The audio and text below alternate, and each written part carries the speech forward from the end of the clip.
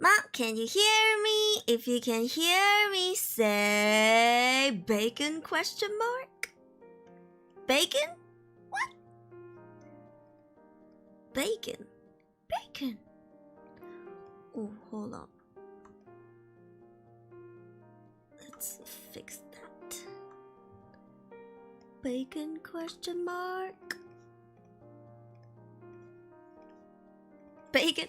Hello everyone, welcome to my YouTube and Twitch channels. My name is Auregalia Aruri. You can call me Aruri, and I'm a wind-up doll Vtuber. Welcome in to my bacon stream. What? Welcome, bacons. What? We're gonna be continuing a previous stream that we had, so if you haven't watched it, there will be spoilers if this is, your first Beacon Pine stream. Part 1 is on my YouTube channel. I think it's still up on Twitch. It is probably. But if you haven't watched the first one, I highly recommend you go watch it right now. So you don't get any spoilers. You can always come back to watch the VOD later. Yeah. Hello, welcome. So this stream was supposed to happen yesterday, but I decided to move it to today because last night I took the chance and good weather to record for a Christmas concert. Hey, it'll be coming up soon. Please stay tuned. A bit late, it's okay. Welcome in. Hello. I'm planning to take it easy today, and it is a pretty chill game. The lore is not chill. The lore of this game is not chill at all. But it's not like a first-person game, so I am not like stressing out too much. Yeah. So it'll be pretty chill. Quick I guess update question mark? Quick info question mark? Tomorrow I'm going to the hospital, so there will be no stream. I'm going to get probably another MRI for my lower back spine because it's been killing me, and sitting for long hours is just, it's hard lately. But it's okay. I hopefully can get some physiotherapy sessions for the next couple of months if needed, but I'll let you guys know. I probably have to spend the night at the hospital for insurance purposes and intensive checkups. So I think I would definitely won't be streaming tomorrow night, but I might do a stream the day after. So tomorrow will be Wednesday night, right? So I'll be streaming on my Thursday night. Yeah, when I'm back. If the doctor's like, you gotta stay for 2 days, I'll be like, no, I don't think so.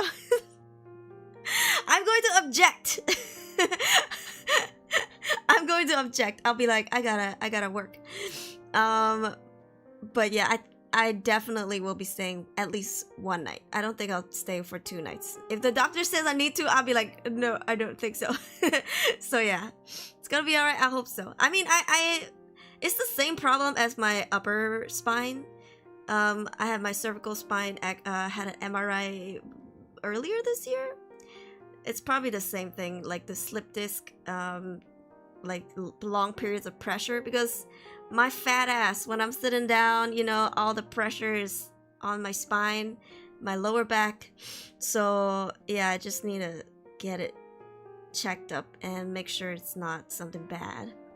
Take care of your... Yeah, I will still be around. If anything, it would just be like I'm out for 1 day max. Yeah, because I want to stream on Thursday. So yeah, that's just a small little update. I will let you guys know how it goes in the next stream, because I will be getting my results soon. My voice is cracking because I'm still sick. But yeah, that's just what's up. I'll be fine. I don't mind staying at the hospital. I just play mobile games. Like, I just play Mobile Legends, Honor of Kings. If I got Wi-Fi and my fully charged phone, nothing stops me.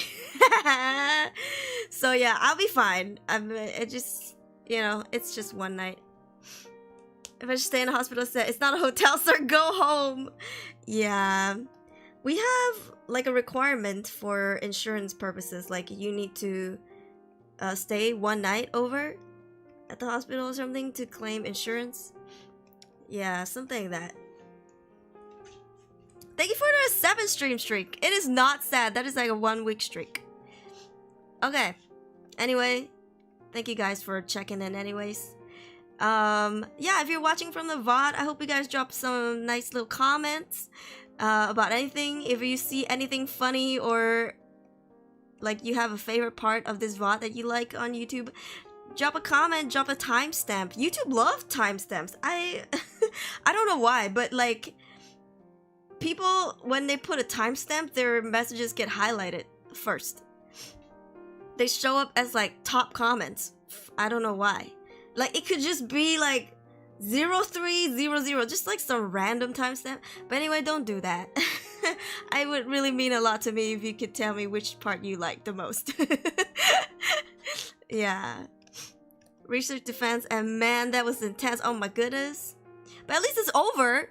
I know Fabian is taking his finals exam right now. Y'all, everybody's working hard. I'm very proud of you guys. Pay more stay and I will see if you qualified to be covered. Oh no. They check first. My hospital checks first if they're gonna cover or not. If they're not gonna cover, they're like, go home. So yeah. But I still need to get it checked. So even if I have to pay out of my pocket, I will do it. Because I don't know what's up. My back is killing me. Yeah. 바쁘게 움직이는 중. 너무 바빠요. I think your end people are so busy. Yeah. Just need some revisions. I'll be good. You got this. You got this. 1-week streak. Yep. So yeah, I hope everyone stays strong. We are the last month of the year. It is already December. Time flies. And you know, we pushed through for most of 2025. Whether it be ups or downs, we're almost at the end. Almost. So just hang in there, you guys. New Year's coming up. Okay? Yeah, we got this. Can't believe it's another year already. We've survived this long. Psh, another month ain't nothing but a thing. You got this. I believe in you. Hi, sports. Welcome in. Free healthcare for everyone. That's what I stand for. We do have almost free healthcare. It's like $1 to go see the doctor. But I'm going to a private hospital because I don't want to wait. Like you have to wait 3 months to see the government hospital, and I'm like, no, thank you. I cannot wait no more. Morning call. 곧 크리스마스 오고. 크리스마스 보내세요, 보코님? I know not everyone celebrates Christmas. I will be celebrating it with you guys because I'm not. Yeah, my mom's not here. She's in Japan with my sister during Christmas, so I'll be with you guys. Yeah, I mean I live alone. I'll be just me, my cat, and you guys. You okay? It's my first Christmas in the community. I'm a communist now. No, like this. But that's a funny one. I'll screenshot that. I'm gonna blackmail you in the server. That's so funny, bruh. Not like this. Not like this. Oh my god. 그러다 있긴 하죠. 근데 그냥 쉬는 게 최고임. 그죠? 맞아요. 쉬는 게 제일 좋아요. If you can rest during the holidays, the best. Celebrating it is fun, but being able to just sleep through it, life is rough. But we are near the end of 2025, so let's keep it up, okay? All right. Without further ado, let's take a quick attendance and jump right into the game. I have been up since like 3:30, 4 a.m. last night. I was recording, like I said, I was recording for the Christmas concert. So yeah, I'm like, my brain is lagging. We will finish the game today. I will stay up for as long as I need to complete the game. So, you know, just bear with me. Okay, if you are here, say part 2. It is a part 2. We're going to continue part 2. Hi, okay, welcome in. Part 2. I know my chat looks weird on screen. It's because there was a bug with the YouTube chat. YouTube must have updated their code or something, so I'm just trying to do what I can to fix it. Yeah, if you hear, say part 2. Oh, wait, I have another announcement later, but I'll tell you guys after the attendance. Alright, let's see. If you hear say part 2 starting from YouTube, we have Hiryu, welcome in. We have Yunokage, we have Pokonim, 어서오세요. We have Kevin, we have Tukudaholic, welcome in. Hey. On Twitch, we have Hacks, we have Oka, we have Kevin as well. Earlier with Sports, and thank you again, Kevin, for the 7 stream streak. Hey, and with Slippery Shoes on both websites. Nice, thank you so much. Oh yeah, guys, before I forget, I just made an announcement that I'm going to be participating in a song cover. It's gonna be releasing soon, I believe on the 12th. Let me double check. I don't wanna make a mistake.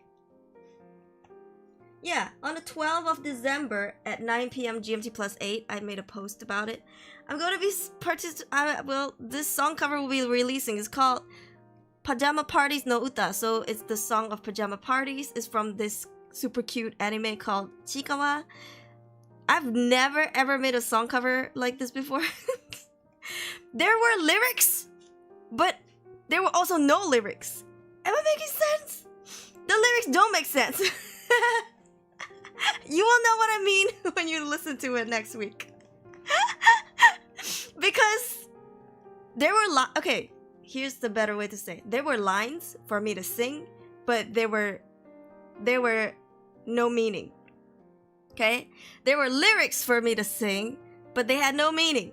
But it was going. The song was going. You'll see. It was a pretty cute song. And we were all Chikawa characters.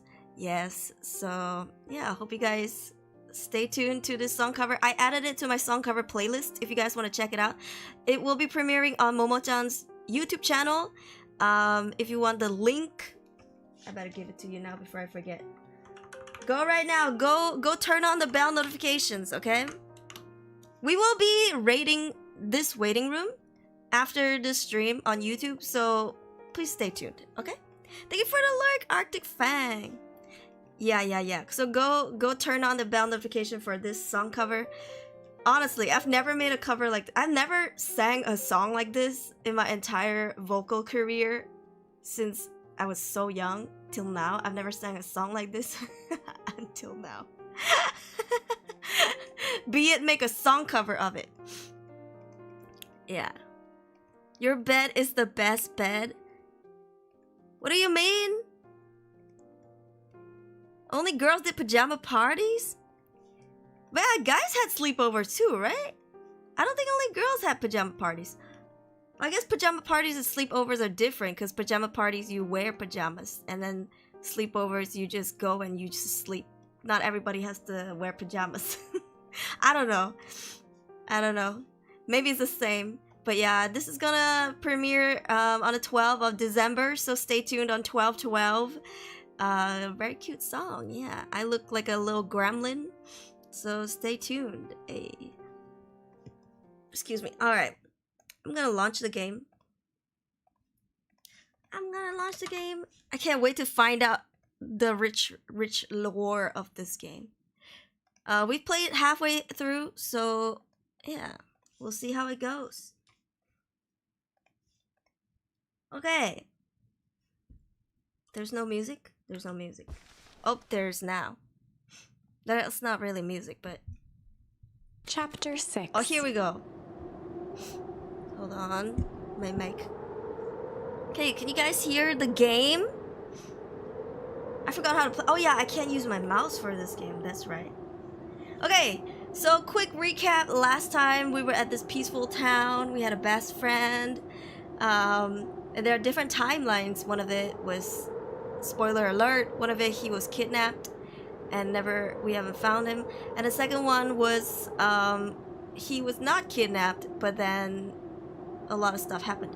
This timeline was when he was kidnapped, I think, and the world is going to shit. So yeah. The source. Nat expressed his sympathy with a shrug and sauntered off as unassumingly as he'd arrived. Hi, Night Bunny, welcome in. You guys look like the better versions of La Boo Boos. Oh, that would be a cute keychain idea, huh? Yeah, that would be so cute. He'd given Luca and Iggy what they needed, and nothing more. Welcome in. As Luca sprinted across the snow, the events of the past few days became clearer, pieces to a larger puzzle. Rollo said he was underground somewhere, captured. Right, Rollo is our best friend who was captured, and he had a walkie-talkie on him. We had a walkie-talkie on us, and he was saying that he was underground, and he told us not to trust Mr. Hyena, who was chasing us. Yep. Mr. Kerr tried to cover it up with lies. The clipboards were hell-bent on capturing Iggy. The clipboards are Mr. Kerr's minions. It all seemed to point to perennial harvest. Ooh. But right now, there was one thing that Luca needed to know. Sorry, I'm so sorry. That's uncalled for. Luca stopped dead in his tracks. The tree was gone, uprooted and moved, leaving a raw gash in the earth. Is this where the treehouse was? Oh my god. He dropped to his knees and dug wildly at the cold snow. Oh, his numb hands hit something hard. This is his dad's grave. Right. Hi, Lord Peace, welcome in. This is his dad's grave. Right. A dry whisper escaped Luca's lips. You're here. All this time I thought I was visiting you. But you've been here alone in the snow. Dad, I'm so sorry. They ruined your favorite spot in the world. Okay, this is so hard to recap for the people who didn't watch the first one and is not interested to watch. Okay, so basically it seems like there's some kind of experiment or something where they destroyed a town, like a little village, town-ish kind of situation. And then this corporation somehow secretly and quietly built another one identical to this one and moved the whole town over without them knowing. So this kid, Luca, he's now entered the old town and finding it's been frozen over and destroyed by the corporation. And in the first gameplay, we saw that he was visiting his dad's grave, which honestly looked a lot better than this, with luscious trees and stuff. And he thought that he was visiting his dad there. Turns out his dad was here in the old place this whole time, in this freezing old town. Yeah. This is fucked up. This is so heartbreaking and fucked up. So here, that's the quick recap for this part. Our favorite spot in the world. Dad, what do I do? Hi, Vox, welcome in. What are you doing, those furry? Ayo, we accept them there. We do. Yes, we do. Welcome in to my second Beacon Pines gameplay. Hey, if you missed the first one, highly recommend you go watch it first, because there's spoilers. I did a recap like 2 seconds ago. There was no reply. All right. Just snow-covered silence. Why'd you give me the slip like that? So this is Iggy. Iggy's face is messed up because back in the old town where everything was luscious, we found some green goo on the ground, and we TLDR fought this kid who was a bully, and then accidentally got the green slush on this kid, and it destroyed half of his body. Yeah, so that's why one of his eyes looked like it's, you know, faded and just gone. What if I couldn't find you, you jerk? Iggy finally noticed the tears welling in Luca's eyes and the snow-covered grave. Oh, Iggy, they stole his tree, Iggy. Yikes! Oh, that's the best you can do as a friend. Suddenly, they heard the crunch of approaching footsteps in the snow. Uh-oh. We gotta hide. Oh, it's the Amogus people. Dang, they got some gyat. Sorry, 259k. Fall off distance still good.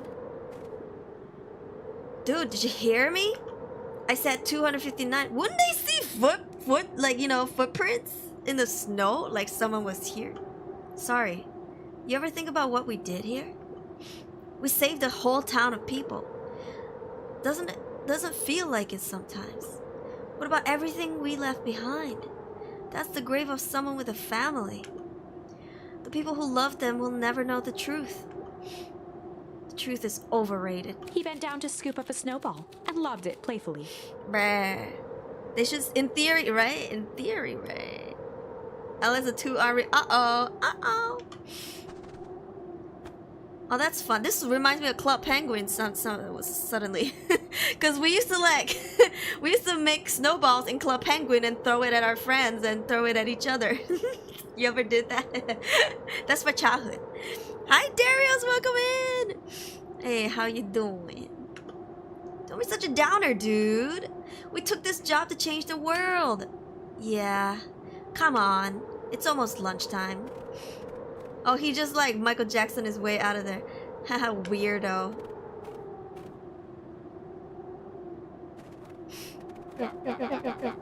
Here I thought I was a jerk. These dinguses are out here literally dancing on graves.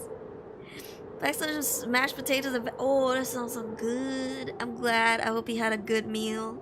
Luca stuttered through heaving sobs. Aw. I thought I was visiting him.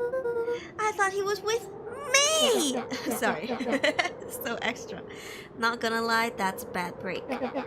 Here's some advice. Iggy gave Luca a solid smack on the back of his head. Oh. Hey! Who's any of this helping? What? Sitting here in the snow, crying like some pushover. Hi, Xana, welcome in. Who you helping? I'm just gonna give him like an annoying accent. I don't know. This whole time was undecided because he kind of grew on me. Iggy first was annoying as fuck and was a bully, but now Iggy's kind of like redemption arc, you know? Where the child's so sassy, he's a bully. Yeah, he was. I don't know if he still is.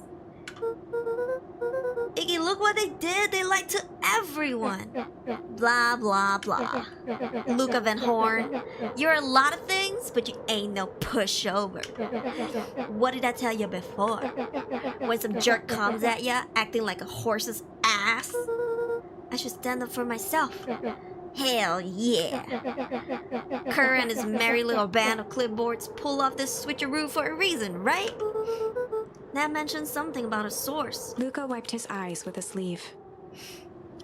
Hi, Tada. Of course, you're new here. Welcome in for the first time ever. Wow. How are you, Tada? Do you still work night shifts? Hey, it was delicious. I'm glad. Whatever's at the source must be awfully valuable to the perennial harvest. So the perennial harvest is the corporation that ruined this place. Sure knew. Yeah, right. I meet you, baby girl. I meet you. I hope you're doing well. Don't get sick. Night shifts are rough. Sure, it would be a shame if something unfortunate were to happen to the precious source, wouldn't it? What do you have in mind? If it's small enough to steal, we snatch it. If it's too big to snatch, we smash it. And what if it's too big to smash? We hump it. What? That's crazy. Last, I'm preparing for CF. Oh, you're going to CF? Wait, are you boothing? What's going on? I'm not going to CF. Yeah. I don't think I'm going to KL anytime soon, honestly. Iggy flashed a mischievous smile and cracked his knuckles. Iggy's redemption arc. I'm always up for a challenge. Okay. I'm gonna make this right, Dad, I promise. Let's do this. Locate the source. Okay, so that's next on our list. So if you don't know what these things are charms that I can use to change the course of the path. The course of the path? What the fuck? The path of the story, or the course of the story. Yeah, I can use flight, hard, accept, weak, pungent. All these are like routes that I can use, but they do limit how many you can use at a time. So it's quite interesting. No, I'm not going this year. I'm going. I went to Animagaki, right? Yeah.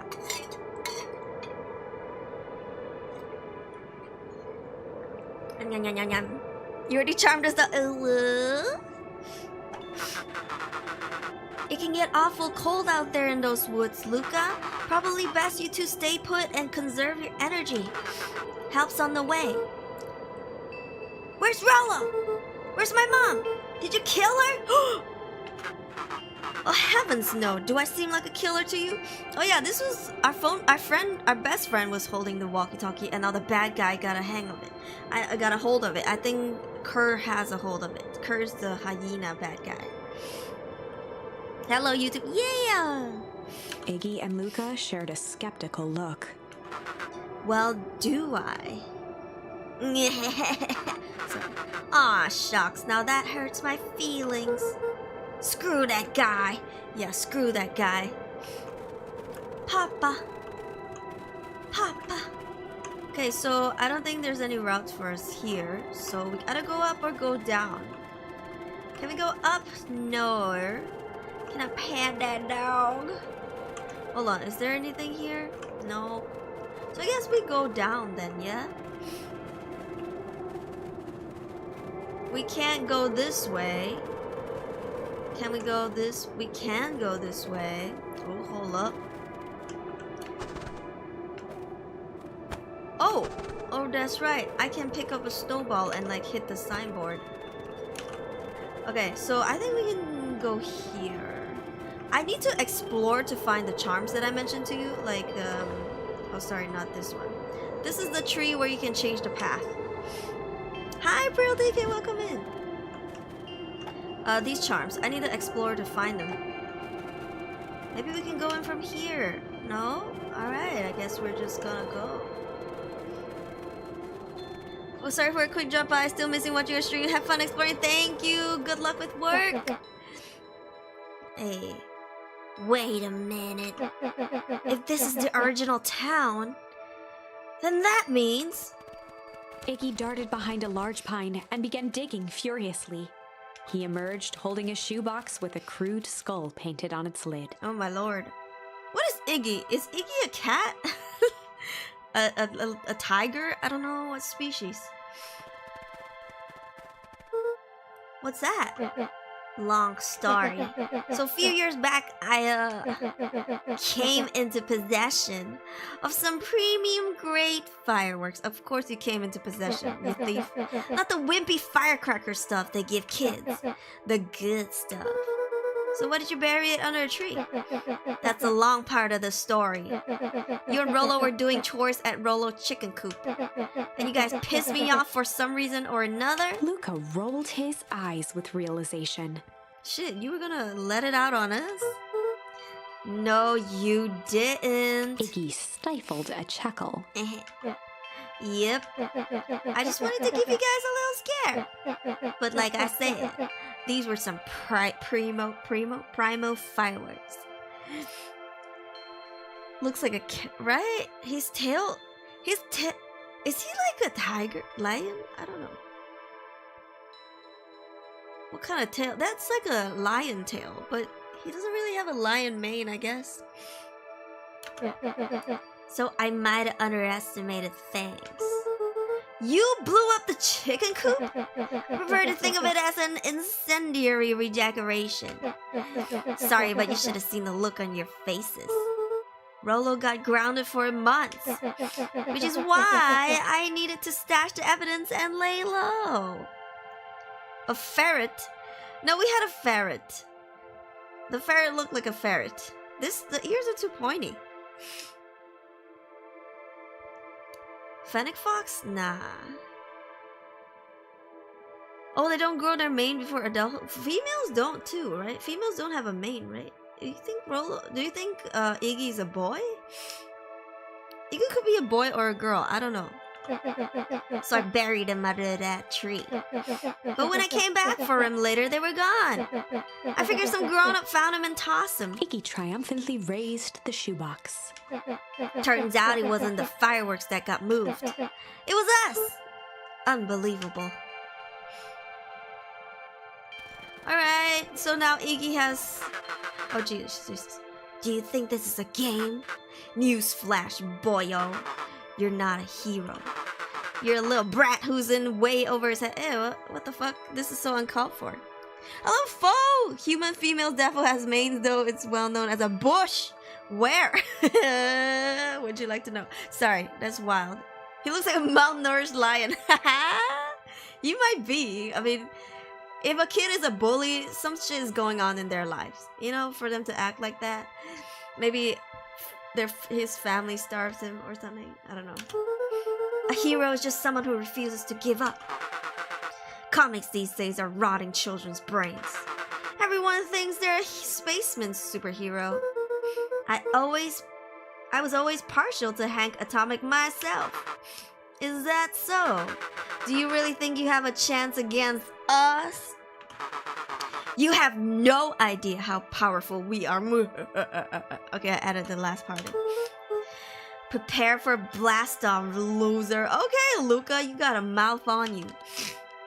Okay, I don't hate it. Let him have it. Okay, any charms I can pick up? Anything? No. Maybe on the bridge? Every villain has an origin story. Can we really not go into these buildings? Okay, these are cables on the floor. Oh, that's where the fountain was. Right? Crooked. Just like this whole stinking place. Oh, okay, that's a charm. Yeah, Luca's growing an attitude, and I don't hate it. Oh, Lamone Shark, thank you for the raid. Welcome, Raiders. What were you streaming? Ramu Raid. I hope you had a good stream. You're playing Overwatch 2. Oh my goodness. I love you. Never change. Ever since I've known you, you've always played Overwatch. Thank you for the follow, guys. Ramune is my sibling, my sister. Very cute. Ramu show. Ayo. Pixar, you lion. Is this your best game? You're good at it. Thank you so much for the raid. Welcome, Raiders. My name is Aruri. I'm a wind-up doll Vtuber. I am playing Beacon Pines. It is a very cute mystery horror storybook game. Yeah, the game takes place in a storybook. It is like a puzzle, I think. There's some mysteries you can solve.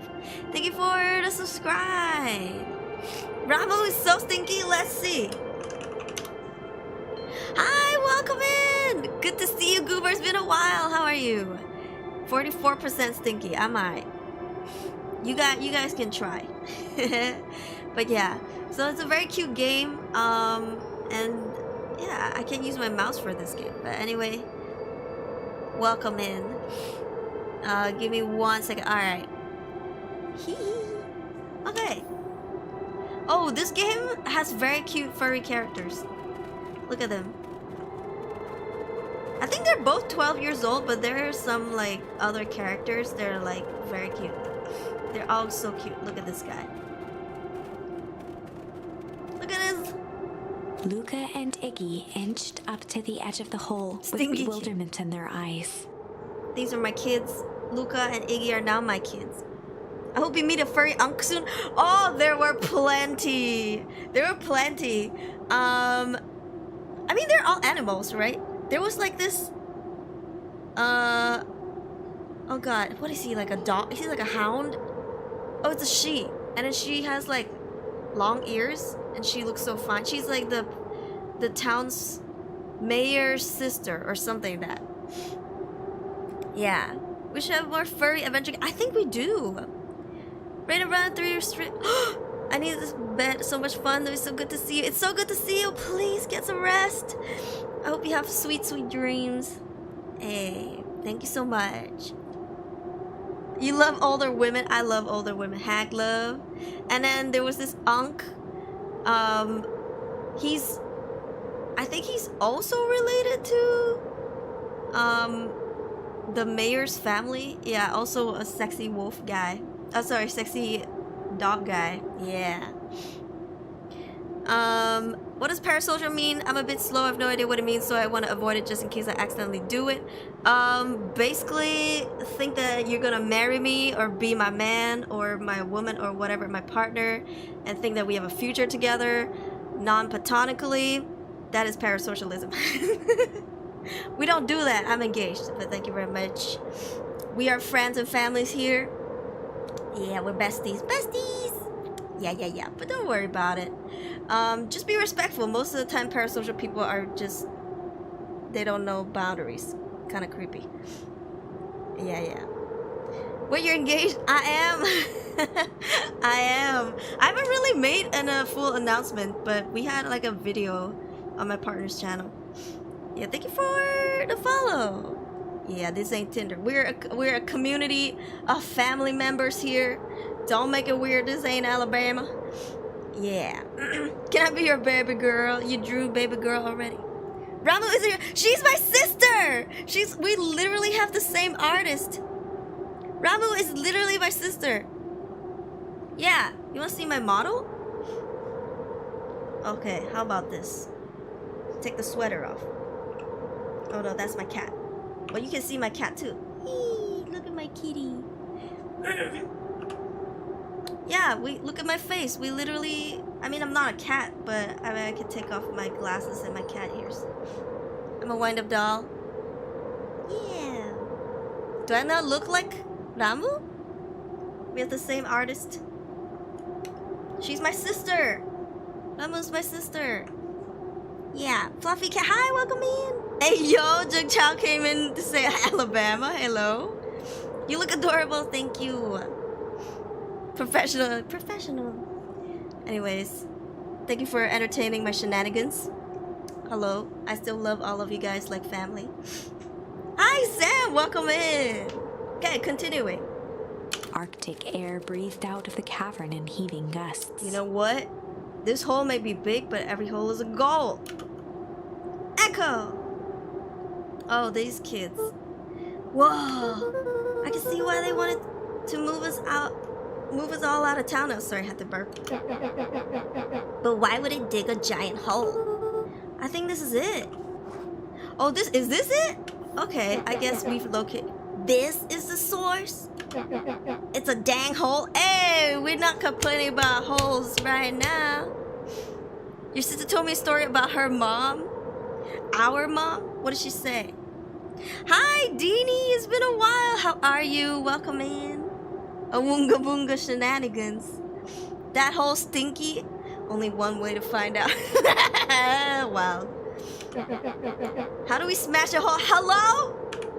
I did not screenshot. What? You're crazy. You're crazy. The two teeth are really unsettling. Basically, this poor kid got some toxic chemical splashed onto half of his face, and that's why he's disfigured like this. Yeah. Y'all told her what? Hello? But did she learn? I'm cooked. Oh my god, Kevin. You're so stinky. That's the hyena guy. Oh, it's much more than that, my annoying little friend. This is Mr. Kerr. This is the villain. Namu is super stinky. She was traumatized from learning what it was. I think we all were when we first learned what it was.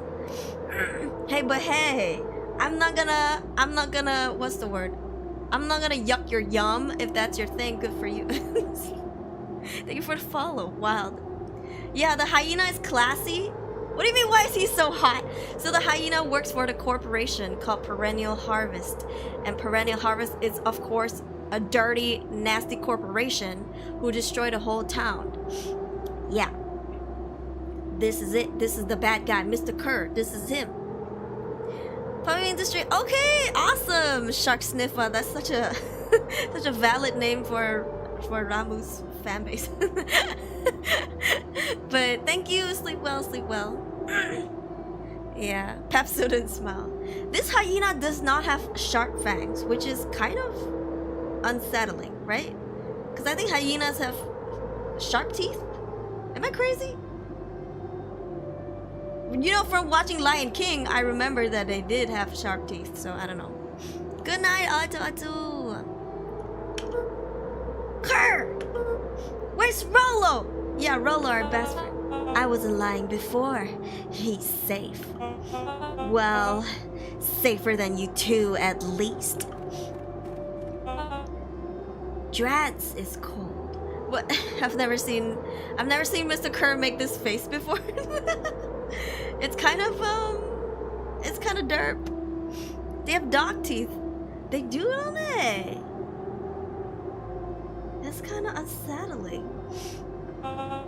You just had to drag me all the way out here, didn't you? Mr. Kerr gazed down the abyss in contemplation. That was not the right tone, but it really is something, isn't it? What did you do to our town? What is all of this? Well, that's a doozy of a question. I thank you for the follow. This is the source, where they collect the unrefined, Kerr scratched the back of his head. You don't even know, you bastard. Honestly, boys, I don't understand any of this well enough to explain it. This is like every single person at their jobs that I've met. So what do you do? Honestly, I don't really understand. It's like you go to like a retail store and you ask them something, this is the answer they give you. And honestly, can't blame them, cause same. Got screwed over like Rabu's big stinky. Thank you for the hydrate, I would drink.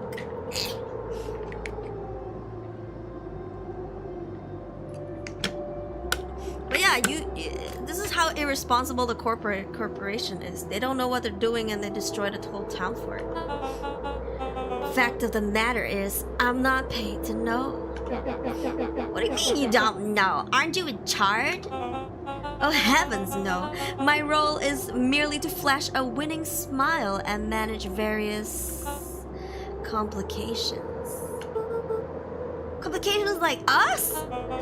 You are a smart boy. His face contorted into a saccharine grin. How much do you know about hyenas?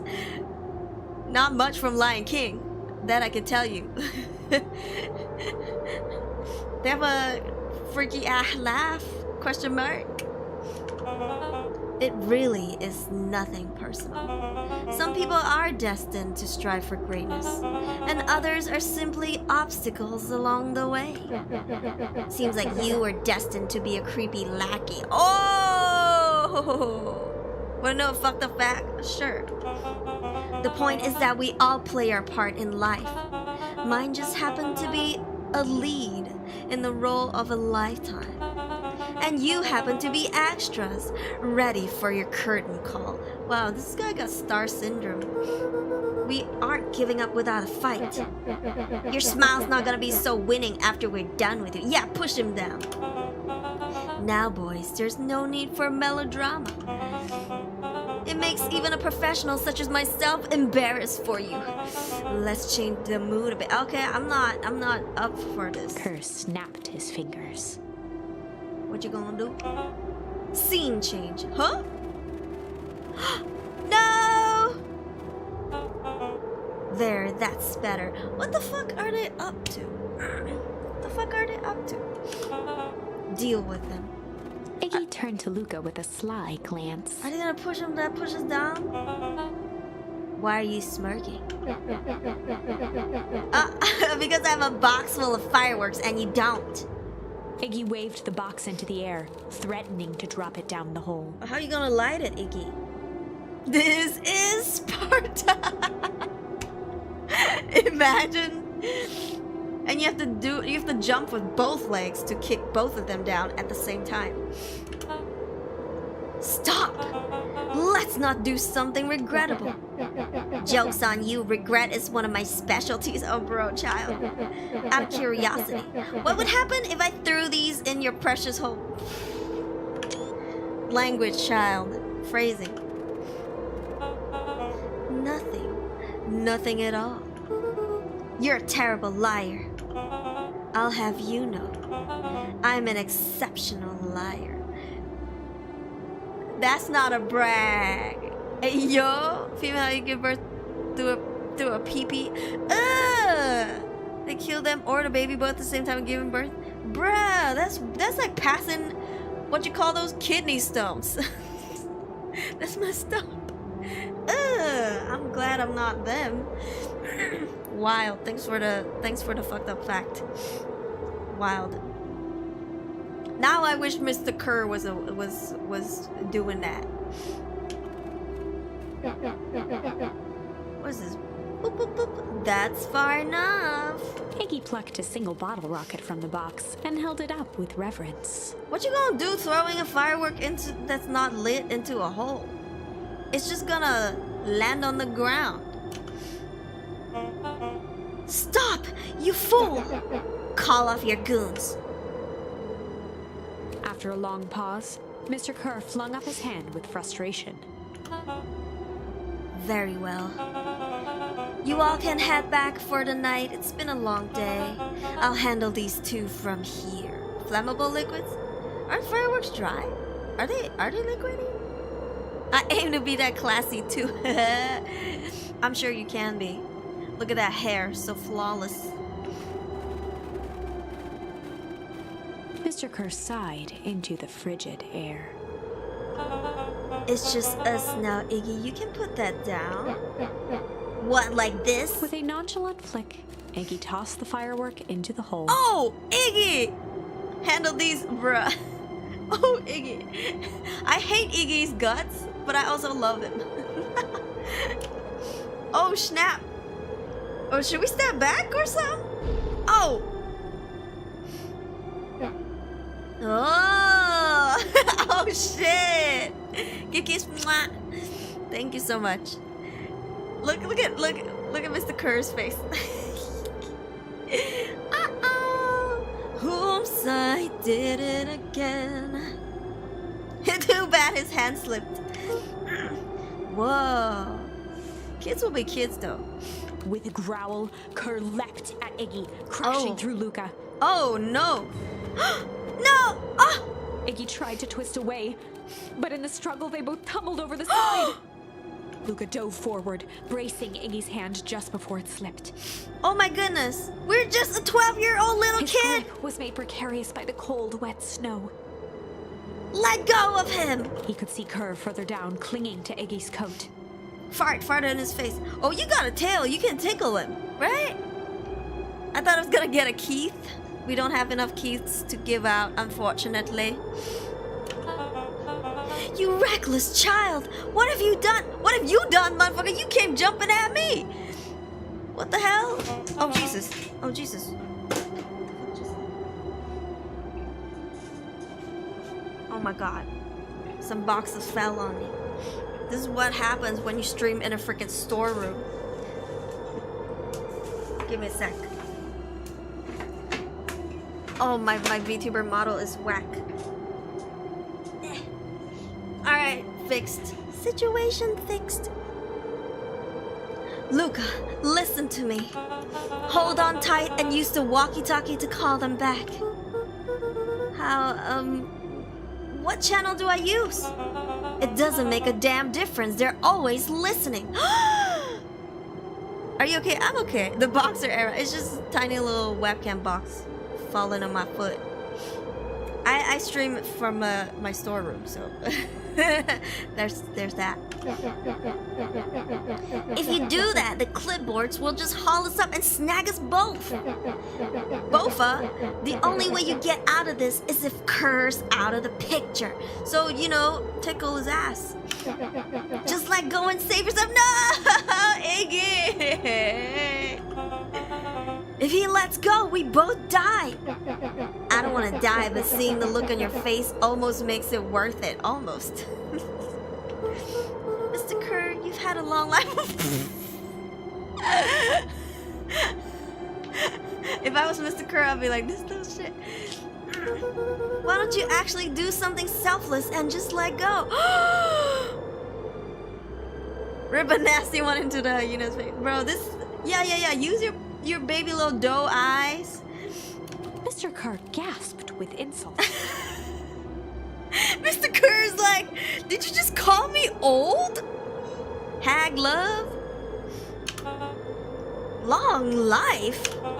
I'll have you know I can still play 25. Okay. You should have heard me sing the part of the Phileas Young. What? With a wild look in his eye, Mr. Kerr began to hum a proud melody. Is he singing for his life? Brum dum dum, brum baby dum dum. I don't know how the song goes. Wow, can you believe this guy? I can't believe we got a charm from this. Luca's hand began to cramp. His voice began to crack. Oh no. Kerr, just let go! No can do. If you want to save your friend, you'll have to save me too. Luca, look at me. It's okay. Luca felt Iggy loosen his grasp. No, Iggy! Iggy's redemption arc is so real. You aren't going to kill your friend like that, are you? Every muscle in Luca's body burned. Oh no, he's just 12 years old. I'm not his friend. Yes, you are. Nah, I'm just a no-good bully. Like you, Kerr. Iggy, no. Luca felt his hand slipping. No! The freaking Lion King scene, bro. And I told you what you need to do with bullies. I can't. It's your only way out of this mess. Two birds with one stone. No! It makes sense for us to fall together. Wackadoos travel in A paths. calm settled over Iggy's face. Iggy is... Oh my god, Iggy. Luca, let me do this. Iggy's voice was colder than the bitter air billowing from the chasm. Let me do the right thing for once. No! Don't you still have a bag of fireworks? Because you only used one. Luca had no choice but to refuse. No! Holy fuck! They're actually making me choose between the hardest. I thought it was gonna be like hum. He's gonna hum the freaking request, bro. I thought it was gonna be something like harmless. Oh, for fuck's sake. Alright, chat, what should we do? We can always come back and change this. What if we refuse? I want to see. Like, do we all just go down together? Like what? Refuse? Refuse? Iggy, you're a kiddo. You can still redeem yourself. He was so mean up until this point. Sacrifice? Oh my god. We can always come back. I fear that the right answer is accept, but I want to see what refuse does. Maybe we can try refuse first. How's that? We'll do refuse first, and then we'll do accept later. Just to see. Just to see. Just to see. Testing the waters. Alright? I'm pressing it. Luca had no choice but to refuse Iggy's request. He I can't tightened do his it. grip and reached for the walkie-talkie in his pocket. Oh Lord. Thank you for the alert, Romeo and Angelo. A wild delight crept onto Mr. Kerr's face. That's a good lad. Now, radio for help. Iggy begged Luca with his eyes one last time, but Luca pressed the button and called out. Oh man. We need help. Mr. Kerr is in danger. It wasn't long before they were once again surrounded by clipboards. Mr. Kerr sighed with relieved frustration. There you are. You really are a worthless lot, aren't you? Oh! How dare! Hi, Shadow, welcome in. Mirror, now. A clipboard dutifully produced an ornate ivory hand mirror, and Mr. Kerr began preening his tousled hair. Really? Ah, that's better. Mr. Van Horn, I applaud your sharp thinking under duress. Is he gonna poach us and make us work for him? He's like, I see that you have potential to be one of us. I'll put in a good word for you with the founder. Oh, Take them away. the founder. A swarm of hands overpowered Luca. The last thing he saw before a cloth bag was pulled over his head was the defeated look on Iggy's face. No, we let Iggy down. I've been here since the raid. Hey, welcome. It's never too late to say hello. The end. I think this was one of those times where doing the right thing was the wrong thing. Oh Lord, we do have to let them go. If you love me, let me go. Alright, fine. Oh God. Y'all, say goodbye to Iggy right now. Say goodbye to Iggy right now. We don't need to say goodbye to Mr. Kerr because he deserves this, but Iggy. Iggy. Dang, I will respect his wishes, poor Iggy. Luca had no choice but to accept Iggy's request. Iggy. Iggy. With a quiet Jack! blink, Luca Jack! watched a teardrop Don't sail let down go. into the howling void. Oh my god. As his fingers slowly gave up, he met eyes with Iggy. Don't tell me right before he falls he gives him the look of regret. I swear to God. I swear to fucking God. Yeah. Good.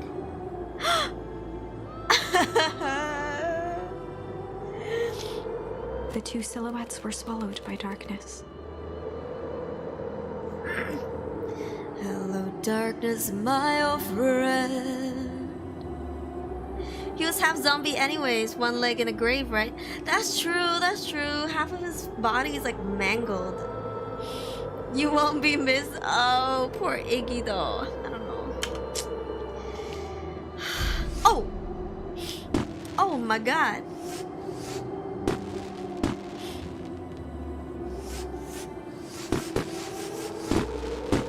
That's fucked up.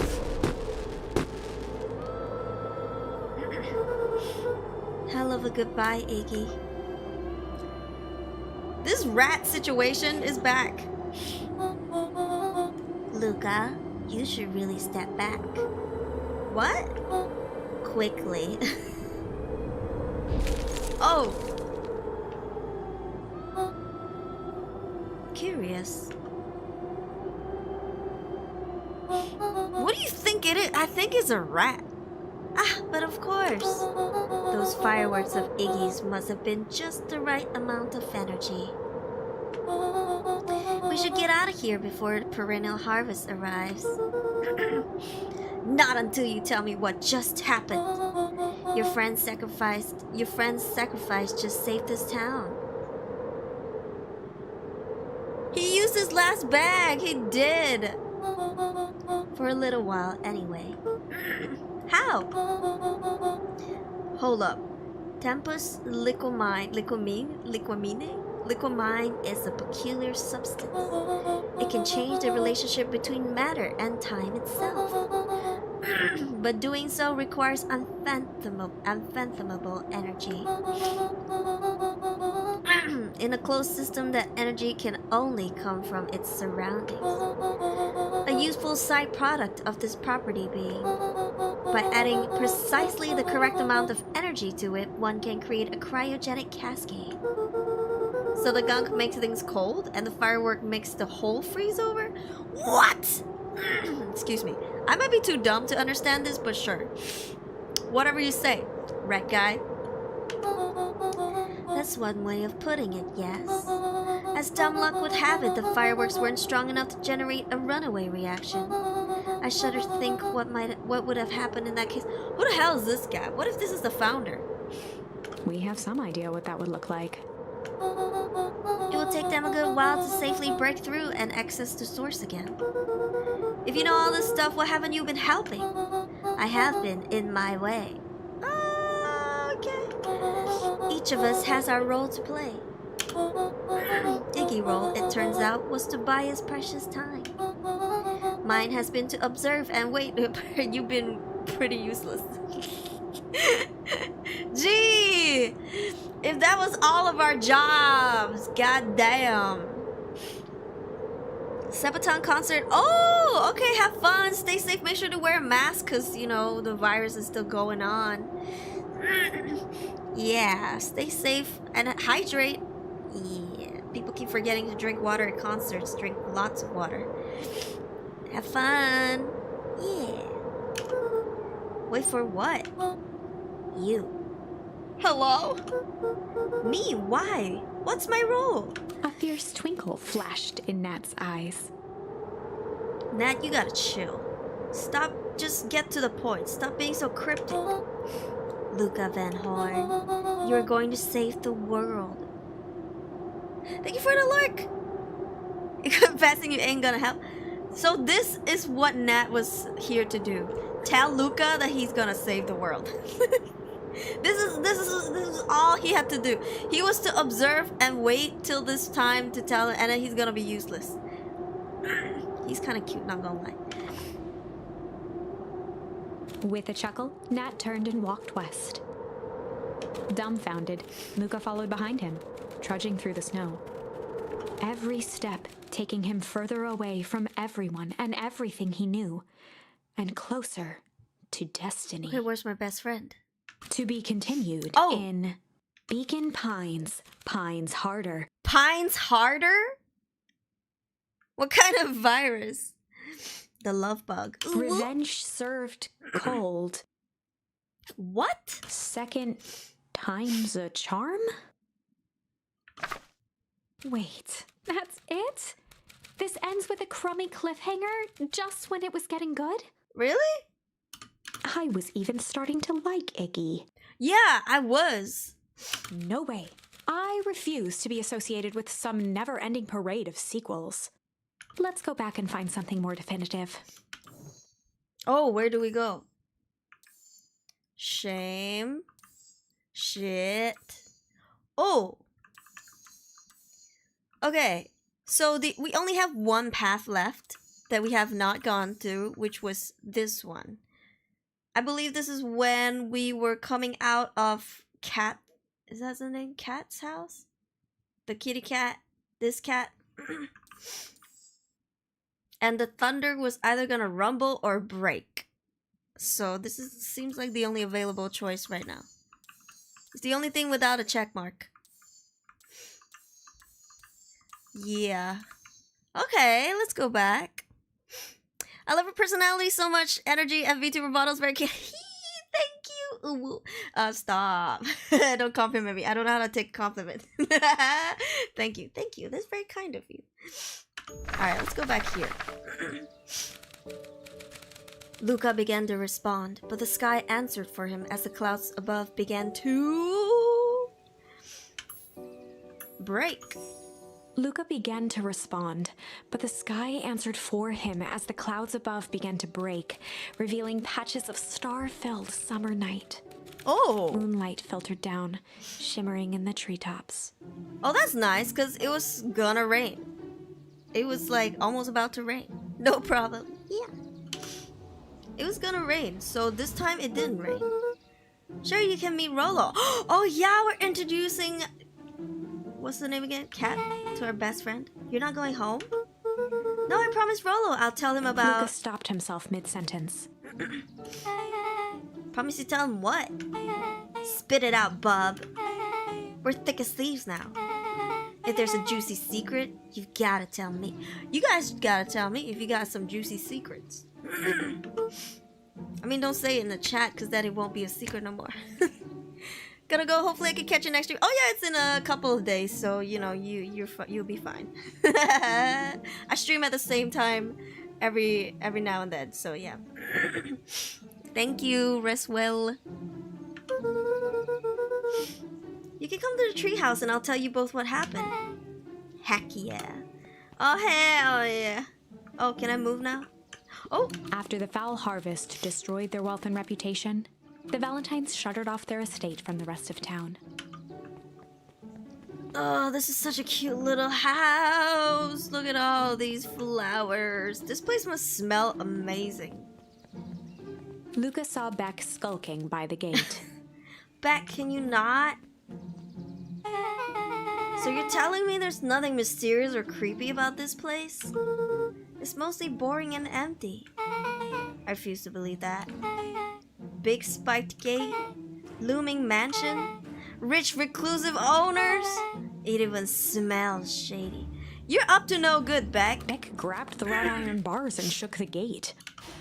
Let me in! I'm just kidding. Mark my words, you decadent nightmare house. You will reveal your secrets to me! Oh my god. Beck is a lot. He goes from 0 to 100 real fast. Damn. Okay. Look at Luca's face. Luca's like not impressed. Let me in. Oh shit. Goddamn. What did you do? What did you do? Let me guess. The sexy wolf, sexy dog sibling of the mayor opened a door. I'm just gonna say that. You think you like Beck? Well, ask and you shall, you shall be answered, question mark. Ask and you shall receive, that's the thing. First of all, I told you so. Second, hide. Excuse me, I'm losing my voice. I need a cough because I'm sick. That's Eris Valentine. This is the sexy furry. Who's that she's talking to? Shh. I expect you to return that suit in working order. Of course. As long as everything proceeds as planned, there's nothing to worry about. The only thing I'm worried about is what's rightfully mine. If that means making some unsavory alliances, so be it. I couldn't agree more. There comes a time to suspend hostilities. I'll deal with our common threat. Now this is what I was talking Beck's about. voice was an excited whisper. Proper shady stuff. Someone in a suit like that tried to grab me yesterday. Seriously? Shh. You do understand when all of this inevitably fails, English is hard. I will deny everything ? I wouldn't expect any less of you. You just worry about your part in this and let me handle the rest. I can't wait to see the look on that Rube Kerr's face. Oh!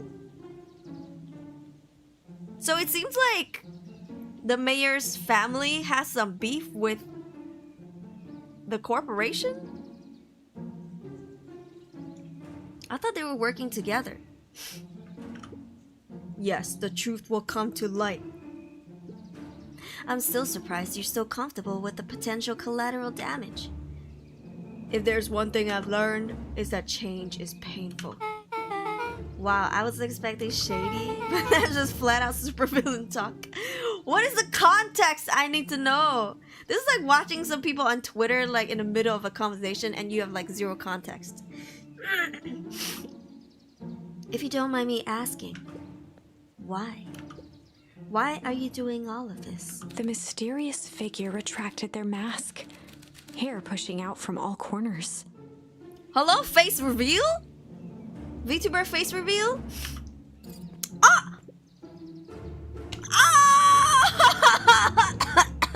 Just in case you don't know, this is Luca's grandma. Grandma? Grandma, what the fuck? What the hell?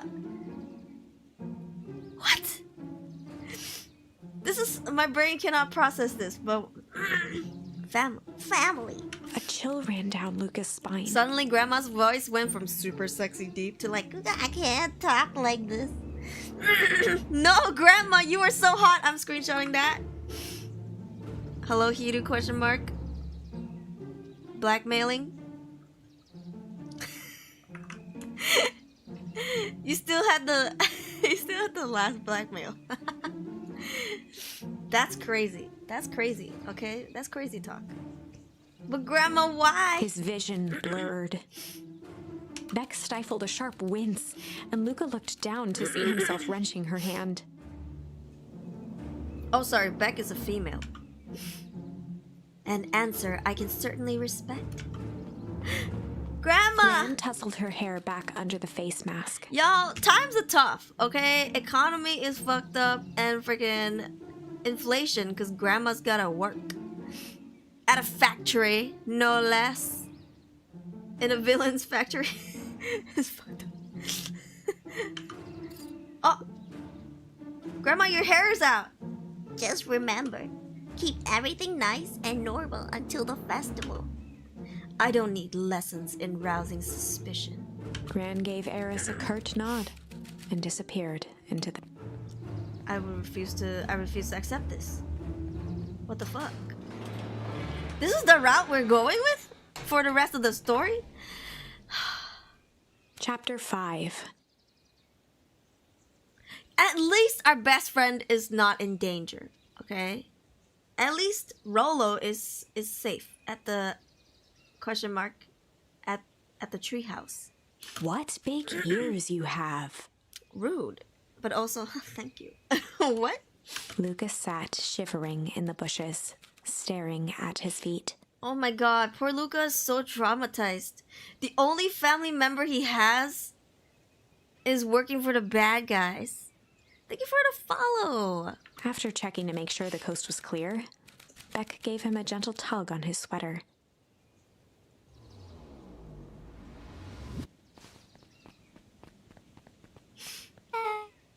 What's wrong? You look like you've seen a ghost. Why were you so scared of that old lady in the hazmat suit? Did you not notice that they kind of resemble each other? That was my gran.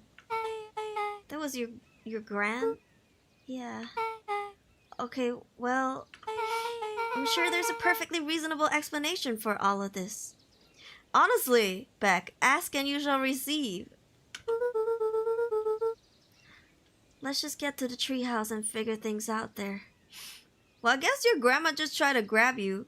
Oh, that was yesterday, huh? So grandma tried to grab him yesterday when he visited the factory.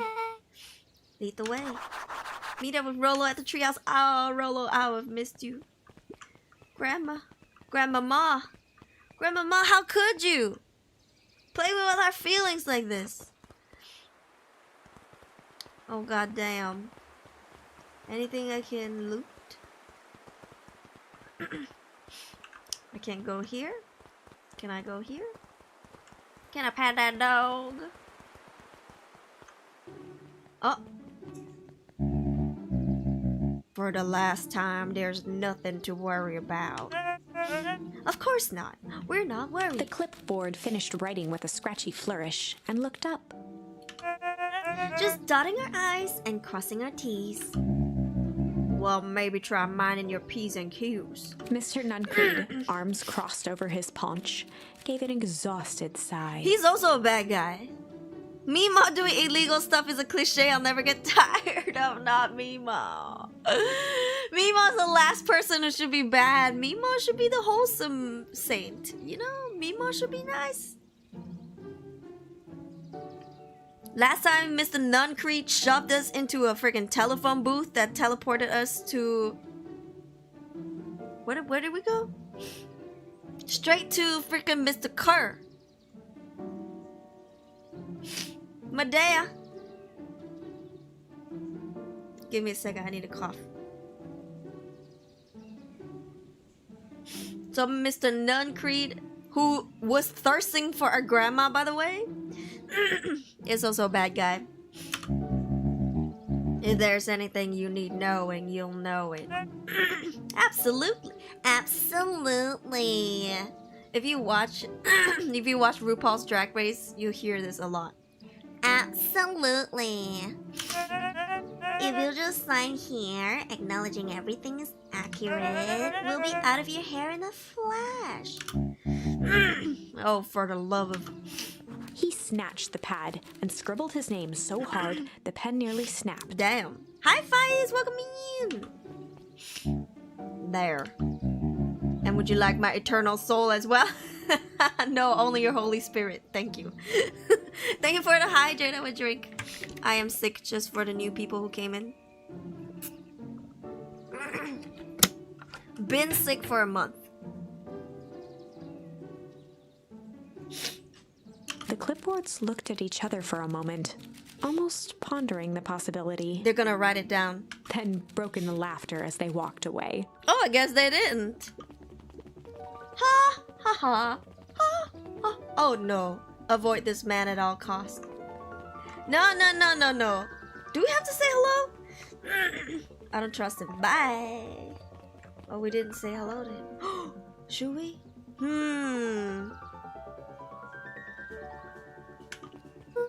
Let's do it. Hi, Mr. Nuncreed. Luca, let me give you some advice. Next time someone you don't know asks to hear your thoughts, give him a good hard bop right in the kisser. Ooh, ooh, you can give me a bop in my kisser. What? Oh, Grant tells me to just keep away from the clipboards. That's good, that's good. Don't bring up Grant. He's gonna get all excited. Your Grant is a smart lady. Look at fuck, here we go again. Speaking of which, you better run along home now. Too dark out to be wandering on your own. That's all? Okay, because the last time he was like freaking horn dogging all over our grandma. Oh, looky. She's still reading.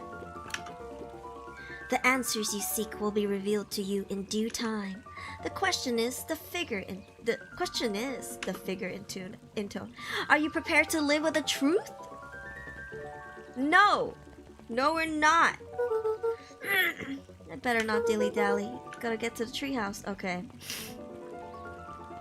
So this is where the hole is, by the way. Hold up. Hold on. I'm looking for charms. Nope.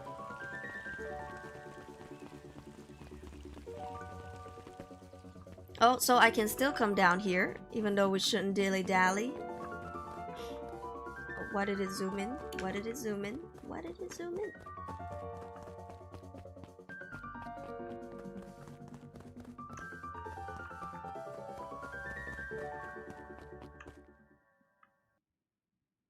Skip. We've seen this before.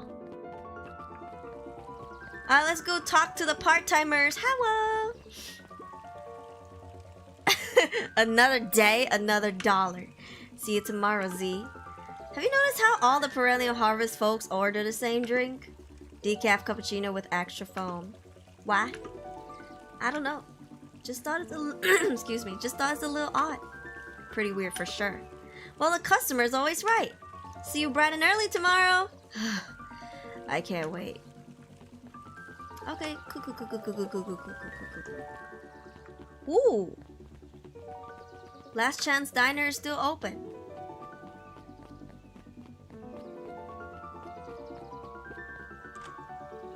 Guess not. Lights are on, but the door's locked. Oh, Perennial Harvest. Oh god, that's Mr. The piggy! The piggy went into his house! Oh, I'm kind of disappointed. I was hoping he would still sit here and take a nap like he did during the day. He's so petty.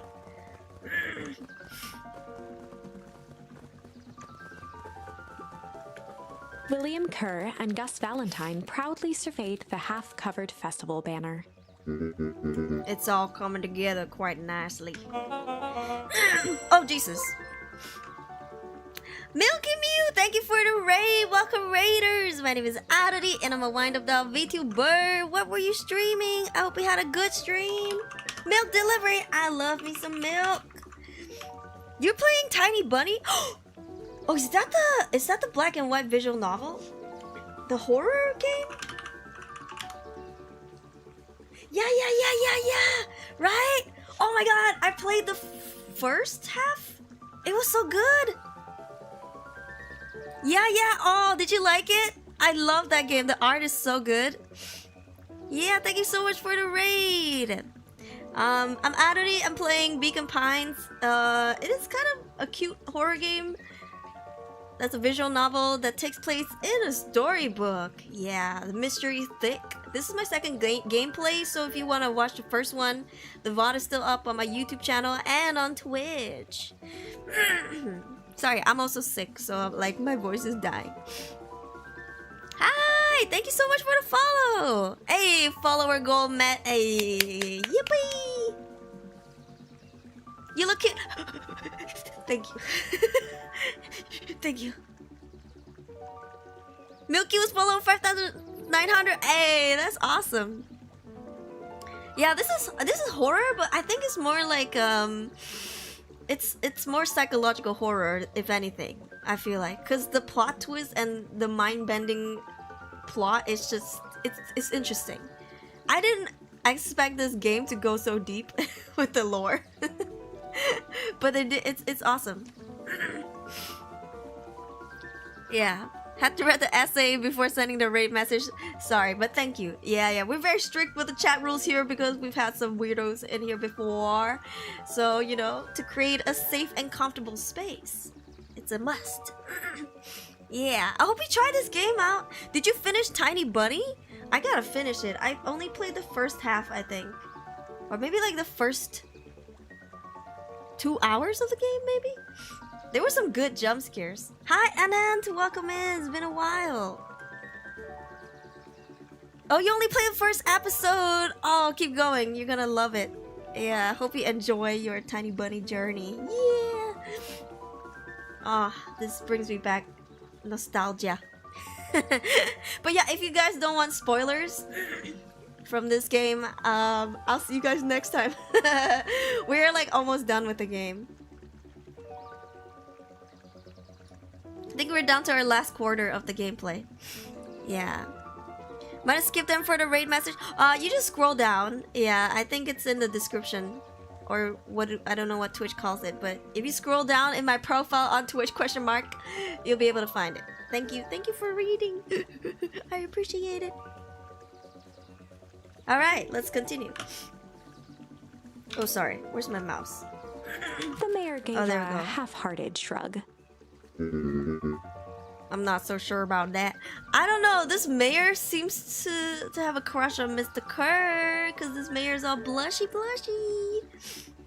All shy and flustered. Nonsense. That reminds me, I wasn't able to thank your sister for her contributions. Yes, she has been indisposed of late. She doesn't much like me, does she? Is that a challenge? ? Oh no, that's not it at all. She's just been busy. Of course. Regardless, I will be forever grateful if you could pass my thanks on to her. Everybody's trying to smash this guy's sister. I guess that's like how it is when you have a really attractive sister. Like people keep trying to pass message on to her. It's so cool that the characters make boop noises when talking. You can like change the loudness of the boop noises too. Yeah, I like it. The History Museum adds a real air of import to the whole affair, and we couldn't very well celebrate the story of Beacon Pines without including the Valentines. My father was a great man. You darn tootin' he was. What does your darn tootin' means? English is so fascinating. Kerr locked his arm on Gus's shoulder. Oh, Kerr. But I mean the entire Valentine family. Present company included. Can I ask you something, Mr. Kerr? Are you coming on to me? Sorry. Tried to get together with a friend's sister through it. Did it work? Call me William. Oh! First name lore drop? Okay, you do not... Maybe you kind of do look like a William. William Kerr.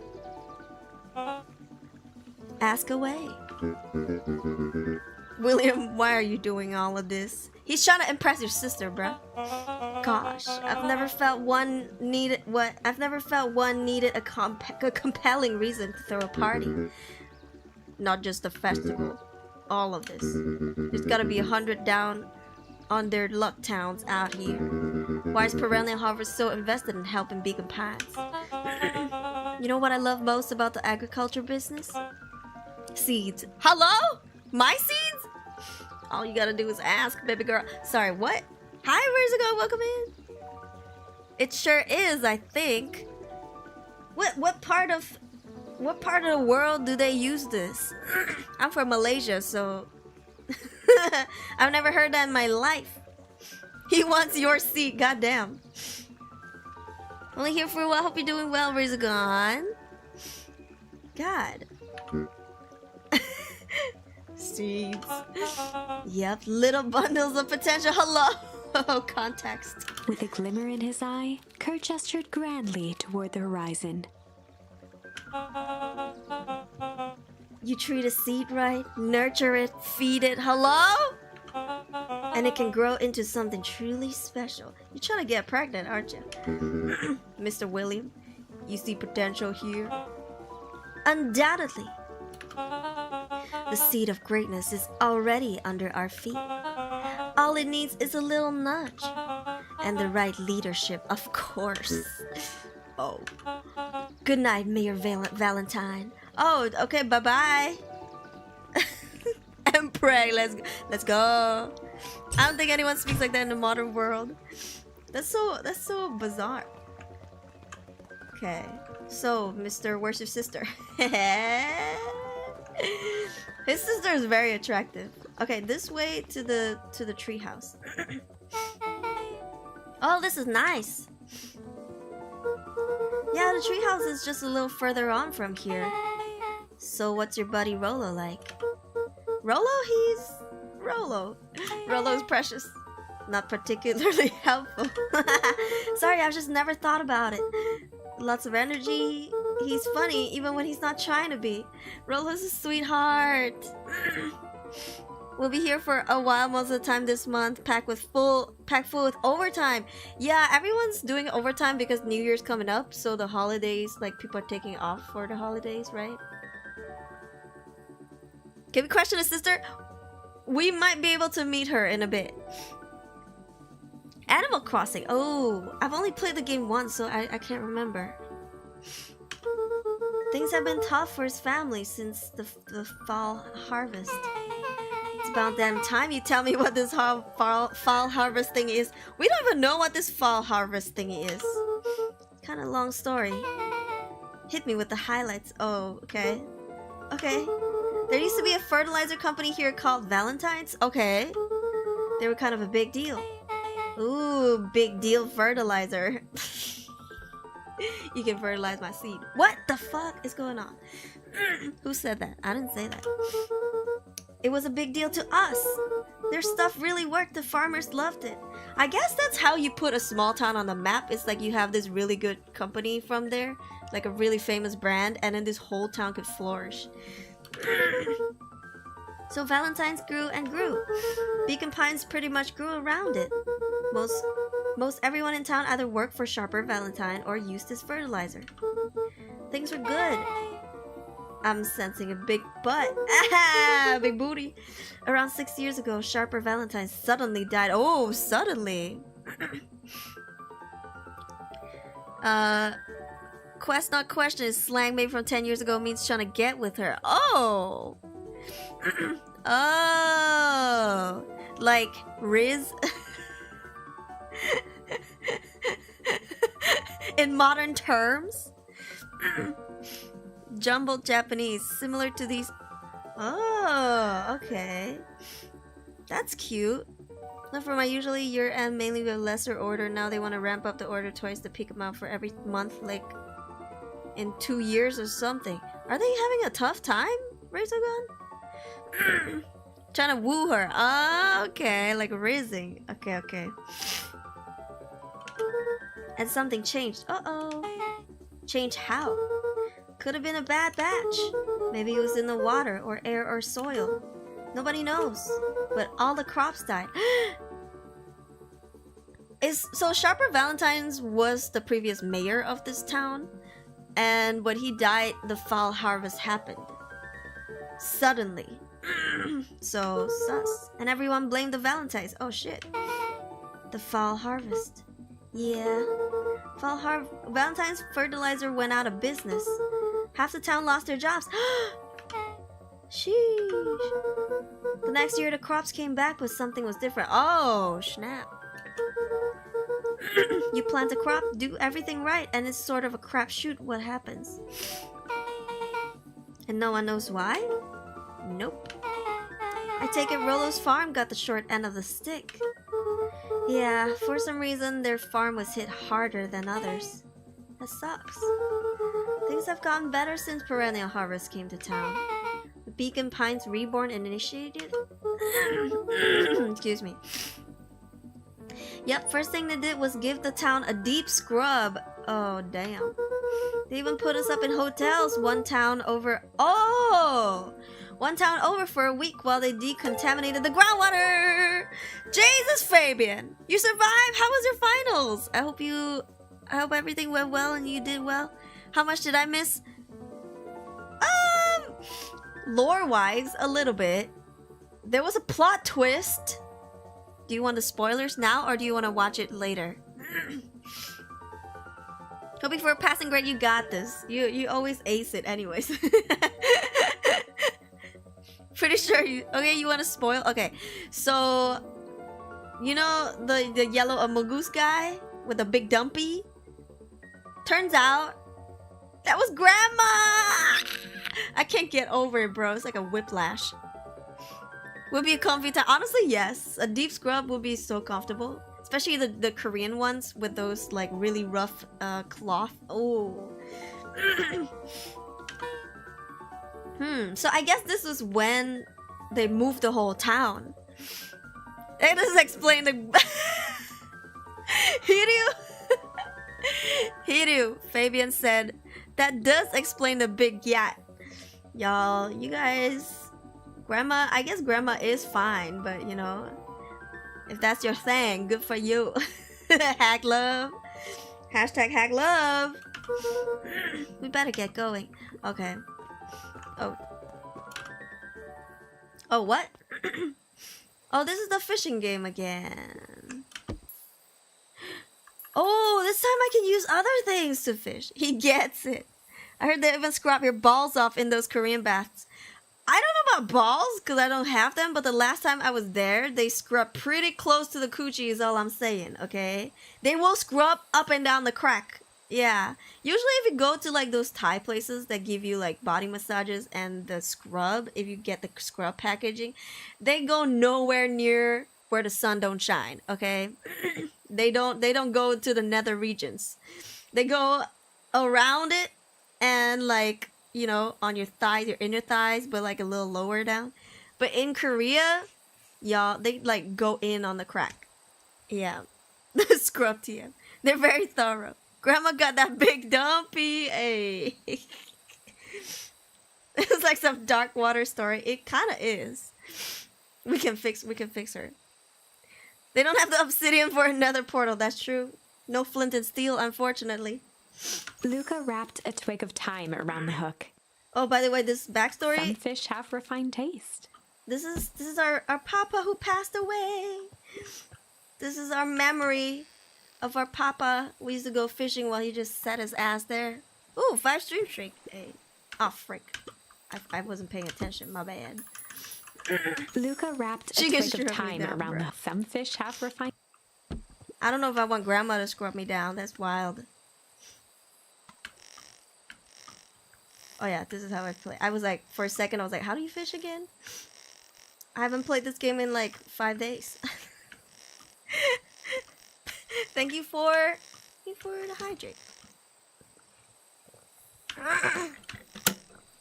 Who would like to streak for grandma?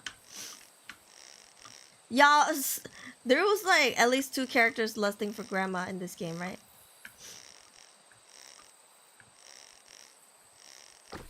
Hey, what is that? Pocket watch? Monocle? What is that? Property of Sharper Valentine. That's like a national treasure. Figures. If he had his way, property of Sharper Valentine would be written on everything in this town. Should we give it back to him? He may not even want it back. The man's got a contentious relationship with time.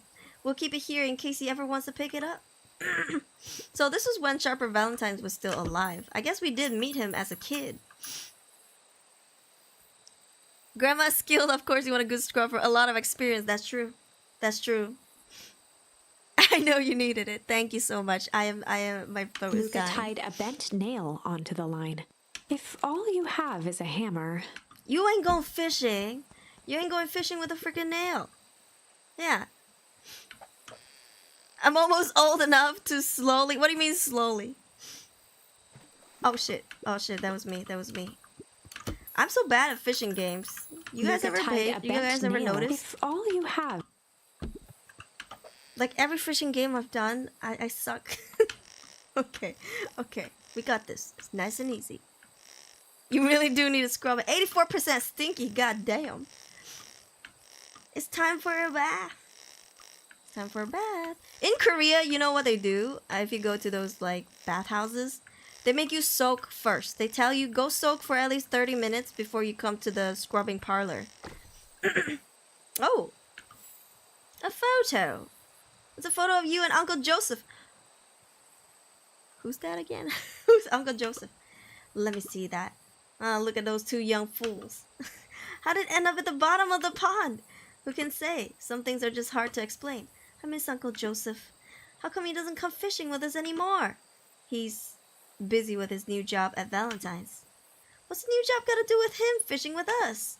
It's complicated. Like I said, some things are hard to explain.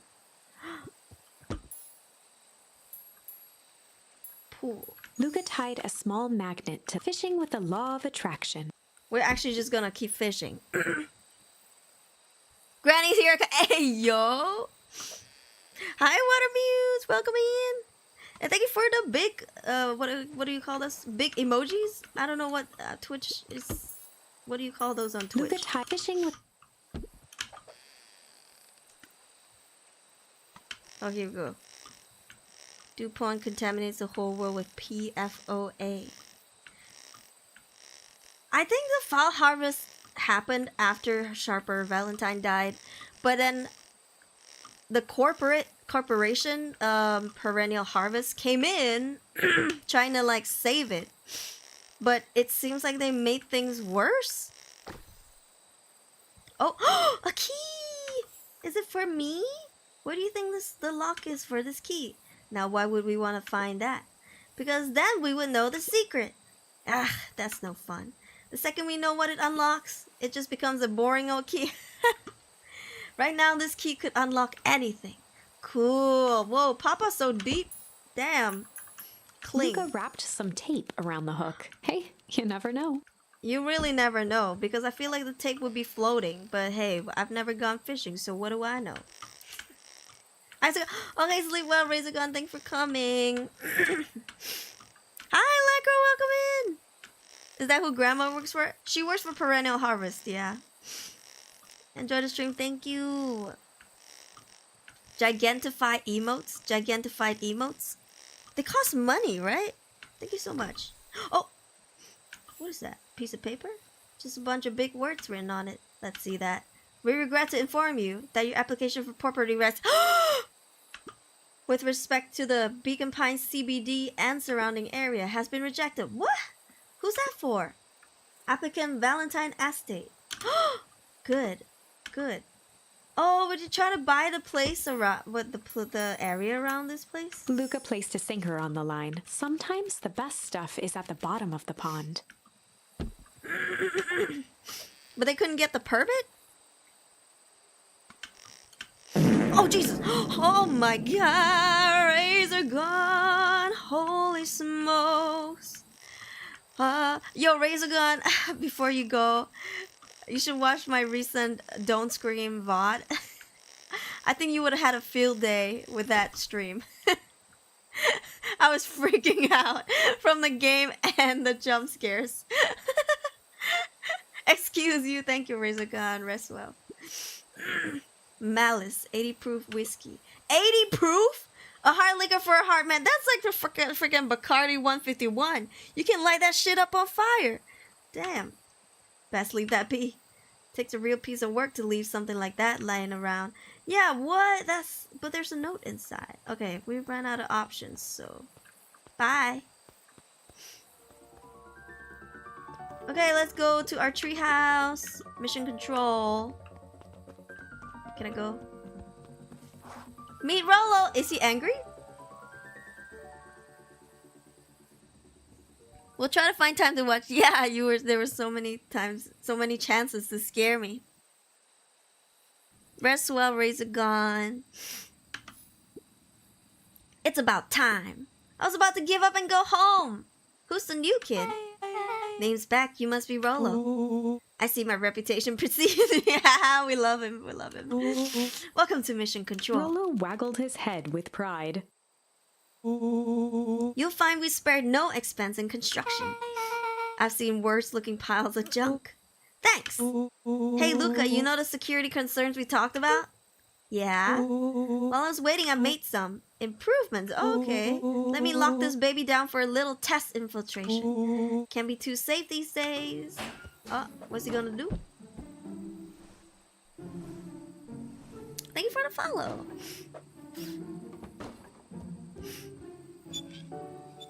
He just slowly rolls up the window. The old car window. Oh! Ain't that the sound of freaking a mongoose? He goes all out, doesn't he? Always. Lavish! Oh my god. Are we dressed up like grandma? That is so cute. This is Luca wearing grandma's clothes and accessories. A mongoose. That was pretty sus. That sounded like a mongoose, right? So what do I do? Oh, okay. Okay, hey ya. Close enough. Oh, god damn it. This game's really gonna make me work. Ah, god dang it. Alright. Can I pick up? Oh, snap, it's moving? Oh, frick. I got a skill issue. What can I say? Ah, frick. Only 20 tries left. Oh, fuck. Ah, shit. I'm so mean, bro. Ah, really a skill issue. Okay, I got this. Easy, easy. Hold up, pick it up. Yeah. Oh God. Okay, we'll be here for the next 2 hours, guys. Get cozy. Oh, there we go.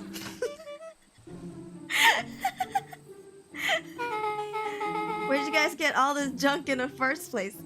Can I just say Beck is not impressed by any of this? First try, let's go. 0 death. There's a guy in town named Jeff who sells us junk for snacks. Junk food for junk. Nice.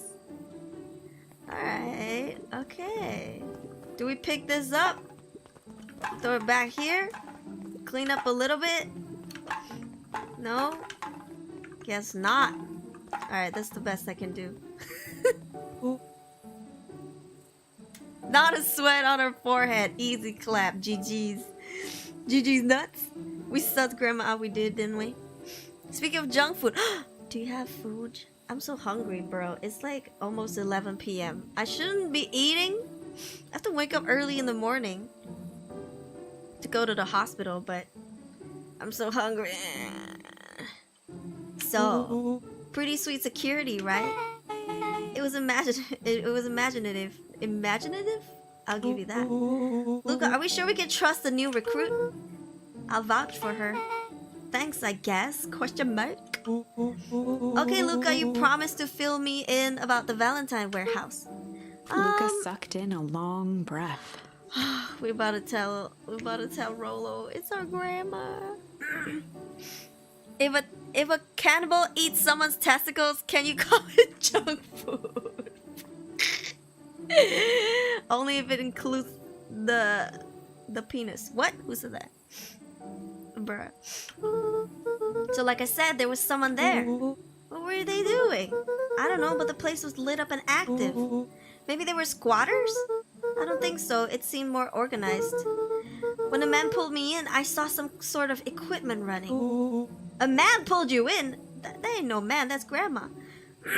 Haram. Hello, Aru, welcome in. Yeah, but I got away. You keep saying it was a man. They were wearing a mask, right? Yeah, then it could have been a woman. How did you get away? I grabbed a rock or something and broke their mask. They let go and I ran. Dang, that's intense. No wonder you freaked out when you saw your grandma. Yeah, that's the other part. On our way here, Beck and I saw Eris Valentine's meeting with Gran, wearing the same sort of hazmat suit. Rolo let out a low whistle. And they weren't there for idle chit-chat. Dude, I can't do a low whistle. I can't even voice act a low whistle. I can only do freaking kettle whistle. Like...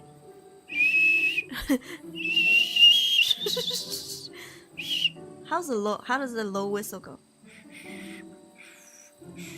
Nah, it's just wind at this point. Tea's ready. The kettle's boiling, Mom.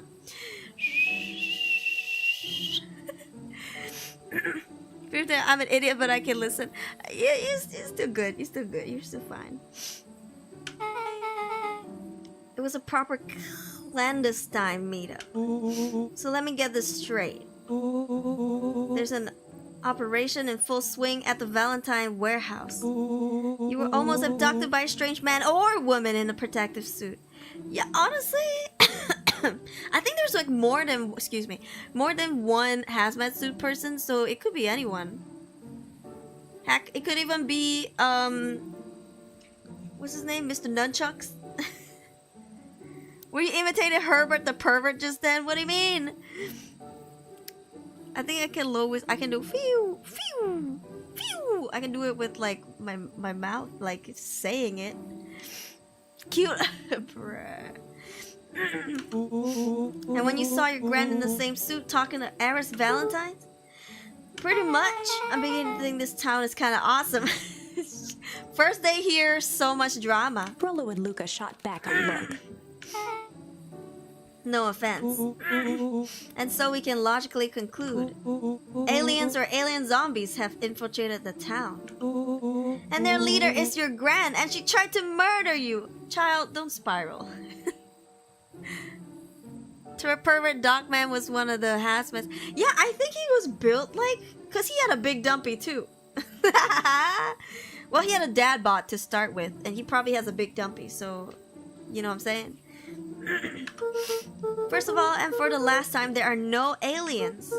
Second, it couldn't have been my gran at the warehouse. I broke that person's mask to get away. The mask gran was wearing wasn't damaged. You know you can wear a new one, right? So anyone the big yacht is evil, just like me. What? Who said that? But she's definitely hiding something. Maybe. Your gran is weird, but she might be the most boring person in the universe. What the fuck? Y'all, I feel like Rollo just says whatever that comes to mind. He's a sweet summer child. Bless his heart. Call the dinosaurs. Hey. All she does is sit around all day making jam. That's not weird, bro. That's called working. Cause that's her side gig, right? Rollo has no filter. What could she possibly have to hide? I don't know. We haven't talked much since you moved in. Excuse me. So it's been 5 or 6 months since Grandma moved in after Luca lost his mom. Like his mom disappeared, and then Grandma came, moved in, and stayed with him for like 5 to 6 months now. Your gran isn't from here? No, she came a few months back to take care of me after his mom went missing. Did you know your gran before? Not really, no. What if that's not even his gran? Makes life easier, honestly. What if the toxic stuff is in the jam? Oh no! That's crazy. Your license got taken away. It's been years since I'd seen her. What if that's not even her grandma? Luca, don't take this the wrong way, but are we sure your gran is on the up and up? Luca gazed out the window. Are we sure your gran is your gran? I'm just saying. It sounds like strange stuff has been happening since she showed up. We could say the same thing about your family, but you're right. Luca, your gran is hiding something. And Pa always says folks only bury stuff worth digging up. Oh, Pa got some words. Maybe she's a grandpa. Yo? We need to investigate your house. If Gran really is hiding something, don't you think I would have noticed by now? That's kind of the whole point of hiding something. I guess you're right. Gran's been leaving the house for hours at a time this week. I'll call you two tomorrow when the coast is clear, and we can start getting to the bottom of this. I'm always game for a good snoop. You can count me in. Holla. So Grandma came here to take care of you, who's a kid, 12-year-old kid who's alone. Okay? But Grandma's not even home to take care of you? Then what's the point of Grandma moving in? Okay. Chapter 6. What if your gran is the bearer of your child? Does she become your lover as well? Or instead of that, brother, Just kidding. Shower thoughts in real time. Dude, that's messed up. You gotta ask people from Alabama about that question. That is a naughty gran. Secret lair. Oh. Summer forged ahead, but the nights only seemed to grow colder. Luca walked home slowly under the pale starlight, cautious to avoid any more surprises lurking in the shadows. I don't believe this. Reaching home, he slipped quietly into bed, half dreading what they might discover the next day. He's not even worried that that's not really his grandma? I guess it hasn't dawned on him. Oh, Jesus. That knock jump scared me. What time is it? Oh, he changed his clothes. You need a shower, child. You haven't showered in like, I don't know, a week. Alright, I guess I'll go. I'm on my way. Jesus. Alabama thoughts. Okay, before we entertain the door, I guess we got nothing much going on. Oh, yeah, let him wait. And he slides down. He's so cute. Luca's very cute. My maternal instincts are kicking in. Oh, Rolo, what on earth is that? He's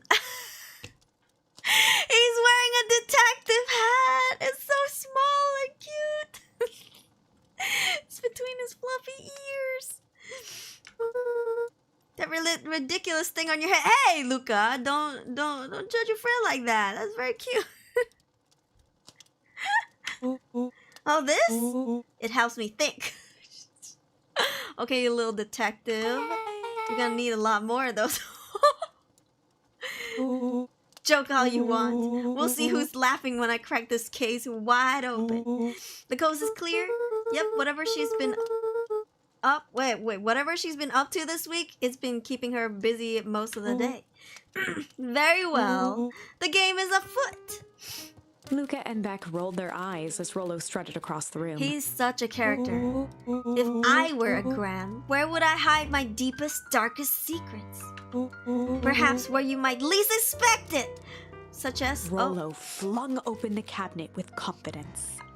Aha! He coughed as a veil of dust hit You're his taking face. it. Don't take it from him. I think it's safe to assume anything that dusty isn't what we're looking for. Or maybe that's what she wants you to think. Then again, any good detective knows not to trust their first hunch. The copium is so real. First hunches are first suckers. Okay, child. Okay. Eureka! She's lit a fire in order to burn the evidence. Keeps that fire going every day, Rolo. Drat! I may already be too late. Just think of the mounds of documents lost to ash.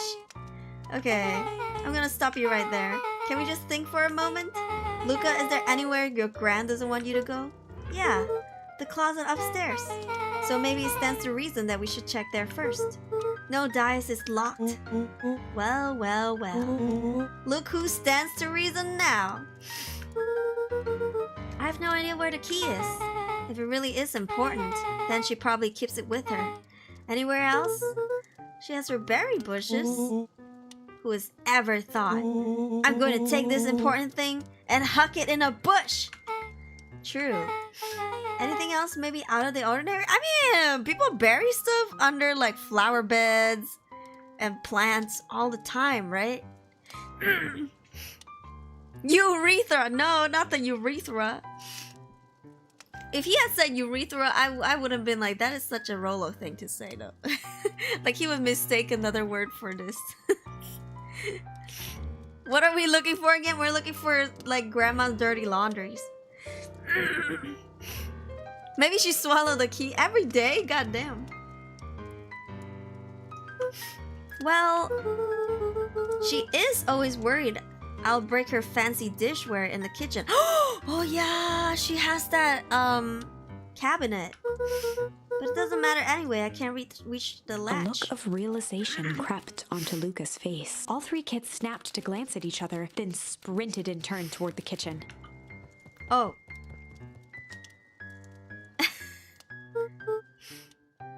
Alright, Rolo.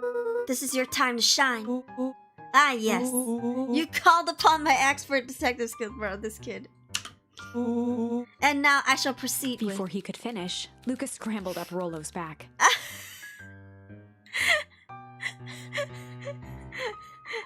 He's like he's like the stepping stone. He's the first layer. Alright, Tetris time. Hey! This isn't my idea of detective work. Every squad needs a good lockpick. And every good lockpick needs a sturdy head to sit on. This bit needs my standing. Stop complaining and hold still. Got it. Oh! The three crowded around the hutch to peer in. People just know how to lockpick willy-nilly, huh? They just like randomly were born to do this. Am I nerfed? I don't know how to lockpick. I feel like I'm missing it. I'm FOMO. With the glass doors opened, a perfect porcelain display gleamed in front of them. Damn. Pantry! Their eyes searched for anything amiss. But the only distinct feature was its impeccability. Well, that was anticlimactic. Yeah, I don't really know what we were expecting. Like, oh hey, let me just yank on this random teacup and... As Beck pulled on one of the teacups, ain't no way. It slanted forward with a hollow click. Really? That's easy. A hammer? No. The entire hutch began to rustle and slide under its own power. What the heck? Oh! Seems like your gran has been doing some remodeling. Dude, only 2 types of people have secret lairs. Evil masterminds and superheroes. I think grandma is a superhero. Yo, wouldn't that be cool? Y'all, finding out that your grandpa was Superman, it's gotta be crazy. So which one do we think she is? We're about to find out. It's her dungeon. Oh. Okay, so more of an unhinged conspiracist vibe? Oh, wow. Pants! You used to be I used to be Superman. Yeah, this cannot be good. We need to look around before jumping to conclusions. Oh, damn! Grandma? Oh, shit! Grandma out here training every night? What? This is not really much of a grandma thing to have in the basement. And this basement looks like it's been here for a while, so maybe our dad or mom had this before. What do we have here? Barrels marked caution, explosive. And jam jars? That's enough jam to feed the whole town. What kind of incendiary jam is your gran making? Incendiary. She wouldn't have had me walk around town delivering bombs, right? Only one way to find out. Casually spun open a lid and dipped his finger in the jam. She was able to do MMA with a chancla in a way, bruh. Turns out that she didn't like punch that thing. That thing was the target for her to throw her chanclas at. Huckleberries. He smacked his lips. He just dad-ass was like, oh, potential bomb, let me dip my finger in this and put it in my mouth. A hint of brown sugar and ink? What? Rollo plunged his hand in the jar, fishing out a soggy slip of paper. Aha! Rollo offered the slimy note to Luca and licked his fingers clean. This is like freaking how people used to send notes during the war days. They would like hide it in food. It's addressed to Mrs. Fratelli, the diner's owner. A grand jam gram? It says last night I used the disguise... Wait, what? Last night I used the disguise Eris provided to scout the location. The timing window should be possible.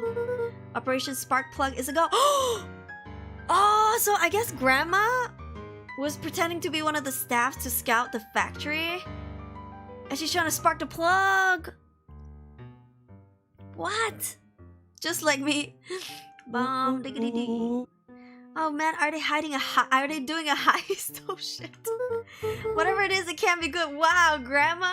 You can only imagine what she was like back in her peak. Like, back in the old days. I used to be a spicy young lady. So more of a bombshell than a bomb, am I right? You're new here, so I'll let it slide. But I'm the bad joke guy around here. We can have 2 bad joke guys, okay? Take turns. Alright. Luca jostled each cabinet drawer in turn. Only one was unlocked. The real bombshells on the bottom. Oh, shucks. Stop it, you. He fingered through the filing cabinet, pausing at a bulging folder labeled Walter. For a long moment, he just stared at it. Walter is bulging. What? What you got there? Who's Walter? Is that our dad? It's my dad. Oh, okay, thank you for answering so quickly. Looks like some of his old medical files. Your dad was a doctor? Luca nodded and caressed the label with his thumb. Oh. Well, are you gonna read it?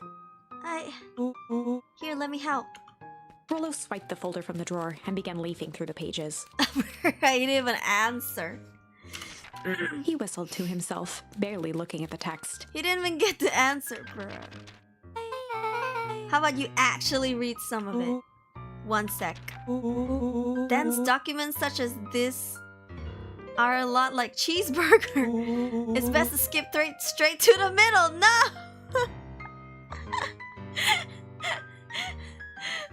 Don't you just love his personality? He's so cute. Walter White? We have to cook. Oh, Lord. This is where all the meaty bits live. Well, I had no idea we were in the presence of the preeminent scholar in dense documents. And cheeseburgers.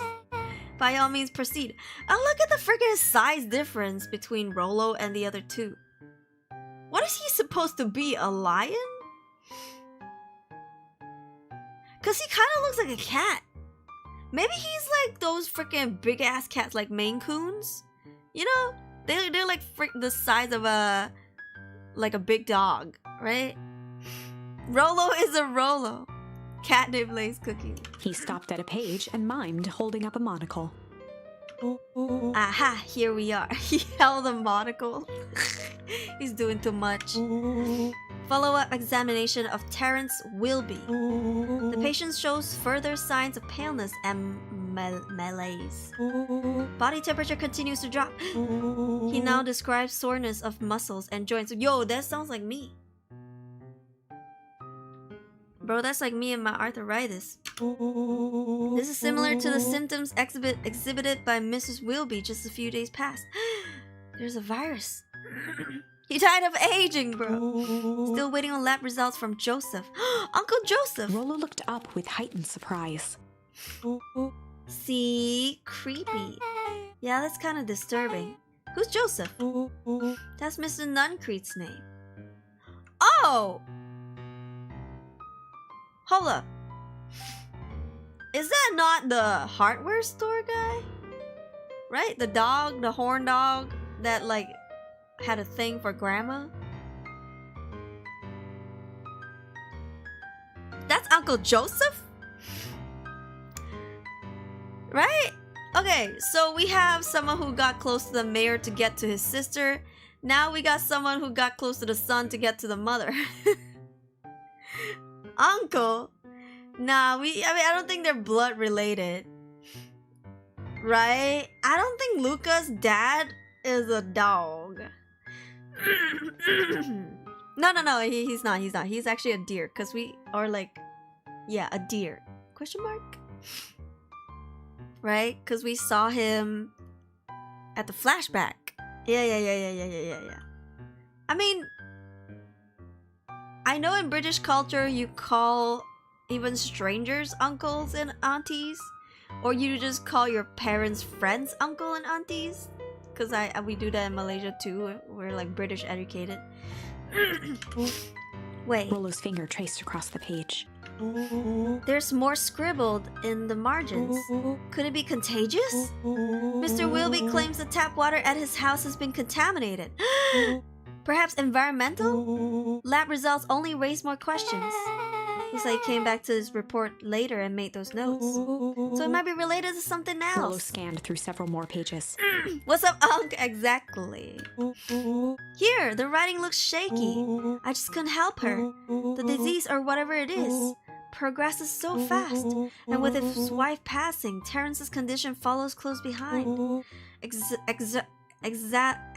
exacerbated by the loss. Enough is enough. I need to take matters into my own hands. Oh shit, our dad was like Luca, cooking. staring blankly at the cabinet this whole time, spoke softly. What does it say next? Rolla rustled the folder, trying to loose more pages. That's where it ends. What? There has to be more. Luca frantically shoved the remaining cabinet folders, trying to find another labeled Walter. Luca, I think that's the only one. It's alphabetical, see? What did he mean enough is enough? How did he take matters into his own hands? This is bullshit. Ooh, language child. Luca slammed the drawer shut. Alright. A spider web of string connected photos of people from the town. Hi Conrad, how are you? Interspersed with hastily scrawled notes. Well, she sure has kept herself busy. Is your gran a serial killer? Yo, cause I'm starting to get a vibe. Hold on, gran could be the mom's mom or the dad's mom. Or just literally some random grandma that's like squatting in our place pretending to be our grandma. Don't be ridiculous. Sure, she's just checking the movements of everyone in town. Out of the kindness of her heart. She put little symbols by some of them. Yeah, Mr. Nuncreed has a check mark. This is her checklist of the people she's smashed. But this is probably a list of people who works with Perennial Harvest or has had connections with him. The clipboards are all inside a big circle. My moms are both on here. Yeah, so the people who work for them. Is she single? Matter of fact, she is. That's why the chat is lusting for her. And that's why Mr. Nuncreed was freaking horn dogging on her. Smash list. The whole town. Both with question marks. Gus Valentine has a question mark. Eris has a question mark that's been crossed out. Mr. Kerr has a bullseye. The killer has chosen her next victim. I mean, he could die, it's fine. We don't know what any of this means. Whatever it means is probably not good. Okay. Throw some hands. Throw some hands. Yeah. Okay. They crowded around a worn-down old map of Beacon Pines. Old map.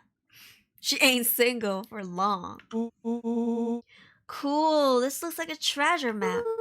Not every old map is a treasure map, Rolo. Yeah, but every treasure map is an old map. Can't fault that logic. Look, there's even a pathway drawn on it. Oh.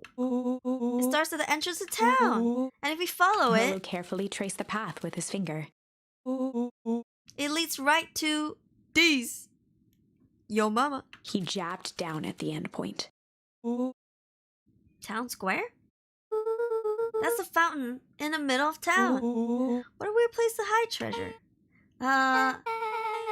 Rolo, that doesn't look like treasure to me. The end of the path on that map has the same symbol of those explosives over there. So it's not hiding treasure.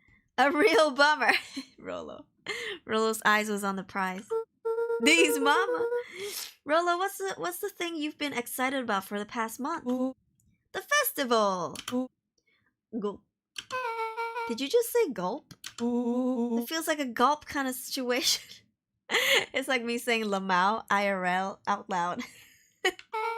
Everyone will be gathered near the center of town. She's gonna blow up the festival. She's not the one victim at a time serial killer. She's a whole cluster at a time kind of serial killer. Not if we stop her.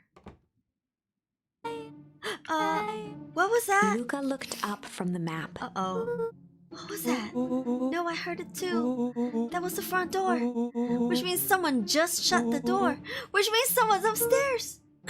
Shh, quiet. Hit the lights. Beck flicked off the light, and they became statues in the dark.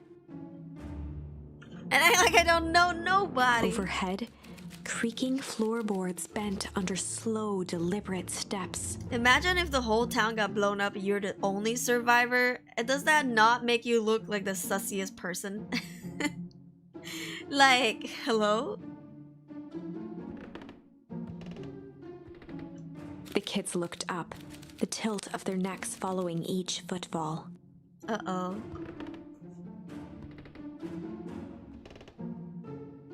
Then suddenly, it stopped. Oh. Without realizing, they'd been holding their breath. All three exhaled shakily and glanced at each other. But hey, yo, Danny? Question mark? A muffled male voice broke the silence. Male? Oh. Hello? A final few footsteps reached the entrance above them, and the voice now echoed down the stairs. Oh, this silhouette. This is the grocery store guy, right? Who's gonna suspect you? That's true. There would not be authority around. Hi, Danny! Sorry, let me drink my tea before it goes fully cold.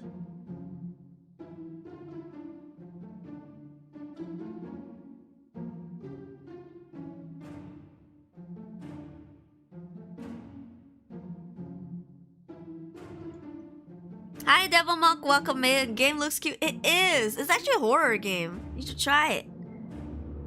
Who dat? This is the squirrel? I don't know what he is. He looks like a squirrel. Thank you for the hydrate. I would drink water as well.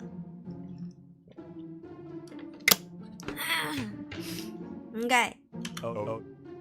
Anyone down there? The three kids shuffled to the corners without a peep. As he began to descend the stairs, the man's voice punctuated every new step. Thump, Oh. Yoo-hoo! thump, Okay, Mr. Big Dumpy. Oh. I'm not here to hurt anyone. thump, Oh. I'm just here to help. thump, Oh. Just... thump. At the bottom step, the man paused, squinting to search the room for signs of life. Oh.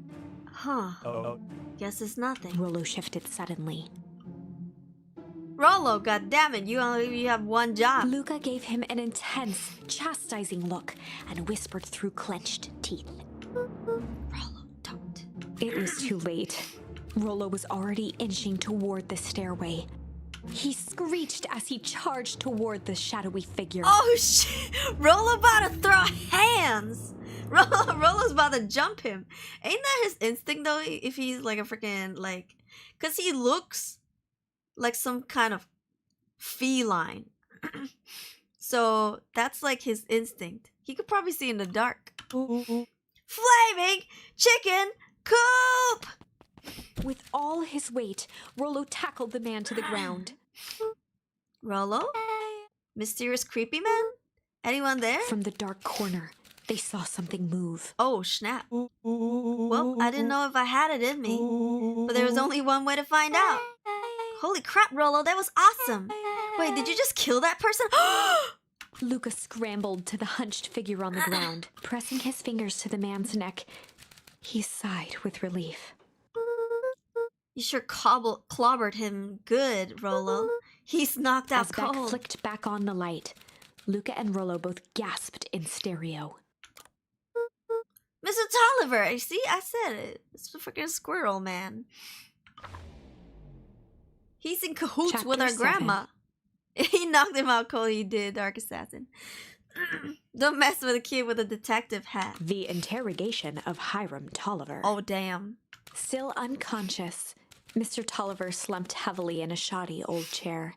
His hands were bound with rope, his feet tied with some loose string. The kids huddled in a circle, discussing their plan.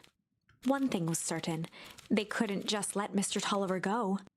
You could. You really could. They needed to know what he was doing in Luca's house. Yeah, how did he know about the basement? After some deliberation, I guess we left the door open. it was decided. Oh, good cop, bad cop? Good cop, hard cop. Good cop, chill cop. Let's do chill. What do you think? I mean, we know the answer is hard, right? Ooh, whoa. But what if we do chill? I don't know. Which one do you think? Because they could be tricking us. Maybe the answer is chill.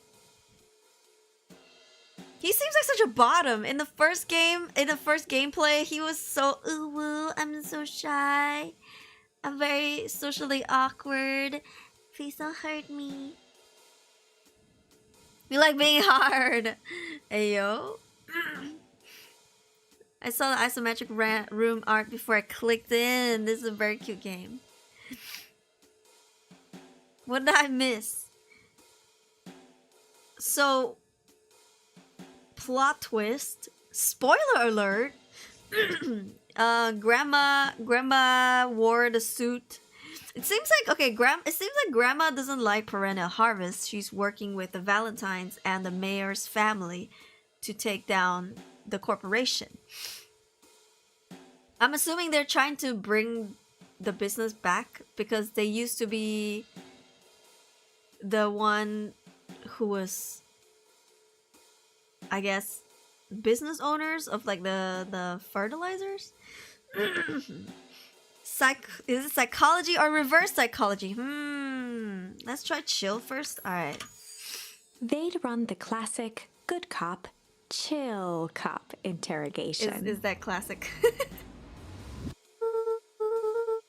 I'll handle this. Just gotta play it cool. Luca walked calmly to the light switch, flicking it off and on a few times. Are you here? Give us a sign. It's hunting! Turn off your flashlights! Thank you for the follow. Mr. Tolliver shook his head, gathering his wits. Golly, I sure got my bell rung. He looked over to find Luca, who returned a calming grin. Sorry, Mr. Tolliver. This was all a bit of a mistake. Luca, what's going on here? Why do you have me strapped down? Oh, woo. No one's fault, really. Rollo just got a little startled. Rollo's here? Rollo and Beck emerged from hiding to give a timid wave. Well, alright. Mistakes happen. You kids gave old Hiram a good scare. Now just let me out of these ropes and call it even. Luca glanced over to Rollo and Beck, who replied with skeptical looks. Is he a bad guy? Mr. Tolliver, why are you in my grand's basement? We're here to help, of course. Help with what? What's my grand up to? If you just cut me loose, I can show you. How do I know we can trust you? Mr. Tolliver exhaled with disappointment. Honestly, if he tries anything, Rollo can pounce on him again. Right?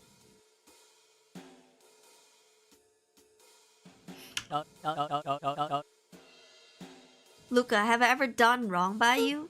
No. And since your grand moved to town, haven't I been nothing but welcoming? Yeah. So why would I turn my back on your family now? It's just, all this stuff seems pretty weird. A board with names of people from town. An archive of my dad's old disturbing patient notes. Luca gestured to the corner. Barrels of explosives. I can explain everything, baby girl. You just need to untie me. You kids deserve an explanation. Well, I did not tie your freaking mouth. You can still speak. Right? Well, but then again, if he tries anything, Rollo could just knock him out again. Luca looked again to Rollo and Beck. This time they shrugged. Luca began to slowly loosen the bindings. Okay. Mr. Tolliver gently rubbed his wrists. That's a good lad. This'll all make sense in time. He's gonna run away. He edged imperceptibly toward the stairs as he spoke. You see, this town has secrets, Luca. A very dark past indeed. Before the kids had even noticed his movement, Mr. Tolliver was at the light switch. A past that must be brought to. He punctuated his final words by flicking the switch and rushing up the stairs. Light! Son of Beck a... darted to the wall and turned back on the lights. Did he lock the door? I heard the latch. It was too late. Rollo confirmed what they all heard. He He just locked us down here. Mr. Tolliver's muffled voice came from behind the door. I wasn't lying, you know. This is for your own good. You kids just keep tight down there and let the adults handle They this. looked bewildered at each other. He's sleek. Play it cool, huh? Not now, Beck. They Okay. heard the staccato thump of quick steps exiting the house. And we finished all the jam down here and died of starvation. The kids looked down in resignation. This isn't how it goes in Hank Atomic. For some reason, they'd always assumed it was up to them to save their town. Luca opened his mouth, hoping to conjure some magical words to make this right. I think we'll find out soon enough. Only a hollow croak escaped. The end. There we Well, go. we certainly aren't going to find a grand resolution to our tale locked in a basement. Back to the drawing board.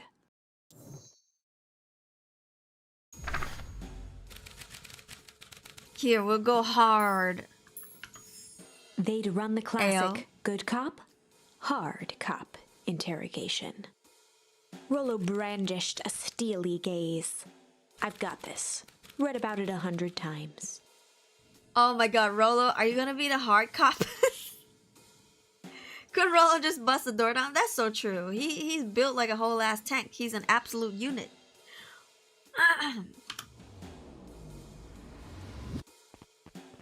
Rollo swaggered past the chair which propped up the slumping Hiram Tolliver. Without even looking at his captive, he began with a long, blustery drawl.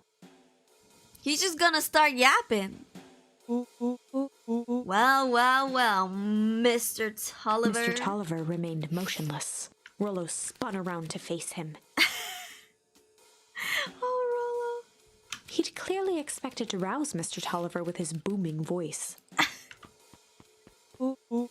Mr. Tolliver? Beck and Luca gave each other an unsure glance. You know how to wake people up really fast? Just like kick their foot. Or like raise their foot up and then drop it. It's like the thing you learn in like Inception where they immediately feel like they're falling so their body's gonna choke them up. Rollo slammed his fist on the table. Like I said, Mr. Tolliver! He grabbed the table lamp and beamed it onto the unconscious face. Mr. Tolliver groaned and slowly lifted his head. Bruh. Thank you for the lurk. You just slap him, bruh. He recoiled with a muddled, weary squint. This poor guy. What in the world? The chair wobbled as he attempted to straighten up. Who's Mr. there? Tolliver could only make out rough shapes through the glaring light. With a gruff tone, Rollo hoped to both conceal his voice and intimidate. Oh my god, this 12-year-old little boy. I'll be asking the questions here, punk! Now hold on, let's just calm down. Oh, I am calm. Excuse me. Calm as a carrot in dirt. What? As for you, looks like you're The sweating. doubtful expression on Beck and Luca's faces transformed into awe. We can do this my way. Or... well, let's just say I've never needed another way. Okay. So it's my way or no other way? Rollo, hitting his stride, was now channeling every detective trope his memory could recall. He's so cute. He slammed the table again. I want to adopt him. He's my son now. This is my child. He looks like my cat. Now dance! What the fuck? What? I don't Mr. even... Tolliver's voice became desperate. He was nearly in tears. You've tied me down. How on earth could I dance? Dance with your mouth, punk. Oh, shit. Hitter, you're right. We should let him cook. We should let him cook, bro. He got me in the first half, not gonna lie. You absolute genius. He was like, dance. Even I was like, what? I'll keep this in my brain. Like next time I need to use it, I'm gonna pull it out. He looks like Dad, alright? Spill the beans. What are you doing poking around this house? I'm here to help Juniper. To make sure everything's ready. Yeah, he's actually on Grandma's side. Oh, so you're in cahoots with Gran? Gran? Mr. Tolliver was in a daze, now more confused than ever. Gonna help her blow up the festival, eh? Blow up the festival? Good He shook lord! his head, feeling more and more dizzy. No, you've got it all wrong. He's crying. He cooked. Yo, look, he's crying. Oh, my heart. I'm too soft for this. I feel so bad. Bruh. Where is she now? She's headed to the source. Source? What's the source? It's where His voice faded to a whisper. the town began. Where it all began. What is Operation Sparkplug? With that, Mr. Tolliver passed out cold. He got too scared. Rollo swung around with a repentant grimace. But he did pretty well, though. Not gonna lie. I feel like he did pretty well. No, I'm proud of him. Damn, Rollo. I think you went a little too hard on him. What did he say about the source? It's where the town began? We need more information. Yeah, but we better not push Mr. Tolliver any farther. Is there anyone else who might know more? What about the History Museum? It just got set up for the festival. Nah, that tent was put up by the Valentines. Everything they do is just a bunch of fluff to glorify themselves. Is there anything more reliable? The library. If there's any information about this source thing, Kato can help us find it. Let's go get some answers. Are we gonna leave the guy in our basement? Huh? Give it a beat. Can't lie. Oh, little penguins. Okay, I want to try to find another charm. Let me explore for a little bit. They didn't have to follow me, goddamn. I just wanted to explore for charms. Can I speak to you? No. It's not like he's going anywhere. That's true. Or maybe he has places to go. What do we know? He's a family-run business owner? Like mom and pop's grocery store owner? He'll wake up when this is over. Alright. Ah, this cute little penguin guy. This is also my son. I'm adopting everyone. I'm like seriously adopting every character that I see. Look at the eyes, so round and cute. This is a dang nice library. Thanks, we work hard on it. Aren't you a little too adorable to be a librarian? What's that supposed to mean? Adorable. Okay, we got a charm. Oh, Kato hung out here so much, eventually they gave him a set of keys. I just keep an eye on the place for Miss Novak sometimes. Did they pay you, child? They got you working for free. It's quiet and I get access to all the books I can read. What more could a person want? Some pocket money, I guess. You could be reading while snacking, I don't know. Kidnapping? I'm not kidnapping nobody. I'm officially adopting them. Fair enough. What can I do for you all? We need a favor. I already told you and Rollo, I can't put you to any higher on the waitlist for the next Hank Atomic. And if you're here with more candy, I have you know I can't be bought. Call it a personal code of conscience. Actually, we're looking to do some research. Now you're speaking my language. What are you looking for? That's the thing, we sort of don't know. What do you got on the history of the town? No eating in the library, that's true. Second, third, fourth hobby. If I can read free books, I'll take the offer. Honestly, I thought about working at the library, but I couldn't find the application form or if they were hiring. Yeah, it seems like not many people want to work at the public library anymore. Maybe it's too much work, too little pay, because it is kind of government work. But if you think about how you could just sit there, relax, and read, that's kind of nice. Surrounded by, like, book smell. Ooh! I don't know, that's like the dream. Why, is Twitch pooping out? Is Twitch dead?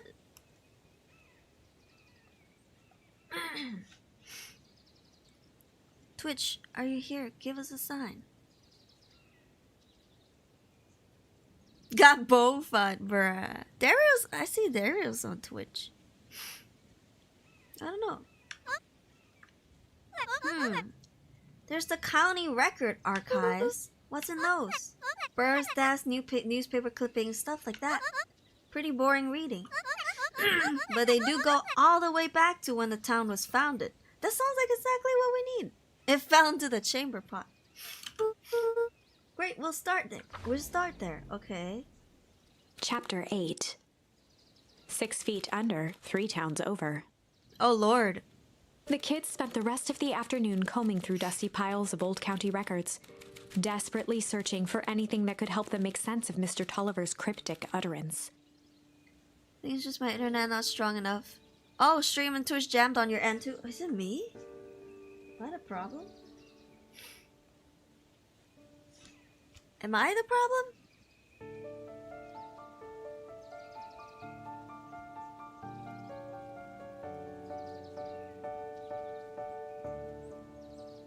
But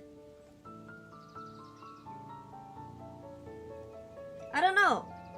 Is it my internet? Should be fine though.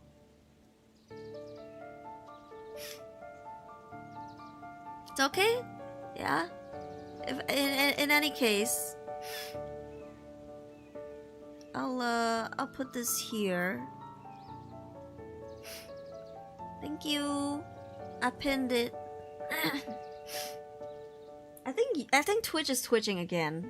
It's like what happened a few months ago, remember when it kept buffering?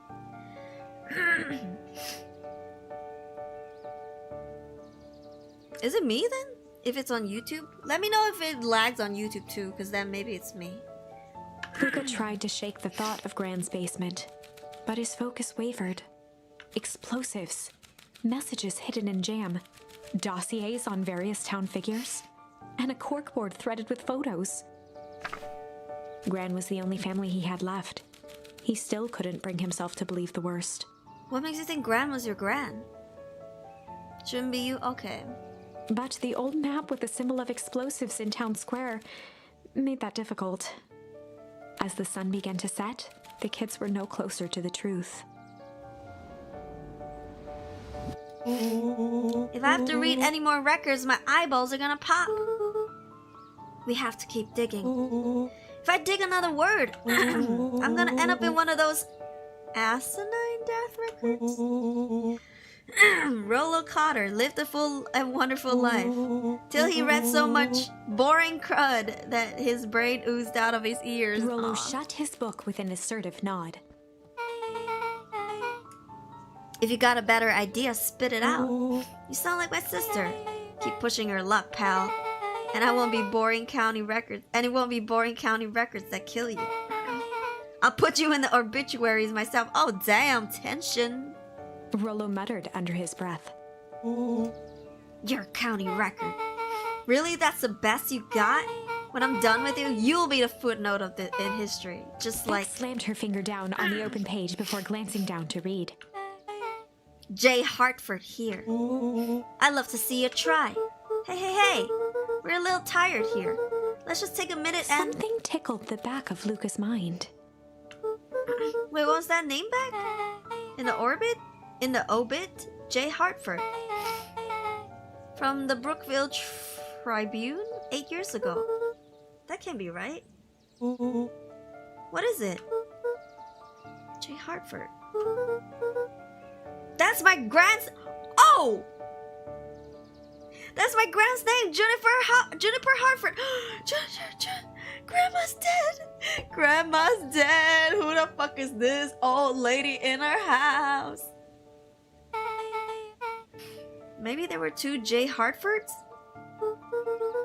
Mrs. Hartford is survived by her young daughter, Eleanor E. Hartford. My mom's name is Eleanor. Okay, this is getting creepy.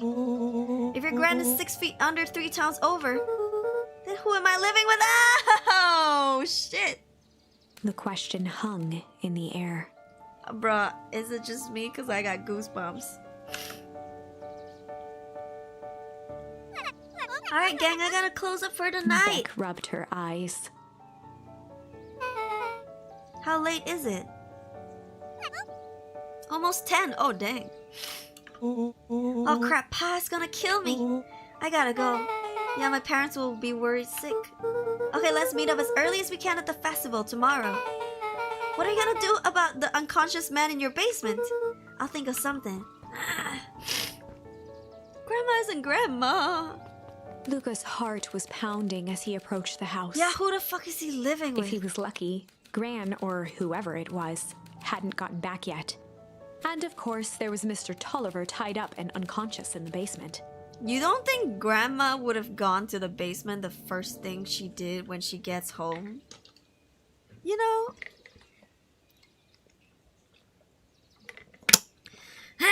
If I had a secret lair for a secret mission that I was working on, that would be the first place I would check the moment I come home. He'll be fine. No, he's surrounded by jam, by Grandma's jam in the basement. He'll live. Dealing with him would be the first order of business. Luca shook out his arms to calm his nerves before entering. Oh.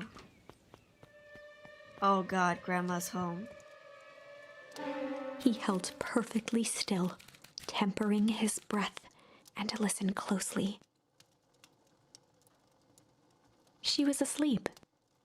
His only hope was that she hadn't found Mr. Tolliver before dozing off. Check on Mr. Tolliver. He might not even be there no more. But she said she was doing it for family. Ain't no way Grandma came home, see a freaking hole in the wall, and then go, something's up. You know? He might not even be in there anymore. Yep. Oh no. Mr. Tolliver was nowhere to be seen. This is so juicy, you guys. Maybe he woke up, escaped from his bindings, and left without a trace. Or maybe Gran knew everything.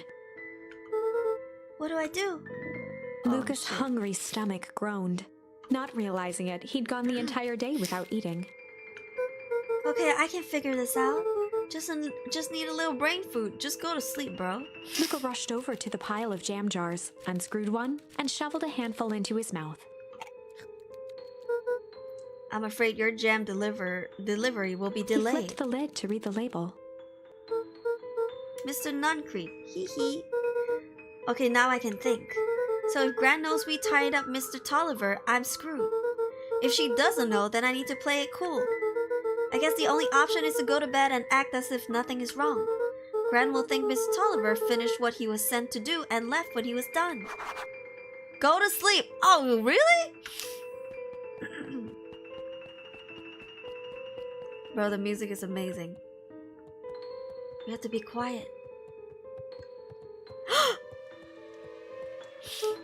Gran? Okay, stick to the plan.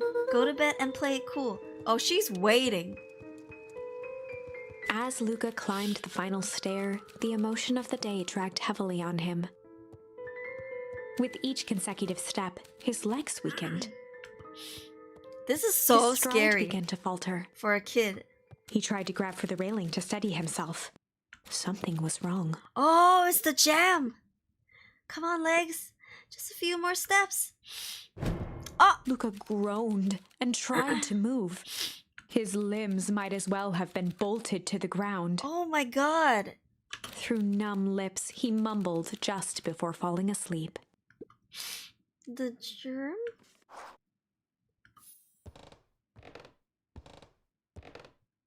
Oh, Jesus. Motherfucker, jump scare me.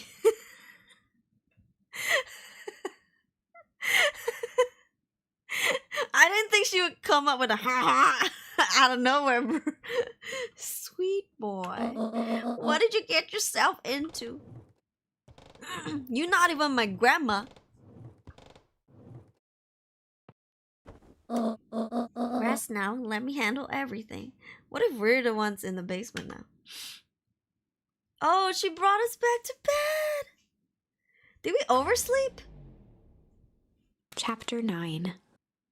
A speech to end all speeches. God. Luca awoke to find himself face down in bed. To be honest, we could have suffocated and died in our sleep. He moaned into his pillow. Why would Gran drug him? No, technically your gran was supposed to drug Mr. Nuncreed, but then you ate his jam. Or rather, why was she trying to drug Mr. Nuncreed?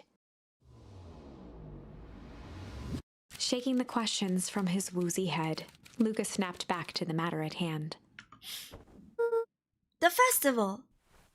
I guess we're late. We haven't showered in 3 days.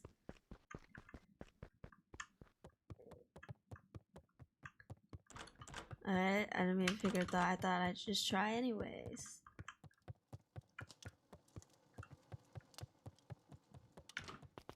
Grandma. Okay, let's just check on the bush. Ayo. We got nothing. Such a cute pink tree.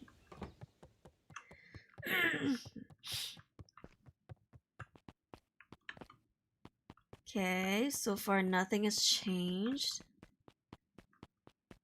I'm just exploring to see if I get new charms. Don't think showering is the problem here. Not showering is always the problem. Things just think that's the problem. It's the BO. Oh, it's a cutscene. Where have you been? Gran put something in the jam. Yeah, we know. Secret messages for secret conspirators. Not this one. The one intended for Mr. Nuncreed. Put me to sleep. Whoa, ho, ho. Sly devil. Sly. Think she's trying to remove him from the equation. He might be in danger. Have you found anything? We looked around but haven't seen anything odd. I mean, we know he's a bad guy, but I don't remember in this timeline if we know he's a bad guy. I don't think we know. Because the last time we knew he was a bad guy, he kind of sent us to Mr. Kerr. So maybe in this timeline, they don't know that he's a bad guy. So they're just like, I wonder why Grandma's trying to drug him. Surprised she didn't lock the door. I don't think she was trying to, like, keep him out? Or keep him in? Which door? You mean the basement door? Hi, Inokirito! Everyone talk like Undertale but cuter. Yeah. Your gran is nowhere to be found, but Mr. Nuncreed is just loafing around waiting for the speech. What speech? Mayor Gus just got up to the podium. Everyone's gathering at the stage. Let's get moving. Oh. Uh-oh. Augustus Valentine nervously wiped his brow. Is this place gonna blow? Ahem. Is this thing... hello, Beacon Pants. I'm Augustus Valentine, your mayor, and I suppose you already know that.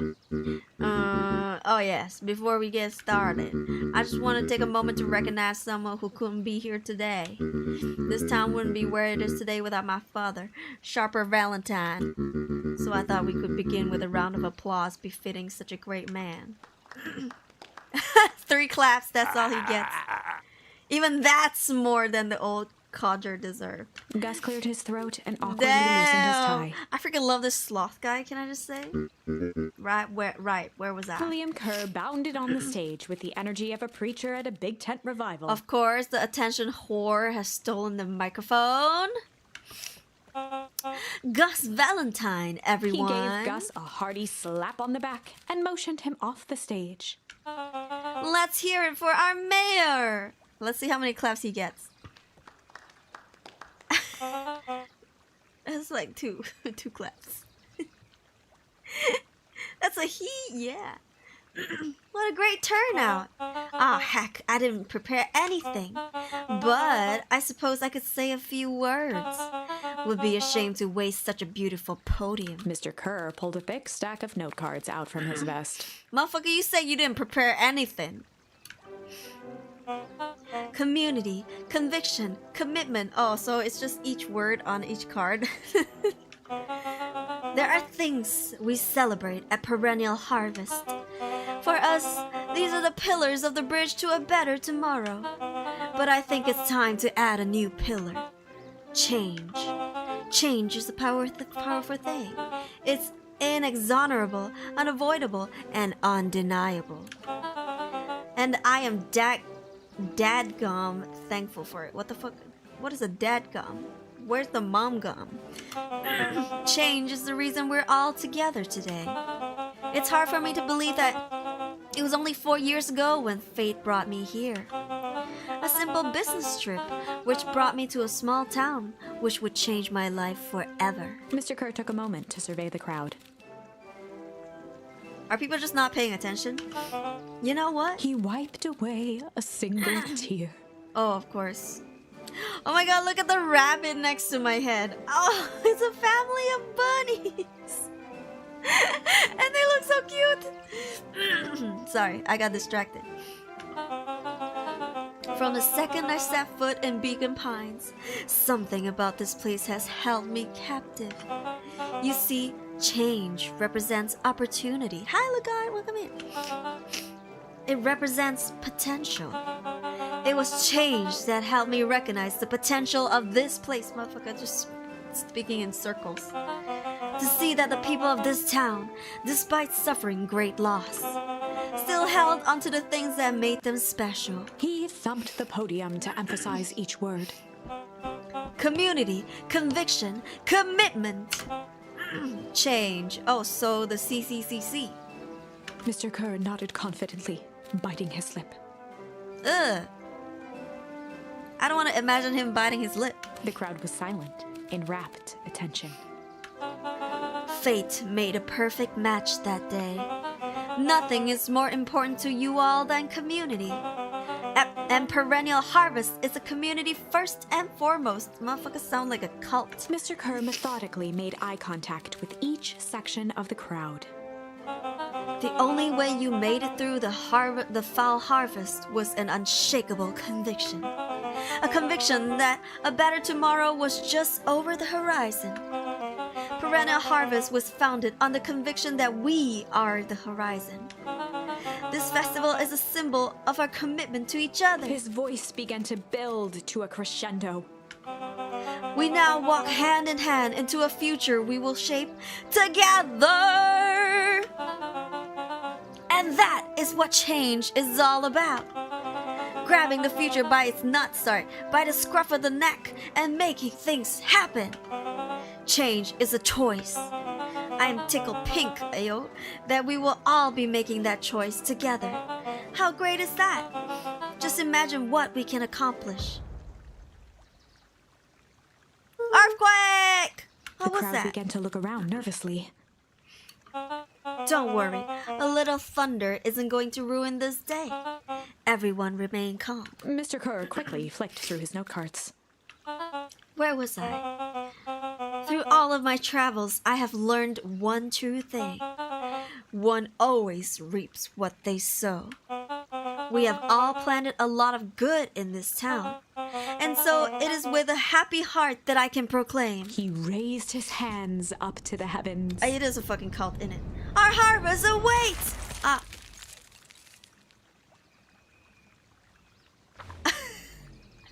Good morning, At cult. that moment, a merciless wall of impossibly cold air ripped through the crowd, instantly freezing everyone and everything it touched.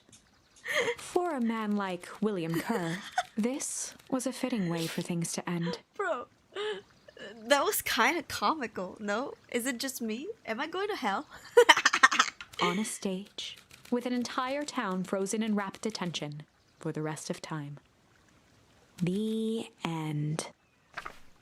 There's that ice again! Whenever I think we're getting close, it comes along and ruins everything! Maybe we should just quit? Maybe you should just close the book, walk away, and never think of me again! Okay, tsundere.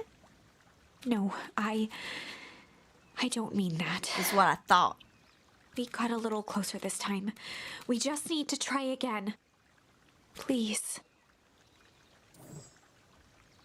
Okay. So it seems like we also only have one option. which is the interrogation, we can use Sly this time. Look at the three of them drawing on the floor. Oh my god. That's so cute.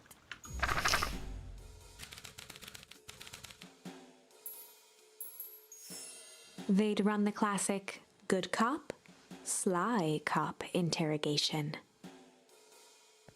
Luca and Rollo ducked behind a barrel, leaving Beck to her task.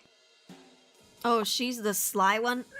Okay, before we continue and see where this brings us, let's take a quick toilet break. I need a pee. I've been hydrating a lot. Gonna walk to lunch. Alright, we'll be back in 3 to 5 minutes. Toilet break! I'm gonna check on Twitch too while I'm away. I'll refresh and see what the problem is, okay? Alright, thank you. See you guys in 3 to 5 minutes.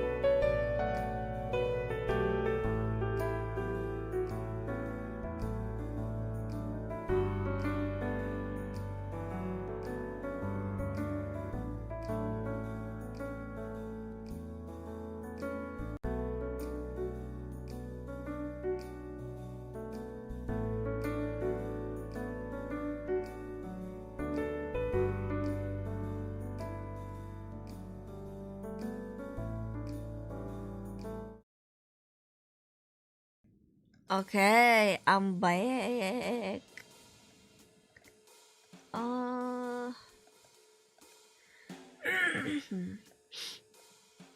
Welcome back, thank you. Is Twitch still dead? It's working for me though.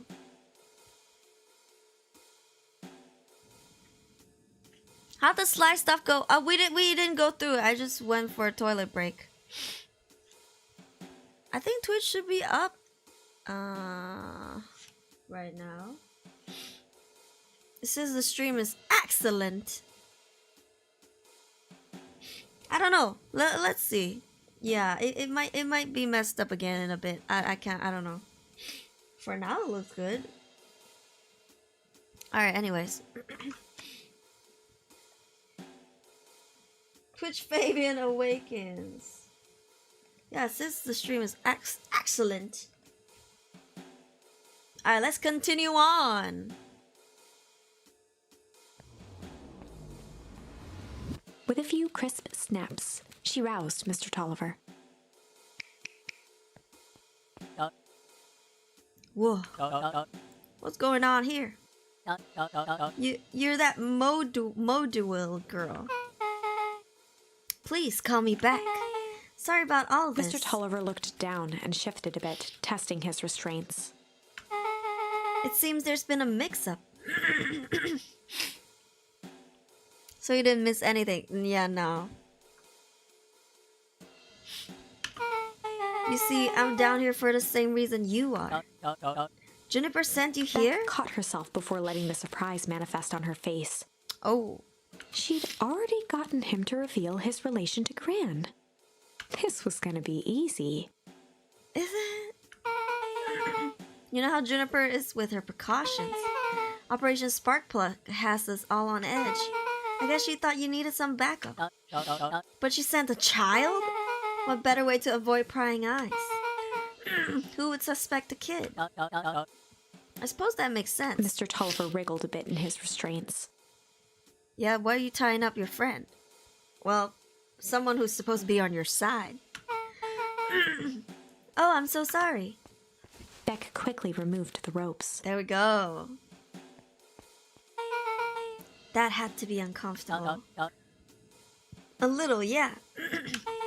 But you understand.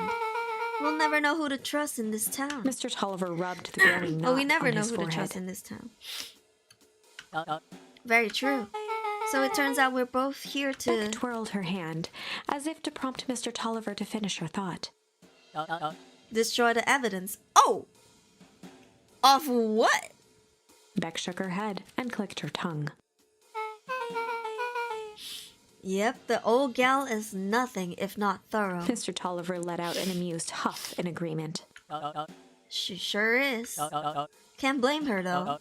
If anyone were to find out that we're going to destroy the source, well, we both know how bad that might be. No one will know anything once I've finished cleaning things up down here. Beck was on a roll now, playing Mr. Tolliver like a fiddle. You sure you can finish this up on your own? Juniper trusted me for a reason. You can leave the rest to me. Good, there's one more loose end I'll go work on. Loose end? Oh, it's nothing really. The other day I had the radio on scan while restocking the candy shelf. And wouldn't you know, I intercepted an old phrase in a perennial harvest transmission. Underground secrets. That's ominous. I think it might be a password, but Juniper dismissed it. She said it wasn't mission critical. What's the password for? We don't know. So we have a password and nowhere to put it? It's gotta mean something, right? Good thinking. You should probably go work that out. I've got this under control. Small town, big operations, y'all. That's a relief. Between you and me, this basement gives me the willies. Heading for the stairs, Mr. Tolliver hesitated and turned to Beck with a puzzled look. She grinned and gave him a peppy wave. With a shrug, he continued up the stairs, whistling a jaunty tune. Okay. You guys catch that? Sure did. This whole time Mr. Tolliver's had a candy shelf. But he never sells us... But all he ever sells us is apples. Soko kayo! That's what you focus on? Oh my god, Rolo!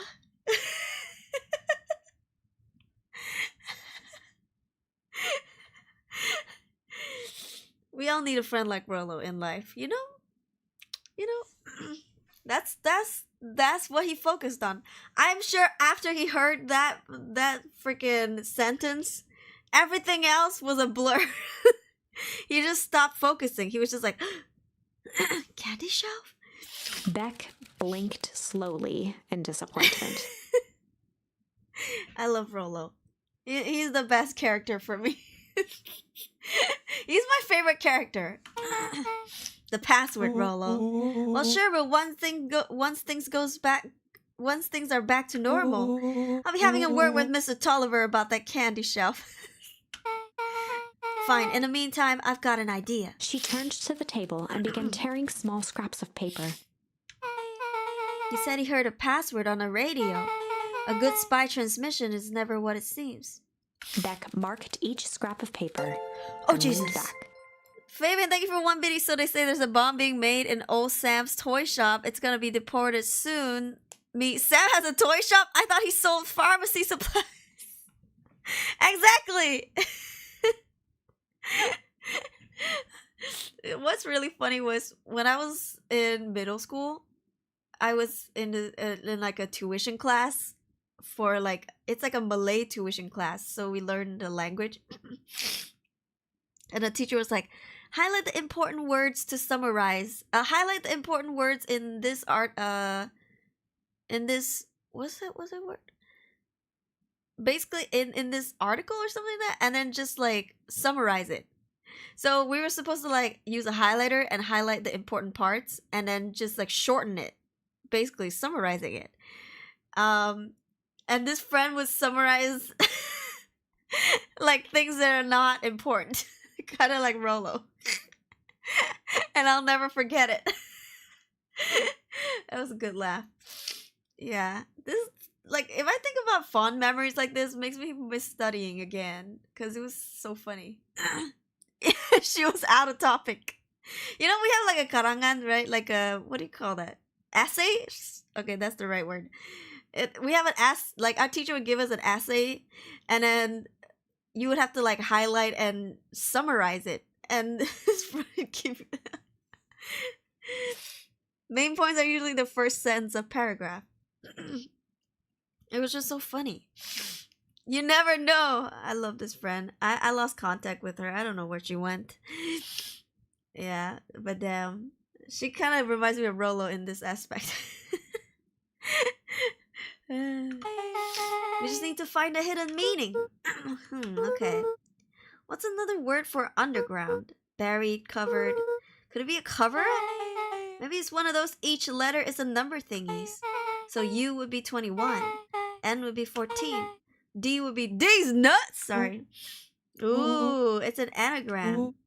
No increased drugstore. Luca and Beck looked at Rolo with amazement. Rolo, that was incredible. It's either that or Kren's nude rug store.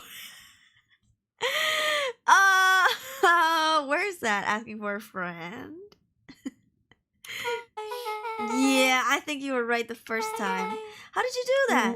What can I say? I love ciphers. Well, I guess we know where to go next. Hey, give him more credit. Nude store, do tell. Investigate non-increased drugstore. Okay, we're on a mission. I love this music. Oh, hello. You scared me half to death. Sorry, you kids haven't seen Mr. Tolliver around, have you? Nope. He's got me waiting around like the last slice of pie. I swear that man would be late to his own funeral. Oh, you guys have a thing with each other? What's going on? Meeting late in the night. Ooh, scandalous. That was the hot diner lady, yeah. Oh! Uh-oh! You're late, Augustus. What? I didn't screenshot. What? His sister's fine. His sister sure is fine. Sorry, sister. Was caught up with work. Work? You? had a few more details to lock down for the festival. Oh, what do you have to report? What is this Insipid Town Festival really about? Insipid Town? Screenshot 1, it's actually 3. What? Who said that? Gus looked around nervously. I think Mr. Kerr really does just want to do something good for the town. He's actually a pretty nice guy. You should spend some time with him.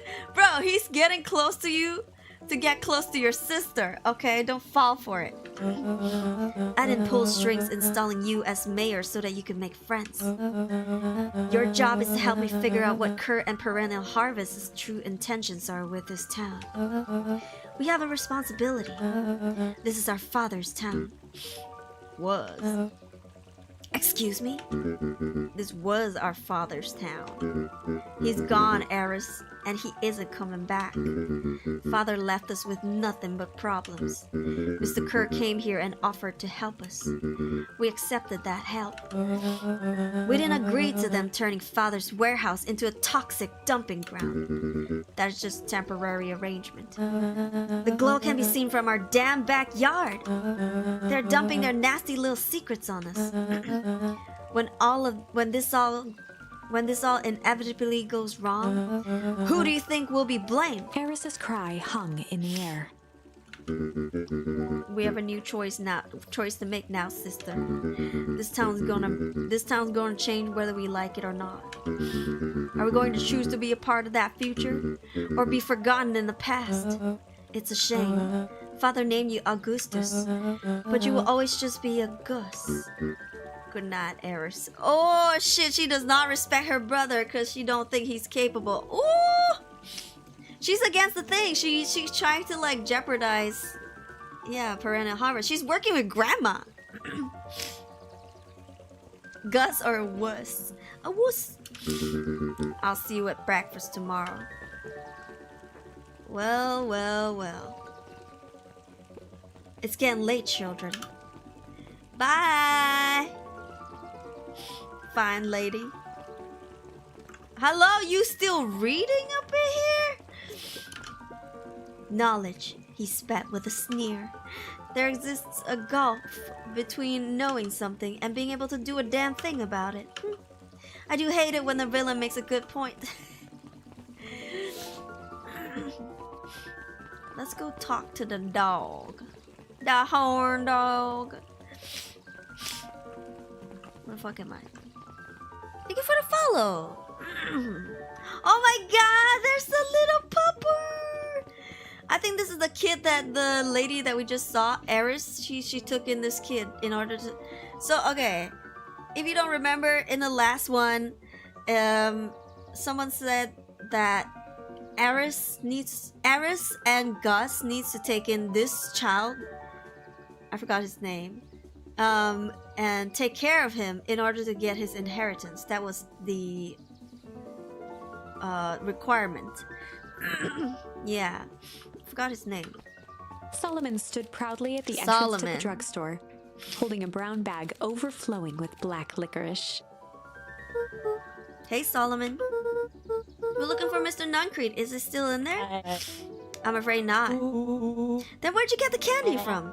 You might say we have an arrangement. Solomon shoveled a surprising amount of licorice into his mouth.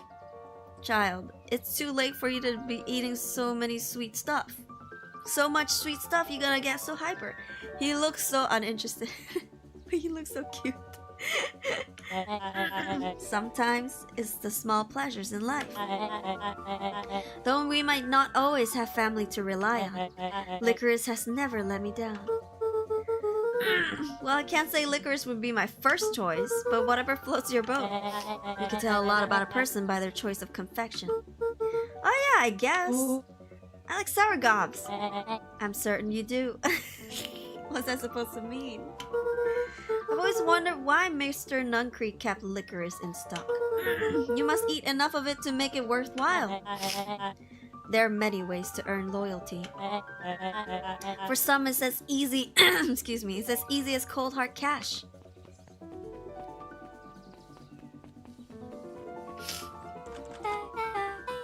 Well, he's right, it's locked. There's gotta be more clues. Okay, let's see.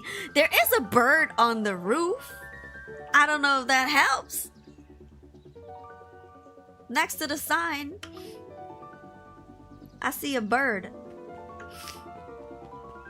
Ooh, maybe the phone booth. Yeah, boy. He threw us in here last time. Have you ever seen anyone actually use this thing? Besides Mr. Nuncree, no. Beck cupped her hands on the glass to peek inside. That is not a normal phone booth. It's got like a blinky keypad. Why would there be a blinky keypad? Krant's new rock store! That's where the secret tunnel's leading! Turns out it's a swingers club! What do you mean, let's go? I mean, underground secrets! The Beck password! flung open the door and they all squeezed in.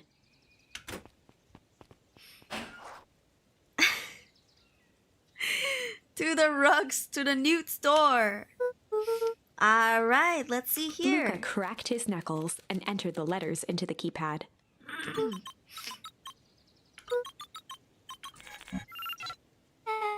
Sounds like that did something. Great, now what? I guess we... The inside of the phone booth dropped loose from its shell. This is like some freaking totally spy situation. Like Charlie's Angels up in here. Falling through a random hole in the ground and then suddenly they see Charlie. Without even the space to panic, they closed their eyes, held their breath, and accepted their fate. Totally spies me 007. Suddenly, the chaotic descent slowed to an effortless landing. It was unclear where they ended up, but at least it was solid ground. Good for them. Oh! It is Charlie's The air Angel. was stagnant and smelled vaguely of chlorine. I knew it. You knew that there was a secret hub full of strange tubes under the phone booth? Of course I did. Didn't I say that? No. I definitely thought it. Okay. Perry the Platypus underground hideout. Luca, do you remember when I said how cool it would be if the trans-dimensional conduits from Hank Anatomic issue number 12 were real? Rollo, one point or another, you said that about every technology ever discussed in Hank Atomic. That's why I'm such a good predictor. Looks like each of these has something written on them. But we're not gonna talk about that broken suit. This suit has a broken mask. So have we found our mystery warehouse creeper? We've at least found their hazmat suit. If it walks like a nuncreed and talks like a nuncreed, let's not jump to conclusions. Just saying.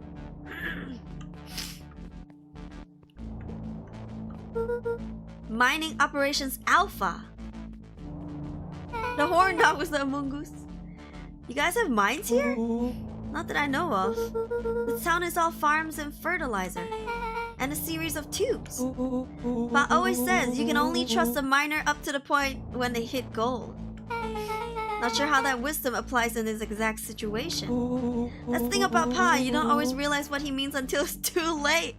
Yo, I would like to meet Rollo's father because he seems like such a philosophical, deep person. Wise man. Perennial Harvest main office. That's where my mom works. What does she do? Sign stuff. Is she involved in all of this? We just moved here. How could she be involved? True. Valentine Fertilizer Warehouse. Isn't that where you almost got snatched? Yeah. Why would Perennial Harvest have a tube going to the old Valentine place? It's starting to feel like something big. Oh, scandalous. That's a lot of buttons.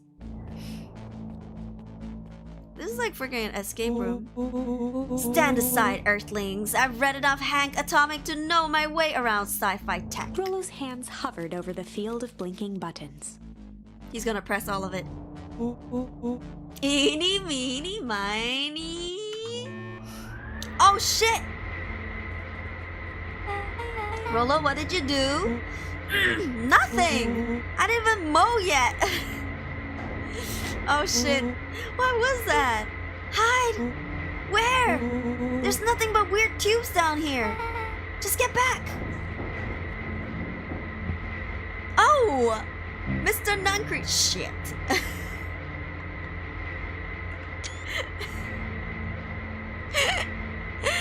That's a valid reaction. Shit. Hey, language child. Shit. Ayo. Awesome. I really like Rollo. He's so cute.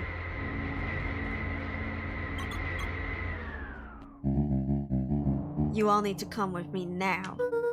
We aren't going anywhere with you. Not until we get some answers. Mr. Underground Secrets. I told them it was an absurd password, but they love anything that makes them feel clever. They who? That's no matter. If I can keep you hidden until after the festival, I might be able to save your skins. Oh, we don't care about our skins. Hold on now, I like my skin. This all stops now, Nuncrete. Joseph waited for a moment in silence. You sound just like him. Who? Walt. You don't get to talk about my dad. You know, your father and I were friends back before. He gestured toward the strange tubes. All of this. That's a lie. It's true. I used to bounce you on my knee. What happened? Same thing that always happens. Reality, complications, life. We were a team, Walt and I. An idealistic doctor and a bright-eyed pharmacist. Both hell-bent on helping folks. So you were his sidekick?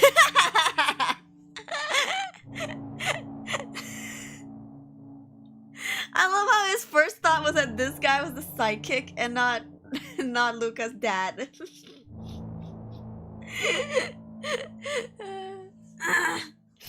Sidekick, bro. Rollo, man.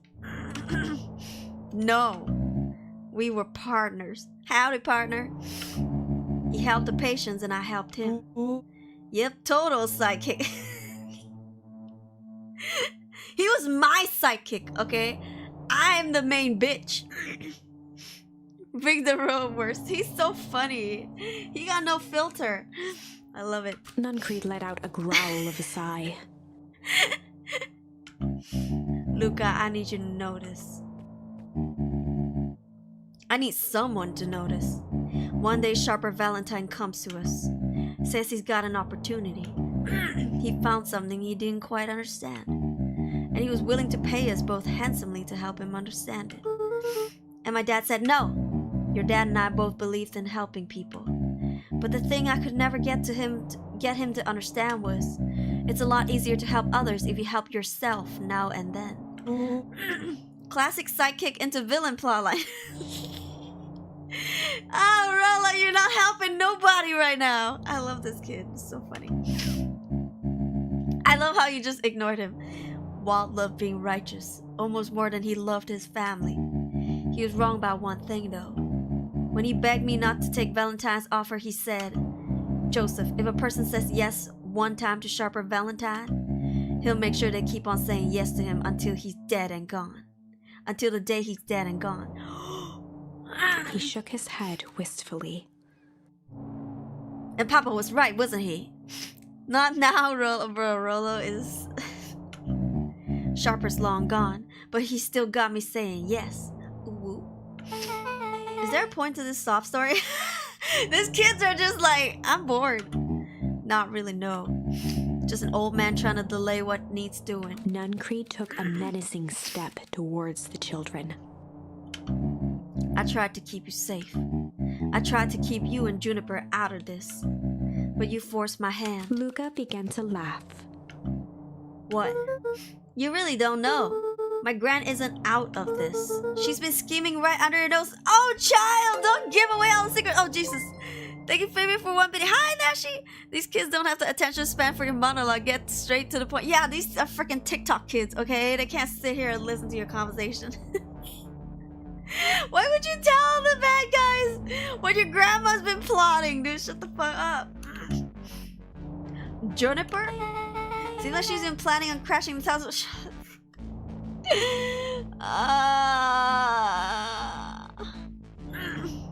They must be planning this for so long and these kids just blabber.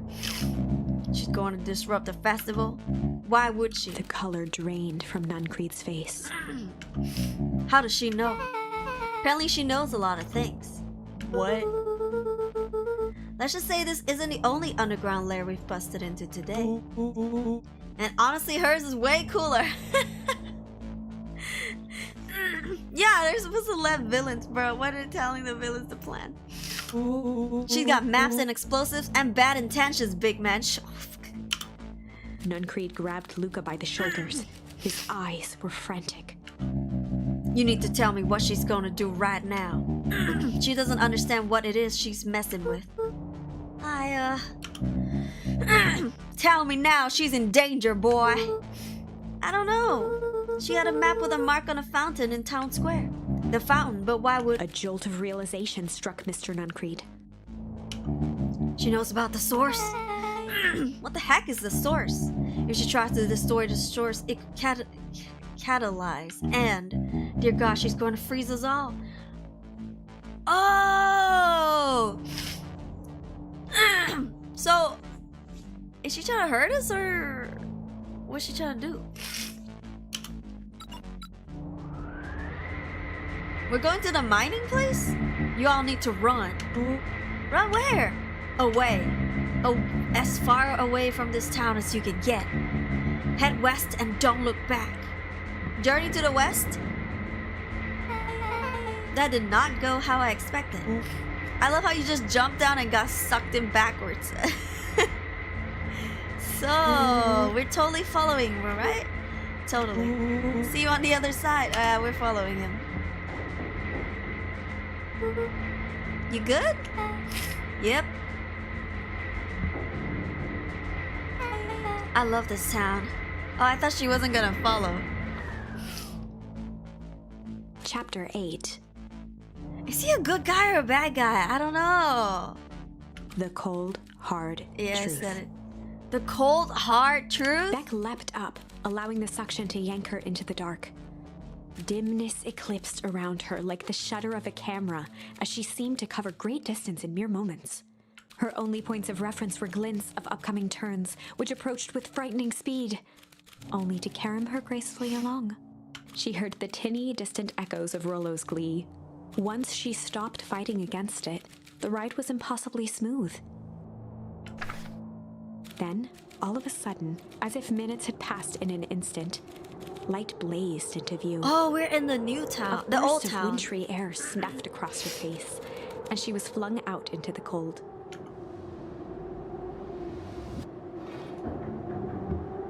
Oh, here's one. Here's two. There's three. That was intense? Yeah. I think I might have parted with some fluids in there. Any idea where we are? Somewhere cold. Doesn't look like it got on any of us. If you're the first to go and you parted with some fluids, the people behind you would get sprinkled, the question mark. I don't know, man.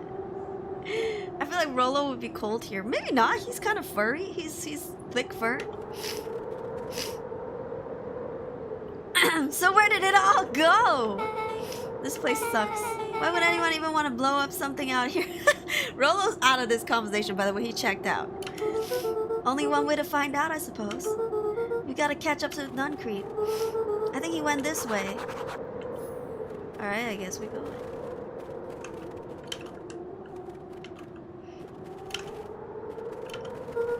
This looks familiar, yeah. Maybe we can clear off the snow. No time, Nuncreed's getting away. Okay. How do you know he came here? Find his vomit? I think he peed himself.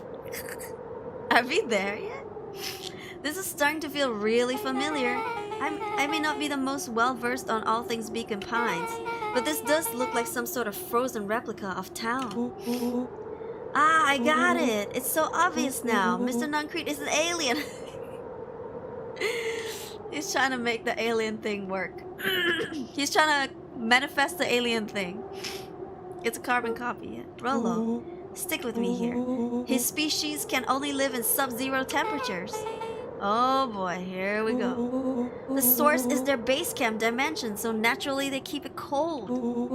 We found it by traveling through those metallic wormholes back there. The final objective, kill us all and shapeshift into a Beacon Pine citizen of their choosing.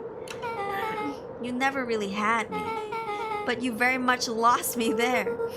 You get used to it, we should keep moving. Okay. As they rounded the corner to the frozen town square, they spotted Mr. Nuncrete inching cautiously toward a pit at its center. Grandma, don't do it! We'll die! Hi, Connie! He held his arms out gingerly, as if approaching a beast in the wild. Upon closing the distance, Luca recognized what Nuncrete was after. Gran stood confidently at the edge, one arm outstretched over the abyss. Y'all gotta remember that he's in love with Grandma, okay? Nearby, a wheelbarrow had been emptied out. She held a lit torch, which flickered in the bitter wind. She gonna drop it? Drop it like it's hot. Juniper, I don't know what you're doing, but I assure you this is not going to solve anything. If you drop that, you've doomed this whole town. Oh, it wasn't me who doomed this town. I've been watching you, Joseph. I know what you've done. You and your co-conspirators. You know, she gotta be like 15 years older than him. Like 20 maybe? He's into it. Good for him. Gran? What's happening? Look, you and your friends need to leave right this moment. Mr. Nuncrete turned back toward the kids, desperation in his eyes. Oh, he's gonna use us as a hostage. Listen to your grandma, Luca. This is between me and Juniper. Rollo and Beck held steadfast in awe. Luca approached closer. Mr. Nuncrete spun back toward Gran, his voice growing louder. You've got it all wrong, Juniper. Just hand over that torch. You don't understand what you're doing. How could I possibly trust you to do the right thing? Walt told me everything. He trusted you and you betrayed that trust. Luca, did you know that this man's entire life is a lie? If it weren't for him, your father might still be alive! Are you my grandma? Who the fuck are you? Oh no, I think I know who she is. Oh no, I think I know who she is. Oh, I know who she is. I'm not gonna tell you. Mr. Nuncrete winced with anguish. His voice hardened. That's not true. They both now yelled, not to each other, but at fate itself, making their peace with long-held burdens. The wind howled with encouragement. Walt was like a brother to me. We just had different ideas about how to effect change. Very convenient that your way just happened to line your pockets. Now that's not fair. They menaced at each other, both catching their breath. The moment balanced on a knife's edge. Are we just gonna stand by and watch Amid it a blur happen? of emotions and memories, Luca's mind flooded with questions. The wind calmed, as if to give him the stage. And in the stillness, he began to hum, weep. What was the best answer? Is that... I don't know. What do you think? Let's weep. Let's cry first. Let's see how it goes.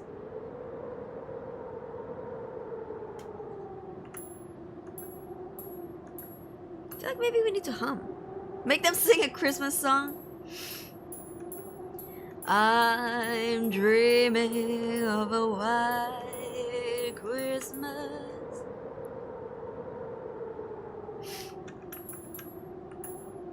Santa baby, What do you think? Let's cry. Let's cry first. Maybe we cry first and then we come back and we hum later. Or do you think we should hum first and then come back and we cry later? I feel like humming would catch them both off guard. Would catch both of them off guard. Maybe spreading a little joy is the right answer. What do you think? A little jolly. Let's cry. Let's weep. And in the stillness, he began to weep.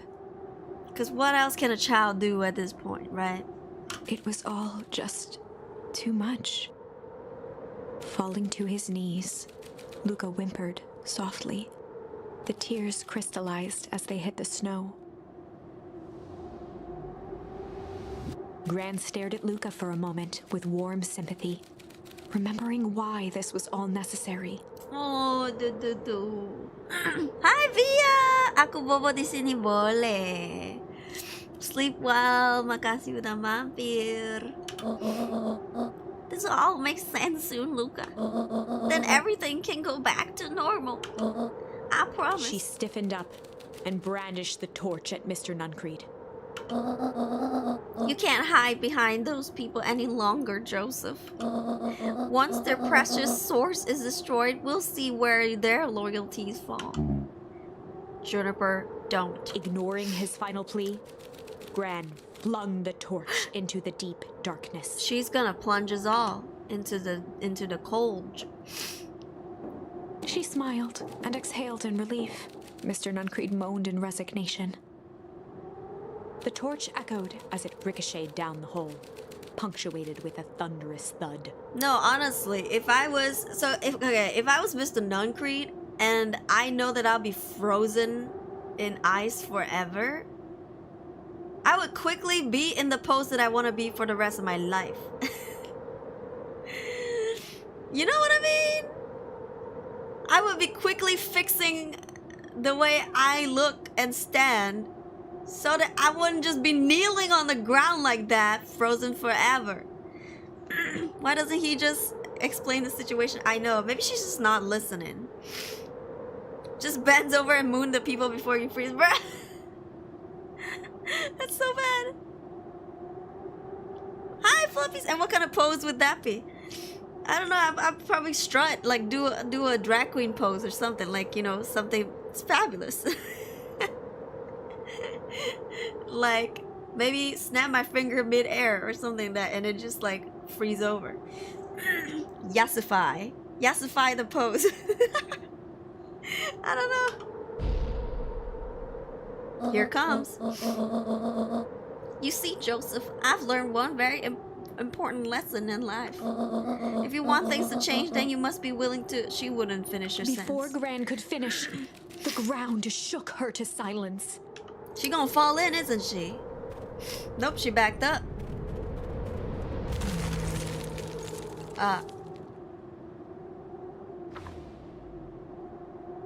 Gran only had time to spin around and run to Luca. Her attempt to shield him, an honorable but trifling act. Petrified. Do what you don't mind people seeing of you for hundreds of years. Yeah, like you gotta do a good pose. He's just right there kneeling. But I guess it could show that he tried.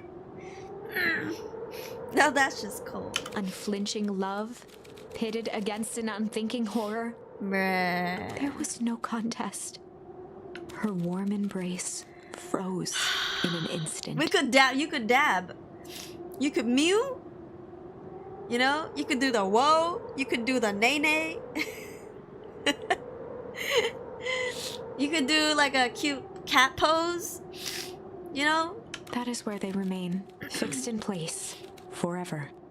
And so, our story ends on this melancholy scene. Do the 67, bro, not the 67. In a town brought low by its secrets, sits the frozen statues of a misguided band of meddlers. The end. Oh, Lord. Well, that was dire. On the bright side, we finally figured out where all the ice is coming from. Now, we just need to find a way to deal with a mystic, unfathomable force of nature. I knew where it was coming from because we saw that in the last round. Okay, so yeah, there's no other choices except for that one. Let's see. Yep. Oh my god, that's such a badass artwork of Grandma. Look at her. She looks like freaking Katniss Everdeen in the Hunger Games. You're already 6'7", so you just stand there and you hold the torch just like Grandma's holding right now, looking like freaking the Statue of Liberty. Yep. Okay. Let's hum. And in the stillness, he began to hum. Let thy cold. Grandmama just slaying. Grandmama! After the death of his father, Luca had trouble sleeping. Each night, his mother would sit at the foot of his bed and hum a gentle melody. Aww. It was the only thing that could calm his mind. The only thing that, however briefly, could make it all seem okay. That melody pervaded every memory Luca had of his mother. Shivering in the raw snow, he began to hum it out loud.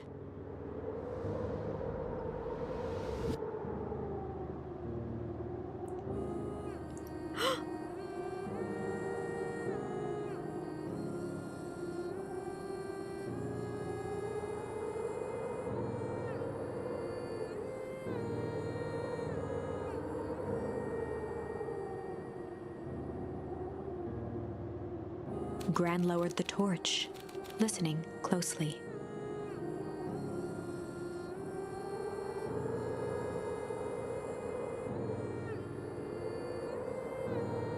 He kind of sounds AI, but it's okay.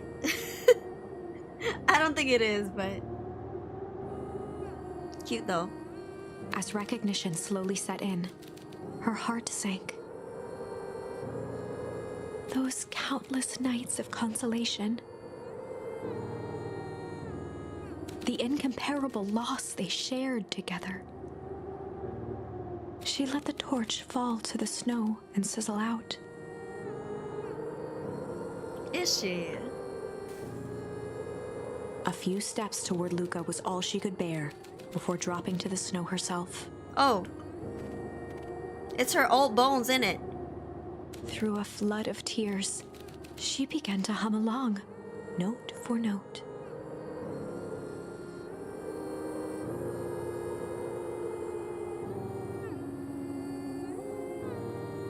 Oh my god, it's a mother and son collab. Oh, sorry, grandmother and son collab. Imagine if it said the torch fell into the hole. This will all be for naught. Luca lifted his head in astonishment. The last time he heard that melody was the last night he saw his mother. Yep. How do you know? I'm so sorry, my little buckaroo. I'm so sorry, my little buckaroo. Buckaroo? The only people who call me buckaroo are my dad and your mother. Luca blinked through blurry, watery eyes, trying to see more clearly. Yeah, boy. Rolo, yo, imagine if Rolo chucks the fire down. He could just make out the impression of a familiar face. He peered across the snowscape at the woman on her knees. Something about her was undeniably his mother. Oh! Only smaller, older, changed. Mom? That's right, buckaroo. See, I knew this was coming. Earlier, remember I said I wasn't gonna tell you? I was like, I think the waste, toxic waste, made the mother age. Yeah. Because in one of the gameplays, it got on Beck's hair, and then Beck's hair turned white. The plot thing, you feel vindicated. Yeah, and then Fabian caught on. Mom! Luca sprinted Aww. as fast as he could toward his mother. They held each other close, and the cold retreated from their bodies.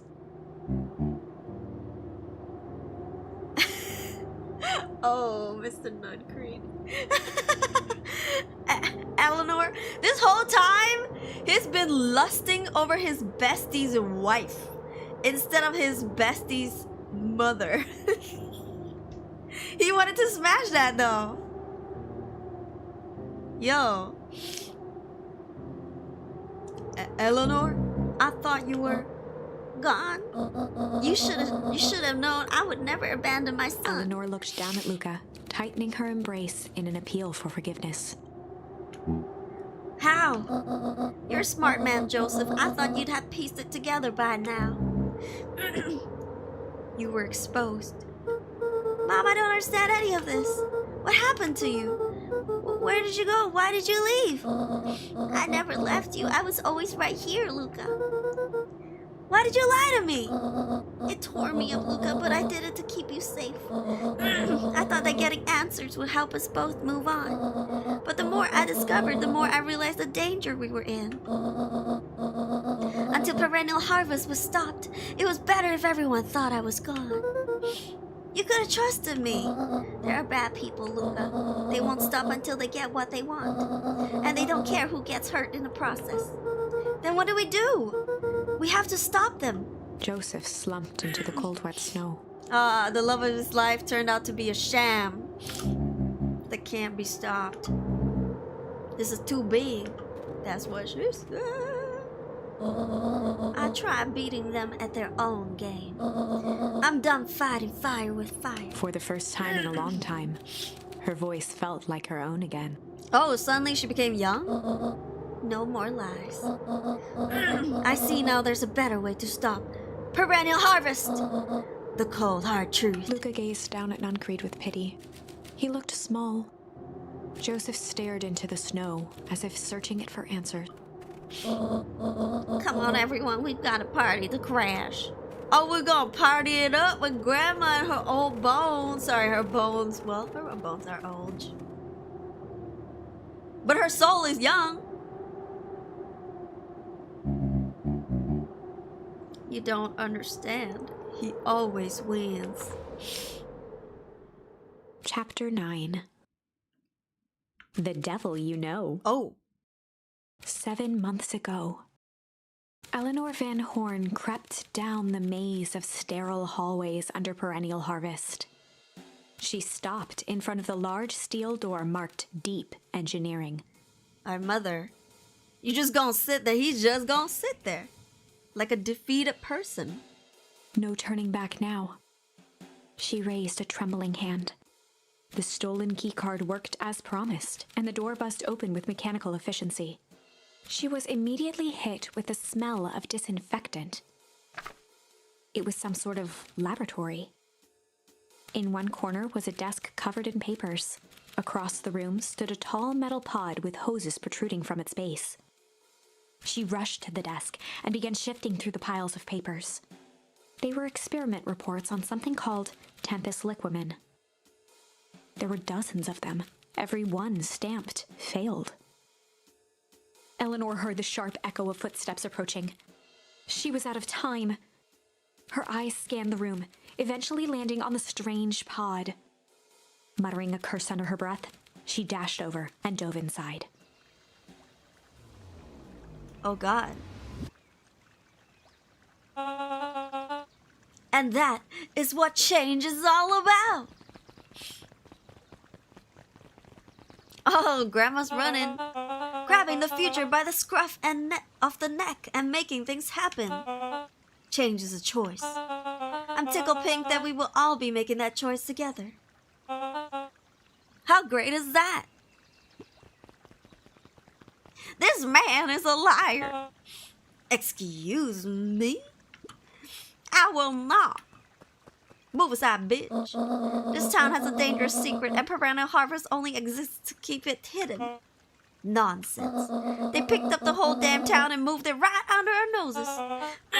You aren't making any sense, dear. Mr. Kerr addressed the crowd with a sarcastic tone. Imagine such a thing. It's absurd. And just plain impossible. Why don't we go fucking check it out together? They promised they could fix the foul harvest. They told us they could clean this place up. We just had to leave town for a few days. But while they had us evacuated. Mrs. Hartford, I'm afraid I'm gonna have to ask you to... You're afraid of a lot of things, aren't you? You sniveling little worm. Oh, damn. This is growing tiresome. A little help, please? Don't you see? Don't you all see? This festival's a sham. An excuse to have the whole town gather in one place. They're planning something awful. I don't know what, but these people are wicked. Don't listen to her. She has absolutely no proof. I am the proof. I'm Eleanor Van Horn. Whispers filtered through the crowd. Oh, damn. Well, aren't you just as sneaky as the Dickens? Okay, but like your outfit is kind of slay. You dressed yourself, even though you became older, you still didn't dress young. You still dressed old. So like, you know, she was fully role playing. We all knew Valentine's fertilizer was too good to be true, and now this whole town is paying the price. Ladies and gentlemen, I'm so sorry about this disruption. My associates will take this obviously disturbed woman somewhere comfortable so that she can get the help she needs. She's not the one who's disturbed. You two-timing clown. Oh, you two-timing clown. What? He's also two-timing because technically he's working for them, but now he's turning his back on them.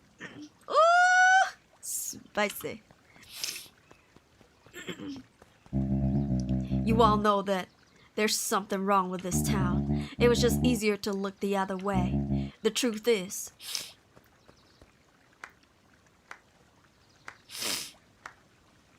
what?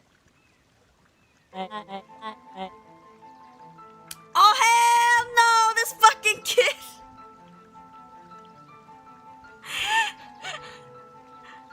Have you guys pieced it together yet? But hey, I don't know yet. I don't know yet. We'll see. That's quite enough, Mr. Nuncreed. Torment dragged on Joseph Nuncreed's face. Yes, sir. Take them away. No, I want them to see this. Ah, the ever-tempestuous Eleanor Van Horn. You've been quite a thorn in my side, like a weed that's burrowed in where it doesn't belong. I must confess, you look dreadful. God damn! He paused for a moment, plucking a piece of fuzz from his sweater and discarding it to the ground. Consider yourself in rare company. You've managed to pull one over on me. It won't happen again. I knew you had some sort of plan to disrupt our little party. But alas, I expected something a bit more impressive than incoherent rambling. No matter, your failures are yours to bear. Hey, Jonah, welcome in. Can I have some bacon? Can I pet that dog? Mr. Kerr? Yes, sir. It's a shame it was cut short, but I thank you for that rousing oratory. I will take it from here. Yes, sir, of course, sir.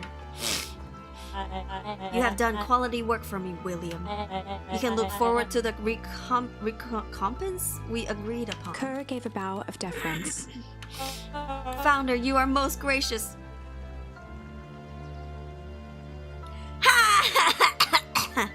Gasps rippled through the crowd. Thankfully, we can dispense with the formalities from here on out. Solomon pulled a glass vial from his pocket. Is he gonna... In one smooth motion, he downed its contents. Oh shit, he's gonna do a live, what do you call that? Thank you for the follow. You expect him to be taller? In a second. Live demonstration, that's the word. A triumphant smile grew across Solomon's lips. Yep. You can all call me Sharper Valentine. Bond. James Bond. His body and face began to contort and expand hold up. as he disappeared into a belching green mist. His clothes. Oh, he's gonna outgrow his clothes. He's gonna have no clothes. He's gonna be naked. Well, at least he's behind a podium where he can hide behind but his gap will be out. You know what? Let's not delve into the little itty bitty things, okay? Oh, he's V-twitching. I guess his clothes grow with him too. I don't know. Horror gripped the crowd. Oh shit, This Daddy. is a story about change. What? No! Ah, so you didn't see that coming. Oh, Daddy, shit! What? I did not screenshot. Oh, Daddy, thank you for 6 ringgit super chat. The name's Bond. James Bond. Oh my god. Jeez Louises! He is fine. Well, I guess he's a fine daddy with a fine daughter. His son is just shy. I don't mind dad bods. But his daughter though. I guess he had an assistant with clothes on the ready. He had to change in like 2 seconds. You know? He had to like, while he was twitching behind the podium, he was also like taking off his mini itty bitty clothes to put on his big boy pants. The black licorice. Good. Sharper examined his new hands. Well, this is quite the improvement. Everything looks so much smaller now. Looks down into his pants. What? He became CEO of rich company suddenly. It's so interesting because he gave his daughter and son a condition to, in order to get his inheritance, they had to adopt this kid called fucking Solomon. Okay? That's his skin. Gross with him. Eleanor's right about one thing. This festival was a ruse. I wanted you all to witness my glorious return with your own eyes. Such a fucking narcissist. Jekyll and Hyde shit. Not everything. Why does everyone look so downtrodden? This is a celebration, people. Maybe it would help if we set the mood. Mr. Kerr, be a dear and reveal a sign. Oh shit! Ha, wonderful. You don't think someone caught a glimpse of the freaking sign because the wind was blowing? Like, I don't know. Sharper choked out a crude squawk of a laugh. Frustrated grumbles sprinkled through the crowd. This is diabolical. This is actually diabolical. I love this sloth guy. Sharper, you malicious bastard. Oh, Malice. I'm glad you're back so I can tell you tell you that to your face. Ah, he really doesn't like this guy. You destroyed this town. We ain't gonna let you get away with it again. Sorry, this is not the time for audience participation. Some assistance, Mr. Kerr. You leave Uncle Sloth alone. William Kerr gave a subtle nod to the clipboards. No. You coward. No. Does anyone else have something to contribute? A helpless quiet settled over the crowd. So you can only go old, but you can't also go young. So like, make Mama young again. You know? I thought so. Did you all truly believe you could be free of me? What the fuck? A town of complete and utter fools. You people should be celebrating my return. You're clearly lost without me, and that leads me nicely to my children. Daddy? Daddy? I guess they were just all in shock. Like, I gave you both the greatest gift a parents can give. The opportunity to prove yourself in my absence. But you were not really absent. But also, it's kind of fucked up because now you're younger than your son, or your son's age. That's kind of confusing. Squandered. To say I'm disappointed would be an understatement. So fucked up. He's so fucked up. But silence, Augustus. An adult is speaking. Oh damn! He still treats him like a little kid. This is what causes generational trauma, you guys. I don't know which is worse. A son who's completely hopeless, or a daughter with such potential who inevitably lets me down. Yo, she took care of your baby ass while you were a child, okay? Eris, you fail me with admirable consistency. You know, they look good together. It's kind of fucked up to say. It didn't have to do him like that, bruh. They kind of look good together. But this ain't Alabama up here. Come back as a child just to suddenly grow and tell you you did bad. I know, and then suddenly your father's younger than you, bro. What the hell? Thankfully, I was counting on it this time. Father, have been wasting time, my dear. What have you accomplished? I was focused on cementing our legacy. Legacy? Who needs a legacy when you can just live forever? Okay, but to be fair, your daughter didn't know that. Right? So, like, she was cementing your legacy. Right? Shit, like, you hid this even from her. It doesn't really strict standard no matter if they're his blood relative. This is what, you know, overachieving parents, or I guess, like, unreasonably ambitious people, when they have kids, they tend to treat their kids like this. This is really, like, common. But what about... It's alright, kiddo. I'm afraid you suffer from a complete lack of imagination. There's just no helping it. Now then, where's Joseph? Damn, they just treat everything like there's nothing. You didn't take the opportunity to slip off, did you? Ah, there he is. Everyone should give him a hand. None of this would have been possible without Joseph. I think you said enough. Nonsense, the people deserve to know how helpful and loyal you've been. I only did what I did because he left me no choice. You always had a choice, Joseph. You were simply too weak to take it. No matter. Cheer up. You are about to be rich beyond your wildest dreams.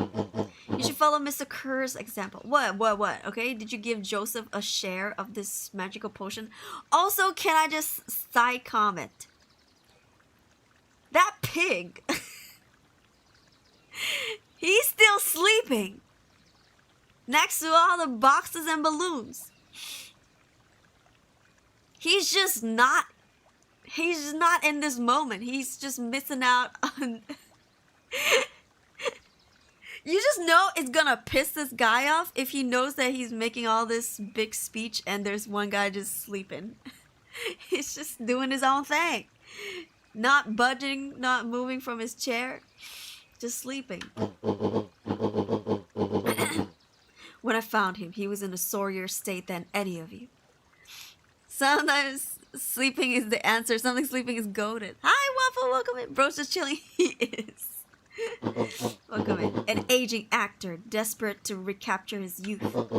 He played his part, and soon he'll be able to play the leading man again. Forever, in fact, if he remains loyal. That goes for all of you. Well, those who haven't already frittered away my goodwill. Beacon Pines is mine again, and I am willing to share its spoils in exchange for absolute loyalty. Are you saying William Kerr was never in charge of Perennial Harvest? Ha! You think that puffed up blatherskite could have accomplished all of this? You talk mad shit about my boy Kerr? Just kidding. Yuji shrugs and goes back to sleep. He doesn't even wake up. Dawn, I suppose it's time for your big exclusive. Sharper addressed the crowd with indignant pride. He'd planned this moment for so long that now, at the deed's fruition, it almost felt frivolous. You see, I needed a figurehead to hold things down while I orchestrated my return. Someone to misdirect, lie, and bilk this town for a spell. So I invented William Kerr. Huh? Take your bow, you've earned it. Mr. Kerr flourished a preposterously elaborate bow.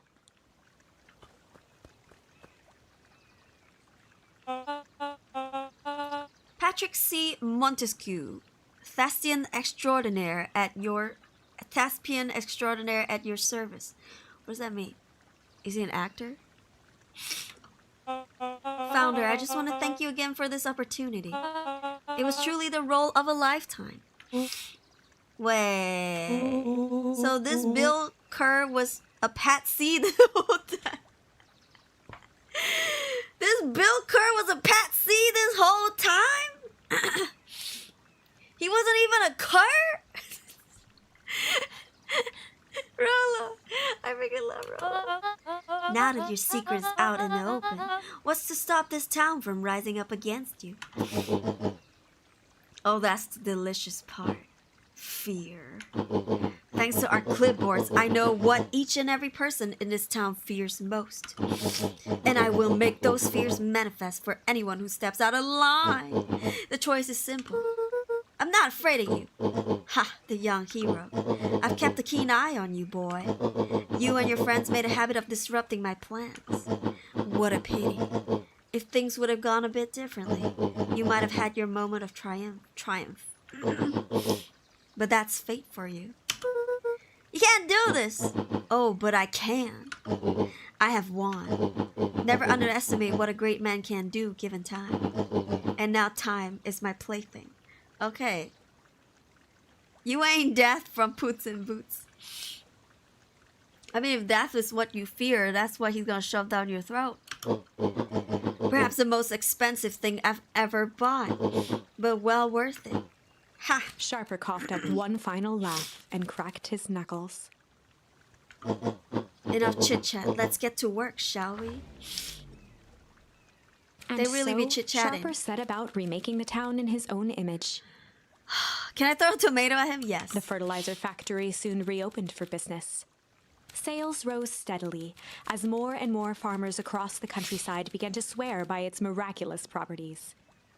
Beacon Pines became famous, a secretive town that, for the right price, shared its gifts with all. Gifts that became more and more necessary in a world where winters grew longer and longer. So hold up. If they live forever and they have more kids, they don't have to wait for their kids to grow up. But their kids won't have the knowledge. If you feed a fucking baby the elixir or whatever the fuck, and the kid grows up to be 18 years old, he still wouldn't know how to talk or walk. Overpopulation will set in. Maybe they're not allowed to have kids no more. The end. This is wrong, but things are becoming clearer now. Yep. You can feel it, right? We can't let Sharper win. He might just be the key to this whole thing. Let's see.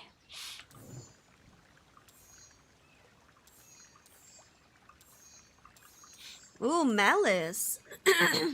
Which Windows to the Soul. Where's this one? Windows to the Soul. No way, that's the no. I think there are 10 chapters in total. Which one is this one?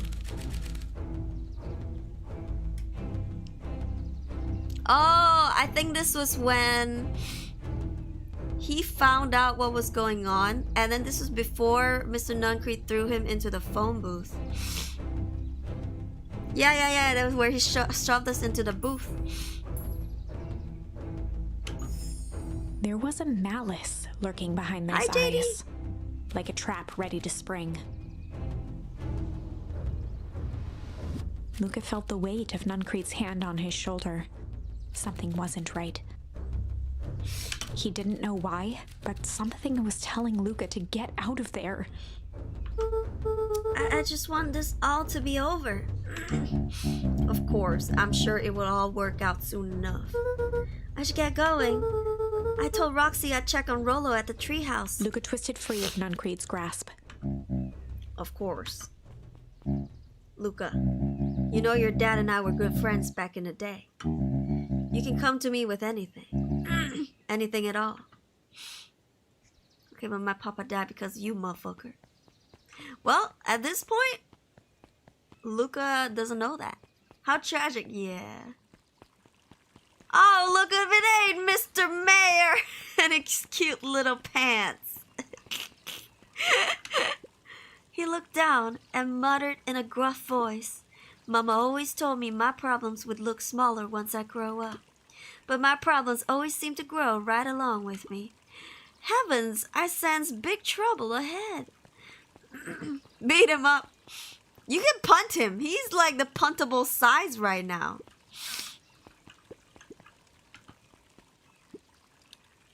the festival decorations are a bit humdrum. Now, if I were to throw a festival, it would be a thing to behold. I agree, this is all more than a little sad. It's worse than sad. It's boring. What if we did a little something to spice things up? I'm listening.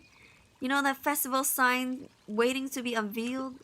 It would be shame if someone... The two scurried off, eagerly formulating a plan. Okay, kids. Foreshadowing. I know, right? Alright, let's go to the treehouse. Oh. Identify yourself, please. Nellie Modwill. I work here now. I'm unable to locate you on our staff roll. Oh, I don't officially start until tomorrow. Mr. Kerr said I could come in early tonight to get a few things done. Hold, please. Clearance authorized. Thank you. Our harvest awaits. Hi, Gramps. Whoa, you could get a wrench to the noggin sneaking up on a guy like that. He's so cute. Don't scare a man while he's junking, Sonny. Evening, Jeff. Isn't it kind of late to be junking? I might as well ask the same thing of you. Find anything good? Bah! Ever since perennial harvest moved in, even the junk is trash. Well, junk has always... You know what? Never mind. You can learn a lot about what a person... Wait, you can learn a lot about a person by looking at what they throw away. With this bunch, it's all shredded paper and coffee cups. Well, I better get going. I didn't see nothing if you didn't see nothing. See what? Exactly. He's also a character. Such a funny guy. Hey, Luca. Oh, I guess we don't talk. Leave his junk alone, always. Hi. Hey, Jetson. Have you seen Rolo come by this way by any chance? Afraid not. As elusive as the fish in this here pond. Yeah, you'll never find a fish in that pond, I'll tell you that. Rolo? He aired a long holler into the woods. Rolo! I don't remember in this timeline if Rolo got kidnapped. Hi, Sakura, welcome in.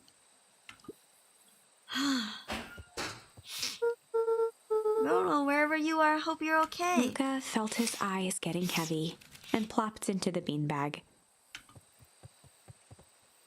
He conceded to its lumpy embrace.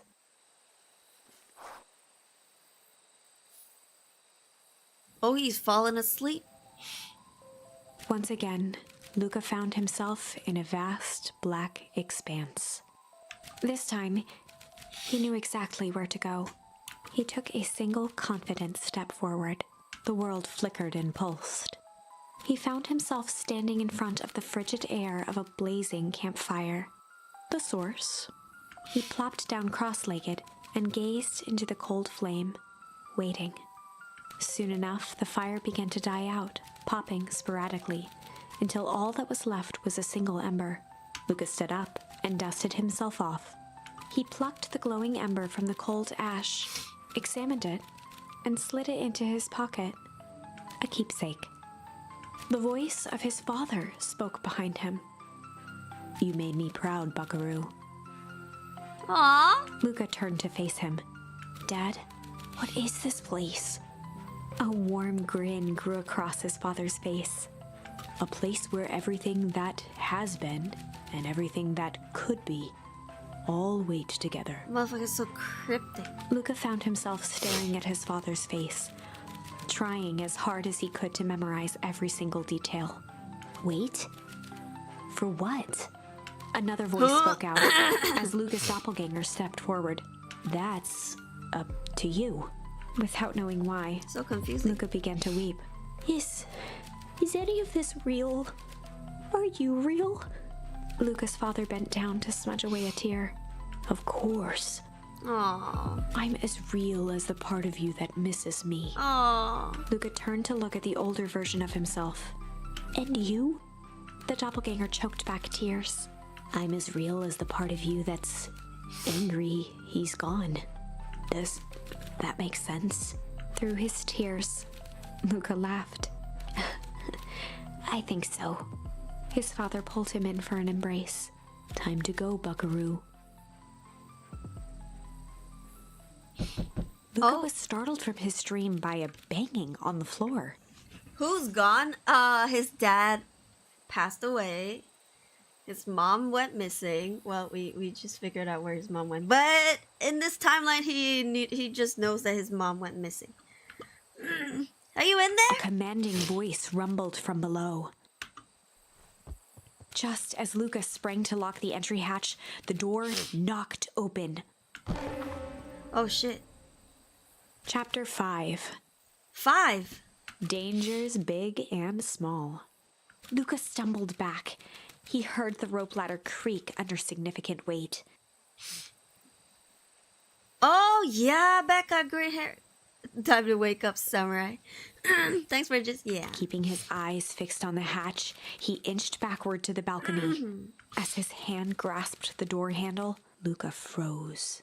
A large figure clumsily wriggled up through the hole. What? Oh shit! Stop right there. Or I'll... Sheesh, I know it's dark and all, but I figured you recognize me. God damn! Speaking of a glow up, boy! Is it still gonna be funny?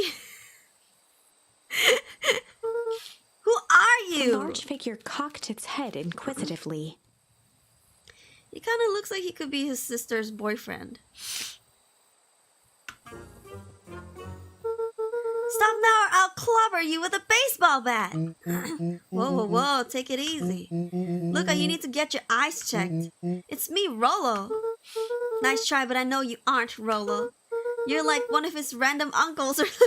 Oh shit, that's so rude. Where is he? Uncle? Luca, quit messing around. It's me. If it really is you, prove it. Flaming chicken coop, Luca. Luca's jaw dropped. He peered more closely at the man standing in front of This is him. where he went missing. And I think he got a growth spurt from the chemicals. Something about him was undeniably Rolo. Only bigger, older, changed. How? What happened to you? When I was running away, I ran into more people in those yellow suits. Bruh. It's like my brain doesn't want to accept this. He turned into like an older dude. So, is he forever gonna be older than Luca now? In this timeline? They grabbed me and dragged me away. But where did they take you? Don't know. They threw a bag over my head. It was cold and smelled like a swimming pool. I think it was an underground lab or something. They made my hands all big. Look. Rolo proudly presented his hands to Luca. The way he raised his hands is so cute. It became legal, bruh. Out of nowhere. Pretty sweet, right? I mean, it wouldn't be my first pick for a superpower. But baggers can't be choosers. Rolo, it wasn't just your hands. My feet too?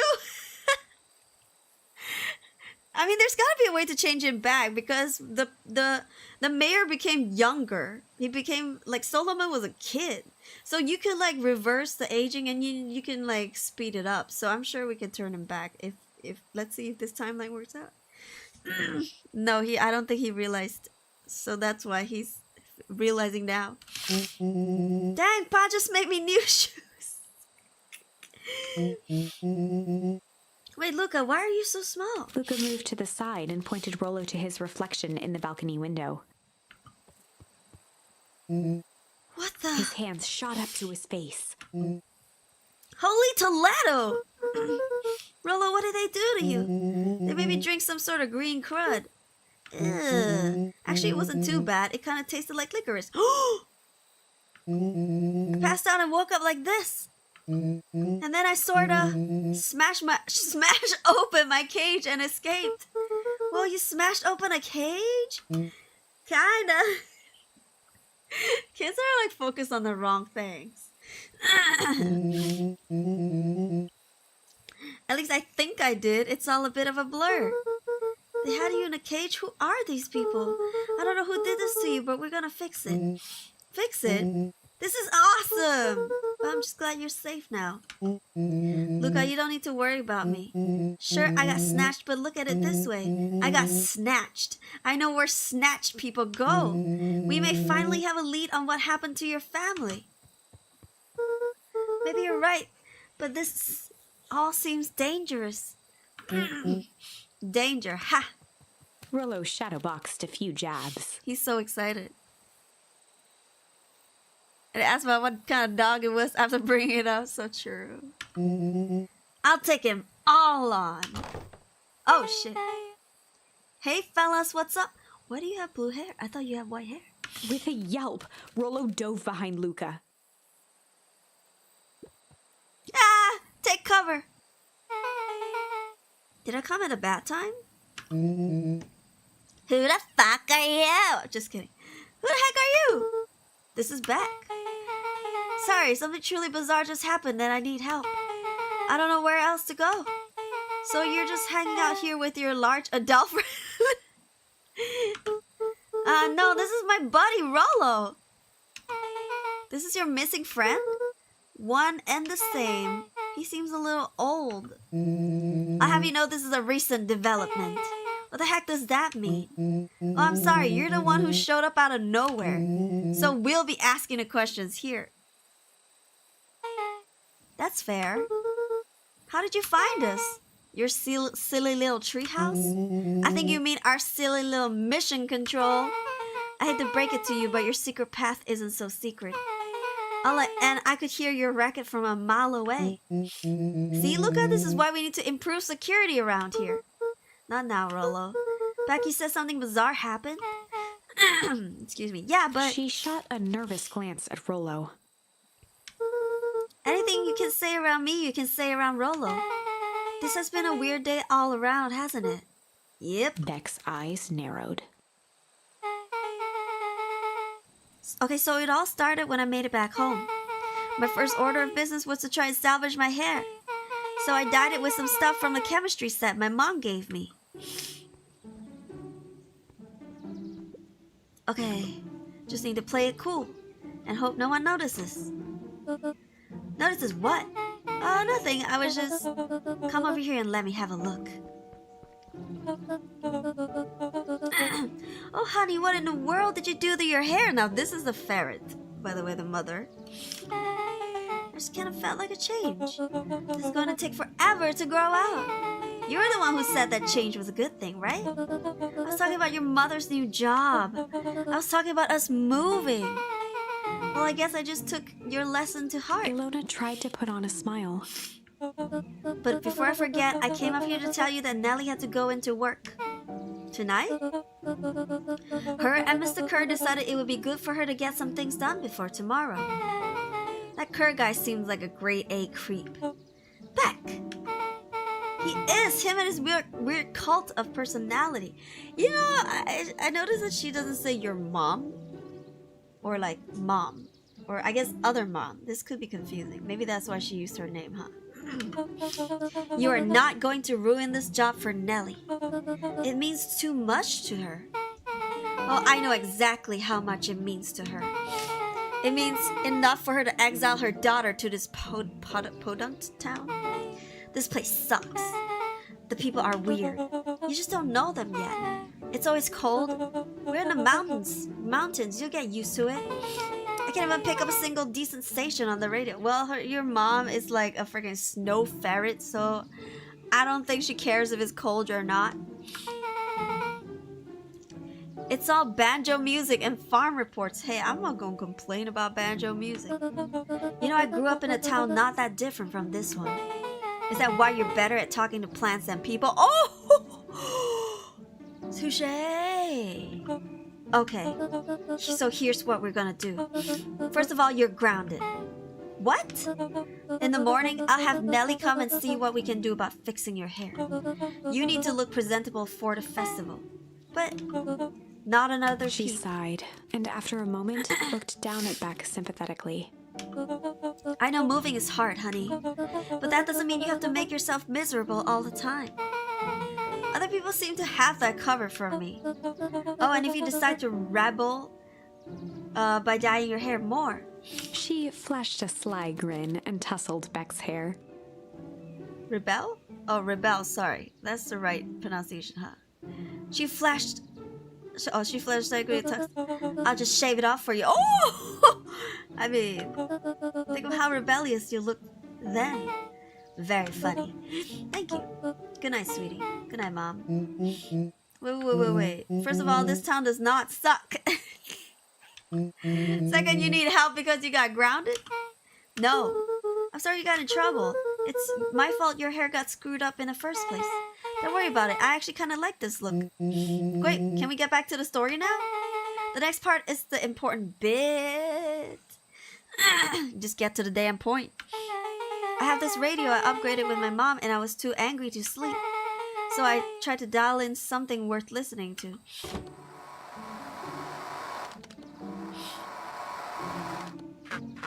Mr. Kerr, are you there? Mr. Kerr? Yes, I'm busy. What is it? Apologies, I have the founder on the line. Patch him through immediately. One moment.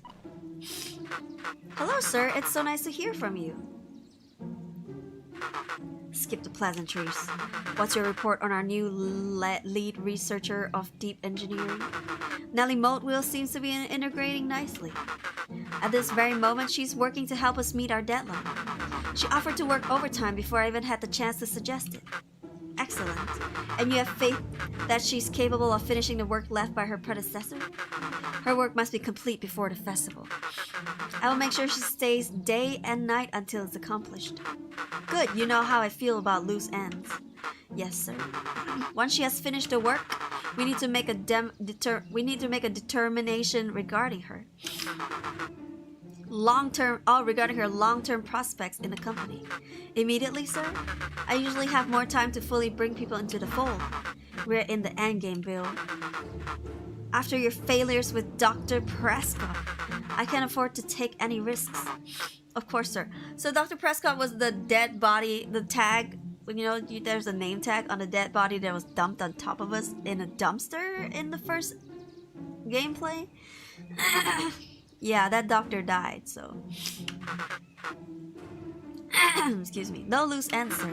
Once she finishes the work, she will either leave the office completely committed to perennial harvest, or she won't leave at all. Yeah, they dumped a failure on us. Perfect.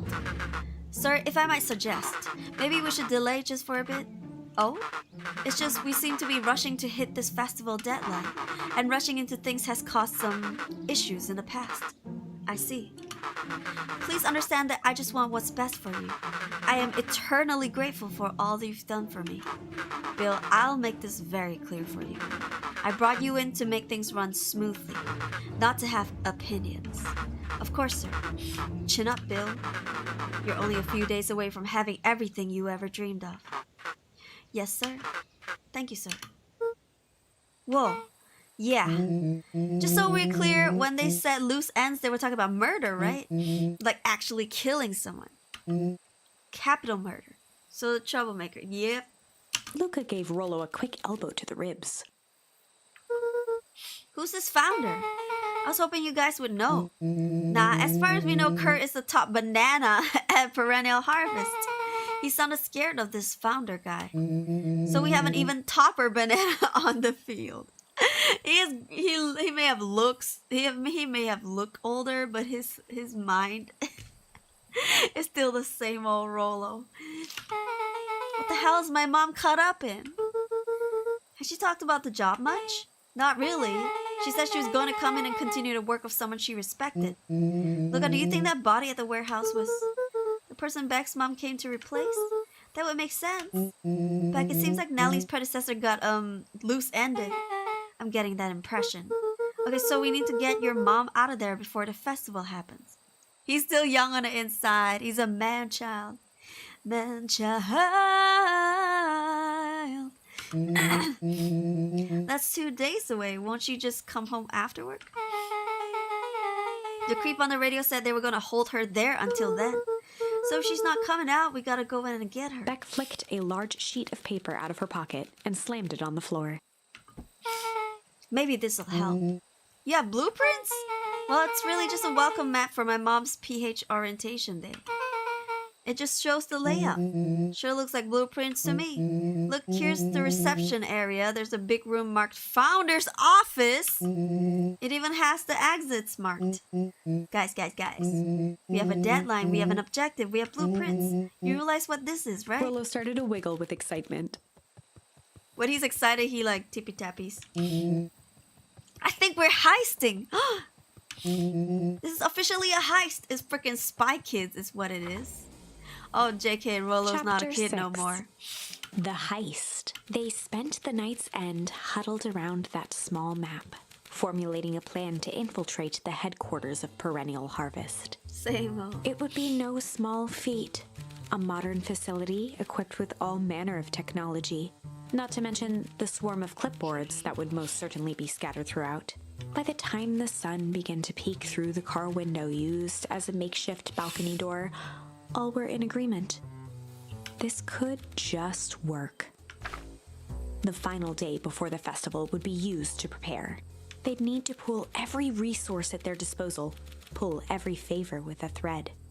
Even enlist some unsavory characters around town with important tasks only they were suited. Luckily, there was enough ill will and mistrust toward Perennial Harvest that alliances could be found at a bargain. Wait, what happened to Iggy in this one? I don't remember. The tale betrays him. Luca, Beck, and Rollo rubbed their eyes as they exited the treehouse. They hadn't slept at all that night. There was no time. Gee, I haven't slept at all night too. The festival was to begin in 1 day, and they each had their assignments.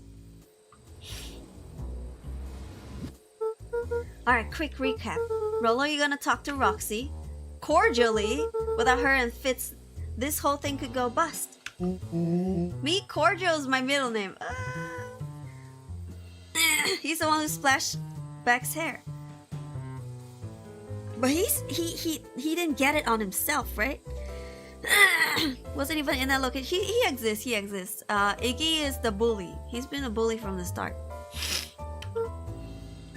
And how do you plan to explain your He new waved vaguely at Rollo's sizable figure. circumstance? Nah, she'll be so happy I'm alive she won't even notice. She will notice because now she gotta feed you twice the amount that she usually feeds you. Beck snorted an involuntary giggle. And Beck, you're sure Ilona won't just shoot this whole thing down when she hears it? She'll listen. Once she understands the danger Nellie is in, the danger we're all in, the plan will make sense. Okay, that leaves me with Jeff, then Iggy. Jeff! How are you gonna persuade them? I'll think of something. They each looked at each other with sleepy confidence and nodded. Well, Godspeed. At least the help of Jeff, Iggy, and Tish. Yep! Where are they? It's time to go looking. Let's see if Rollo's here. Nope. Where's everyone?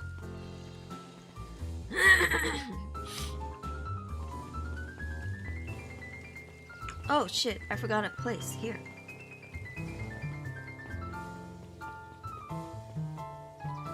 Oh, I guess it's closed.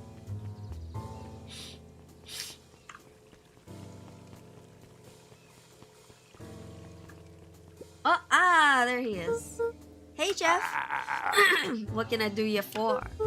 Well, I know how much you hate Perennial Harvest. Hate's a strong word. Oh, sorry. I mean, I didn't say it was the wrong word. I love this, Grandpa.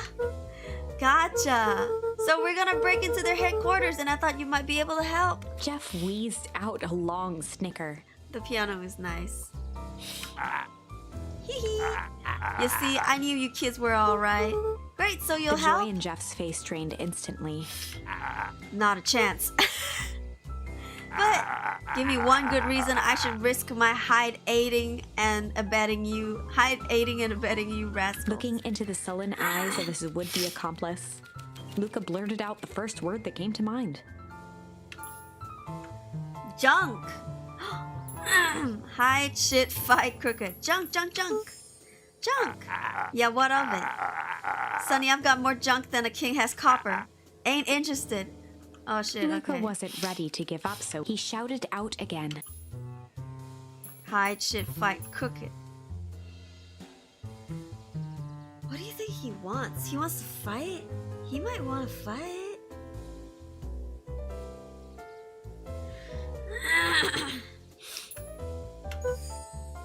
Fight! I've done enough fighting in one lifetime, and more than my fair share of losing. Time's come to hang up the glove. Crooked! Yeah, they're all crooks, like cockroaches. Stamp one out and another comes scurrying along to take its place. Don't tell me you want some shit. Yeah, it's all shit. I still ain't helping. Ain't that some shit? Alright, you hide then. Jeff's brow perked up. What'd you say? Go and hide then. Sensing some traction, Luca carried on with vigor.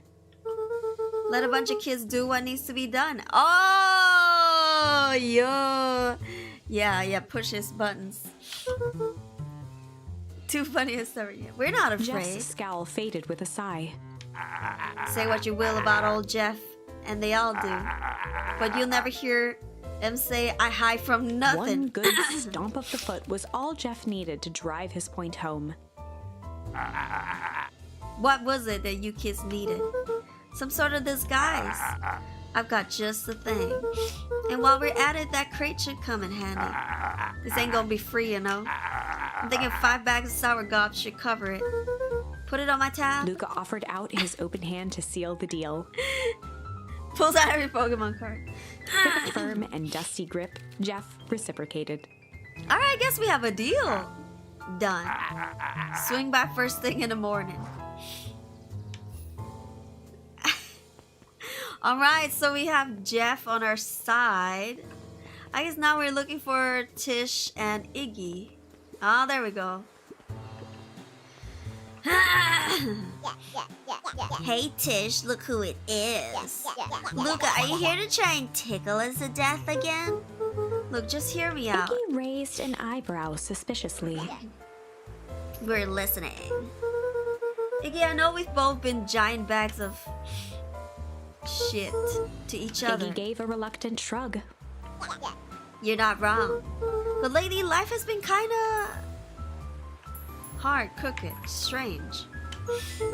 Strange, you know? Iggy considered the point. Things have been weird around here. So I'm offering a truce and asking for your help.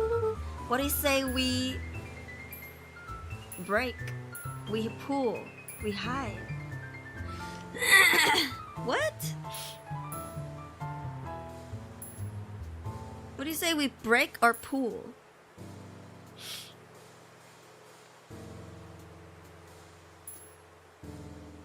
Break? Break the system? Let's go and break. Break our hostilities, at least for now. We do like breaking things. Break dance, ayo. Even if a truce means less breaking things. What if I told you there was a way to have a truce and break stuff? Ooh, yeah, they like causing chaos. Go on. I need you to cause a distraction so I can sneak into Perennial Harvest HQ. A wild-eyed grin spread across Iggy's face. My, Luca Van Horn, I'm impressed.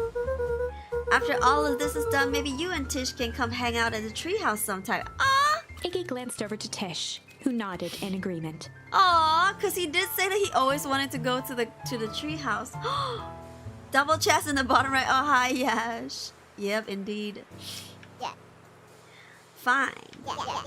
But not because we want to see your crappy treehouse here, right? Yeah. We just like to cause chaos. With a quick nod, Luca was off. Oh, Tish not gonna go, yep. Okay, I guess Tish not gonna go, yep. Did you hear that, Tish? Iggy gazed up at Tish with a smile. Oh, she gonna do it. He invited us to hang out at the treehouse. A single tear ran down Tish's cheek. Aww. I never expected this day to come. I never expected you to ever speak more than yep, Tish. This is blowing my mind. She speaks more words. She has more than one word in her vocabulary. How wonderful. Oh my goodness. Oh, they just want to be friends with Chapter 7. How. That's so wholesome. Bruh. Into the hive. A good heist requires preparation. Are we going to the beehive underground? Because he always said, yep. Oh, I never watched My Little Pony. And thorough preparation takes time, something they had precious little of. So far, everything was in order. Jeff, Iggy, and Tish all agreed to do their part. Okay. Beck radioed Luca that night with a simple and covert message. We are locked and loaded on my end. And Rollo, after a lengthy confession, managed to persuade Roxy and Fitz to help. He stowed away in mission control for the night to avoid attracting attention. Rollo, being uniquely suited for the role, would be the first to breach perennial harvest. The outfit provided by Jeff wasn't perfect, but a convincing disguise is 10% wardrobe, 90% confidence. 10% wardrobe, 90% confidence. I mean, if it works, it works. Rollo took a few vigorous breaths and shook out his arms. Ain't no way to put a mustache on him. Just stay calm, Rollo. You can do this. They're not even like putting his stash the same color as the fur on his body. I don't know whose hair. Is that the grandpa's stash? I've never seen that man before in my life.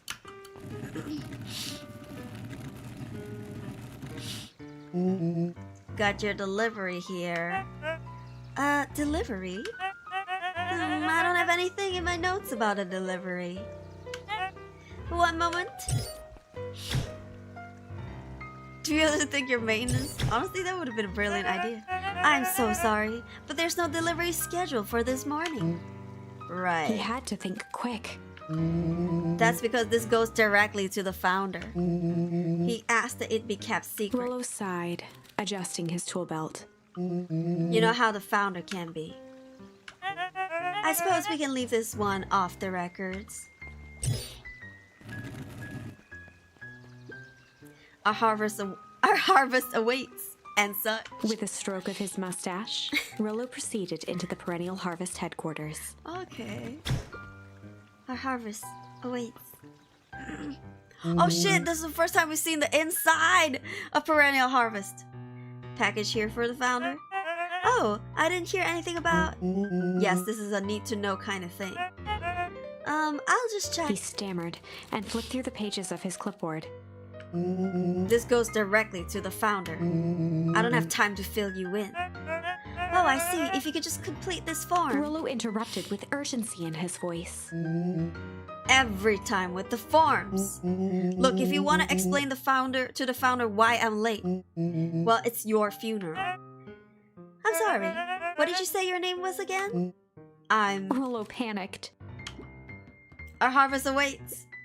Sir, that's a restricted area. Excuse me, sir? Our harvest awaits. Ready to light this candle, Tish? Yep. Oh, here we go. She's back to yep again. Man, he felt so happy. They're so cute. Suck on this, perennial ham fist. Oh, dang.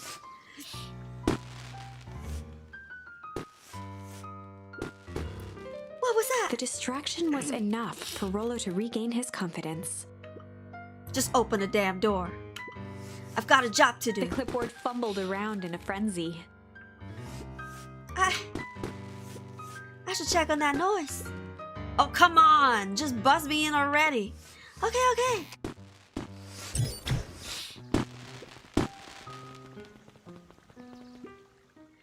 Phew. That was close. Our harvest awaits.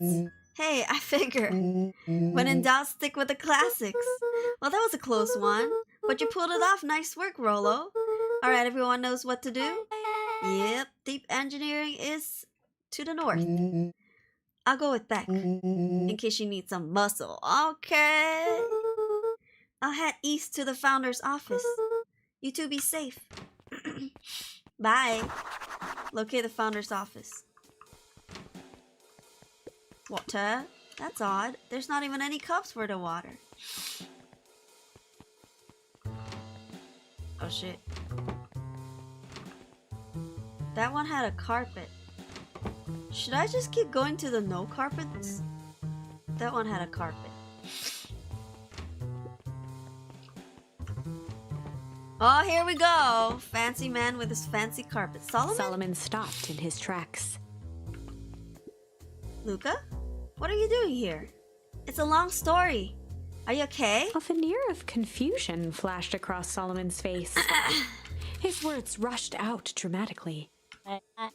No, I'm most certainly not okay. Some strange people grabbed me and...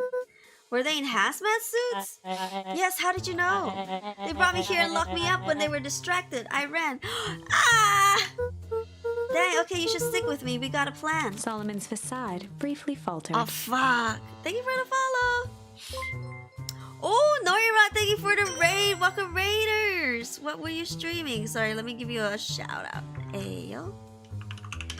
Welcome, Raiders. My name is Aruri, and I'm a wind-up doll Vtuber. You were playing Where Winds Meet. Oh my god, such a good game. I'm like stuck at level 55. I have skill issue. I cannot, for the life of me, break through. I suck. Did you have fun? Have I not followed you? Do you play? I do. It's okay. Thank you for the follow. Welcome in, everyone. We're playing Beacon Pines. It is a mystery horror game set in a storybook. Yes, the character's a furry. And yeah, super adorable. You just beat the witch at level 50. Oh, good luck, good luck. I'm at 55. I'm hard stuck at 55. I have skill issue. I cannot level up. I keep failing the breakthroughs. And at this point, I'm just like, whatever. The game's art is adorable. Yeah. Beacon Pines, not Bacon Pines, sadly. Hey, thank you for the follow. So, like, we're pretty late into the game. If you don't want any spoilers, I recommend you guys click off now, and I'll see you guys next time. But if you don't really care, just want to chill, feel free to just hang tight. I would love some Bacon Pines, honestly. Welcome, Raiders. Yeah. Yeah, there's gonna be spoilers at this point onwards, so I wouldn't recommend you guys watching if you want to try the game out yourself. Yeah, I did play the game, the first half of the game a few days ago. The VOD is up on my YouTube channel. I think it's still up on Twitch, so you guys can go watch that before you come back to watch this one. But yeah, we're gonna try to finish the game today. Beacon Pines. Yeah, Rollo and Beck are headed to deep engineering. Fuck. Thank heavens you found me. We've got to get out of here. We can't leave just yet, but they'll catch us again. I've got to do something first. When you were running, did you happen to see a door marked Founder? Oh shit. Founder, why are you looking for him? I'm not. I just need to get into that office. Now that you mention it, I do think I saw a door that said Founder. It was just down this way. Luca happened to notice a plaque above the door. What office of the Founder? Knocking comes with consequence. Oh, dang. Oh, here it is. So it is. It's pretty lucky that I ran into you. Are there, or else I might have missed it. Oh my goodness gracious. Truly fortunate. Luca tried the handle. Ah, locked. Solomon leaned forward to examine the mechanism. Regrettably, it seems to be some sort of electric lock. I don't see how we could possibly defeat a lock like that. Luca smiled and looked at his watch. Let's just wait a minute. Oh, Mama's coming through? Ah! I don't know what sort of funny business you're up to. Oh, finally you're awake, sir? You've been asleep this whole time? Even through the freaking... whatchamacallit? The freaking... cold... what? Apocalypse? But I like it. Oh, this guy. She mimed a quick hat tip and ambled off with a whistle. He really hates Perennial Harvest for blocking his view. He's so petty. Even after the big freeze, yeah. Yeah, he went back to sleeping. Of course he did. Howdy. Good afternoon. The light on the keypad changed from red to green. Bruh. Sorry, man, but she's taken. No, I just think that he was rooting for whoever that wants to see Perennial Harvest go down. How did you do that? It's good to have friends. Quickly, let's get inside before someone spots us. Oh, Luca switched goddamn. on his walkie-talkie. Rolo, I'm in. As expected, there's a control panel. Great timing. We're stuck at a locked door marked 24601. Need you to get us through. Write it down. 24601. What if someone catches us? We should get out of here. I'm not leaving my friend Solomon. On the computer screen, a green cursor blinked in a password field. Surely you don't have a way to get around the password. Luca pecked out his best guess. Underground secrets. Oh. Really? The screen blinked to life. Columns of green numbers glowed on a black background. Oh, Jesus! That was a jump scare! Kappa! Thank you for the raid. Welcome, Raiders! What were you streaming? I hope you had a good stream. That was a jump scare for sure. But it did wake me up. You were doing art? What kind of art were you doing? We were playing Beacon Pines. We're actually near the end, so if you want to play this game yourself, and if you don't want any spoilers, if you want to watch part 1 of this gameplay, which is on my YouTube channel, feel free to click off now. I'll see you guys next time. But if not, then you know, enjoy. You were drawing me. Oh, you were working on my commissions. Hey. Yeah, I commissioned Kappa for, I believe, 3 artworks. Oh god, I'm losing track of who I commissioned. I think it was like 3 artworks. I forgot. 4? Oh, 4. Yeah. Sorry. I give people no deadline, and then I just forget about it. And then I do that to like 3-4 people. So I don't really know who I commissioned at this point. Yeah. Would Kappa accept a dinosaur? Kappa would accept probably if you asked, if you commissioned Kappa to draw a dinosaur, Rudy, an dinosaur. Kappa is great at art. Yeah, please go support him. Hey. That was easy. I know. Like the password is all the same. Anyway, yeah, thank you guys for coming, and thank you for the raid again. We're trying to finish the game today, so yeah, the story is going strong. All right, let's continue. Oh, it's just absurd password Rolo heard when he was down there before. It's funny how someone arrogant enough to call themselves the founder uses such a basic password. Oh, talking my shit. Or they were thinking several moves ahead, not expecting anyone to guess something so simple.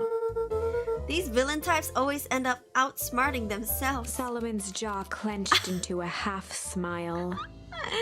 Oh, you're actually a prey and he's a predator. You don't want to piss him off. He got fangs and you don't. Your powers of deduction are as impressive as your luck. If only he knew. Luca quickly scanned the columns for number 24601. Rolo, I think this should do it. Go on now, Rolo. Bingo bango, doors open. Luca, you never fail to impress. What is that slippery lout even doing down here? Slippery lout? We have a friend whose mom is in trouble. We're here to get her out. I see. Okay, Luca, I think we're close. The next door is marked 13806. Once again, Luca scrutinized the numbers on the screen. In that moment of distraction, Solomon reached forward and pressed a large red button. Oh. Uh-oh. Maybe this one opens the lock.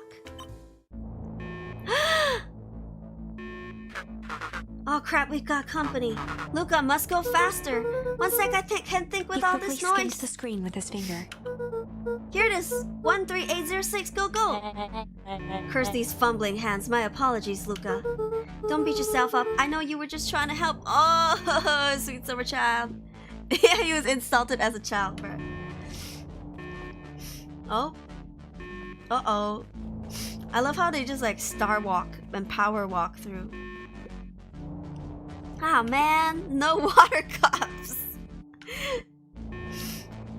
Sweet summer child. Rolo. He gets so distracted.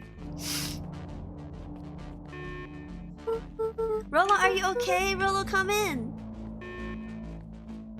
Mr. Kerr approached with a sneer and spoke into his walkie-talkie.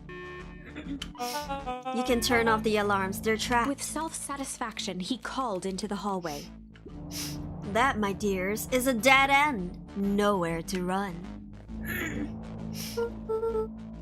Rolo, where are you? I feel like Rolo could beat him up. Are you okay? Yeah, I think we lost him. Making our way back to Nellie's office. Okay, you two rabble-rousers are coming with us. Oh! It was a distraction. You can do it. Nope. Make a break for it. I'm convinced that they're a lesbian couple. Did that little shit just kick me? Oh, how the turns of table, because she called her... Remember in the last gameplay when we kicked her as Luca, and she said, did that little shit just kick me? And now she kicked this guy, and this guy is using the same line. Don't just stand there after them. Okay, I think that worked. Roxy and Fitz have them on a wild goose chase. I'm having trouble following what just happened. Yeah, they just stood there. You remember? Turns up table. Like I said, it's good to have friends. Rolo, how long do you think Roxy can distract them? How long can Roxy keep someone so pissed off they can't see straight? Let's just say we got time. Entering Nellie's office now. Mom! Oh, honey, what did you do to your hair? I thought you'd be happy. I finally used the young chemist's lab kit. Young chemist's lab kit? You sure have a knack for making me incredibly proud in the most frustrating ways. We need to get you out of here. Who's your adult friend? Oh, I'm not an adult. Ever heard of a growth spurt? I have more of a growth spew. Okay. Roxy's another character. You're like, these siblings, man. No, that's not possible. Nellie leaned over to examine his teeth. Substantial banding on the enamel of the molars, consistent with tempus liquamin exposure. Is that what you call the gunk they forced me to drink? You drank it? Oh no. They told me it was only being tested on plants. Oh, Beck, sweetie, I promise I didn't know. Mom, what the hell's going on at this place? Bitch, we can talk outside. Okay, let's just leave this place first. Big words. I was brought here to work on the discovery of a lifetime. A novel chemical compound was discovered under Beacon Pines in a wellspring they called the Source. They named it Tempus Liquimine. It pulls energy from its surroundings in order to fundamentally alter matter's relationship to time. It was a secret to Valentine's fertilizer.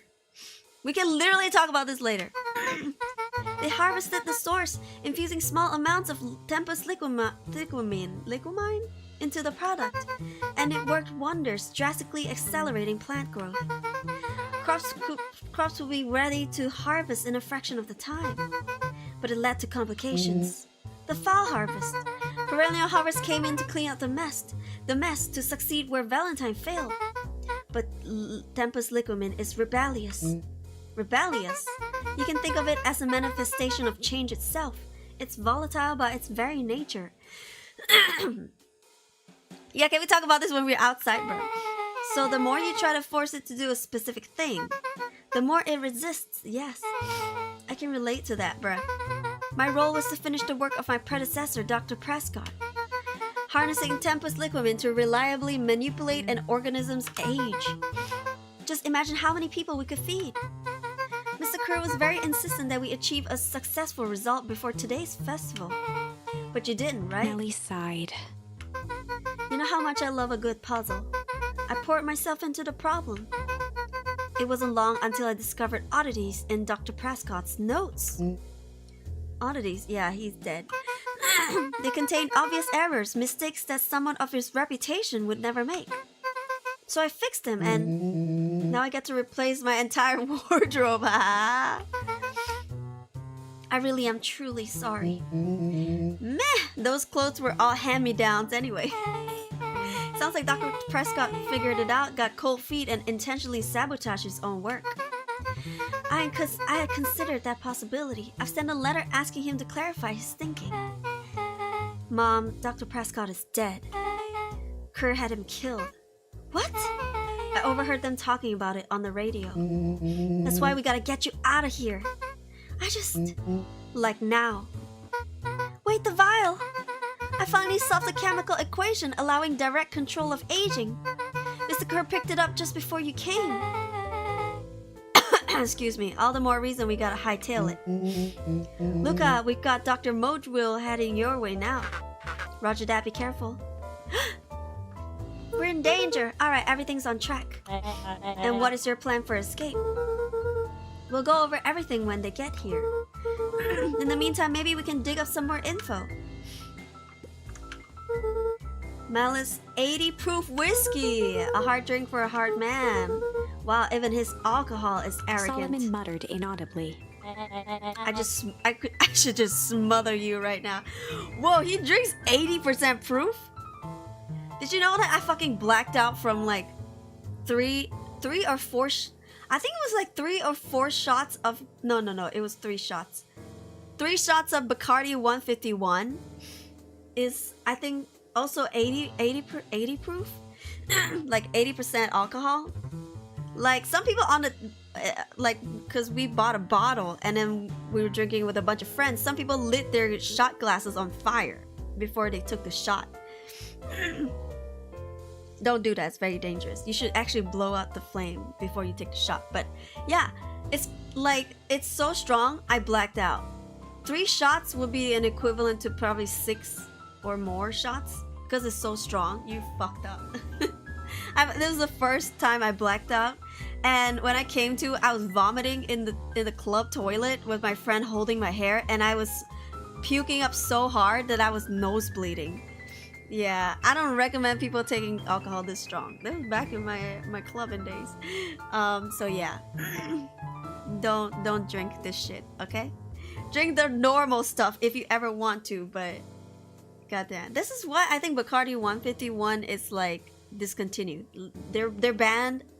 The last time I knew it was like off the shelves, like they stopped selling it.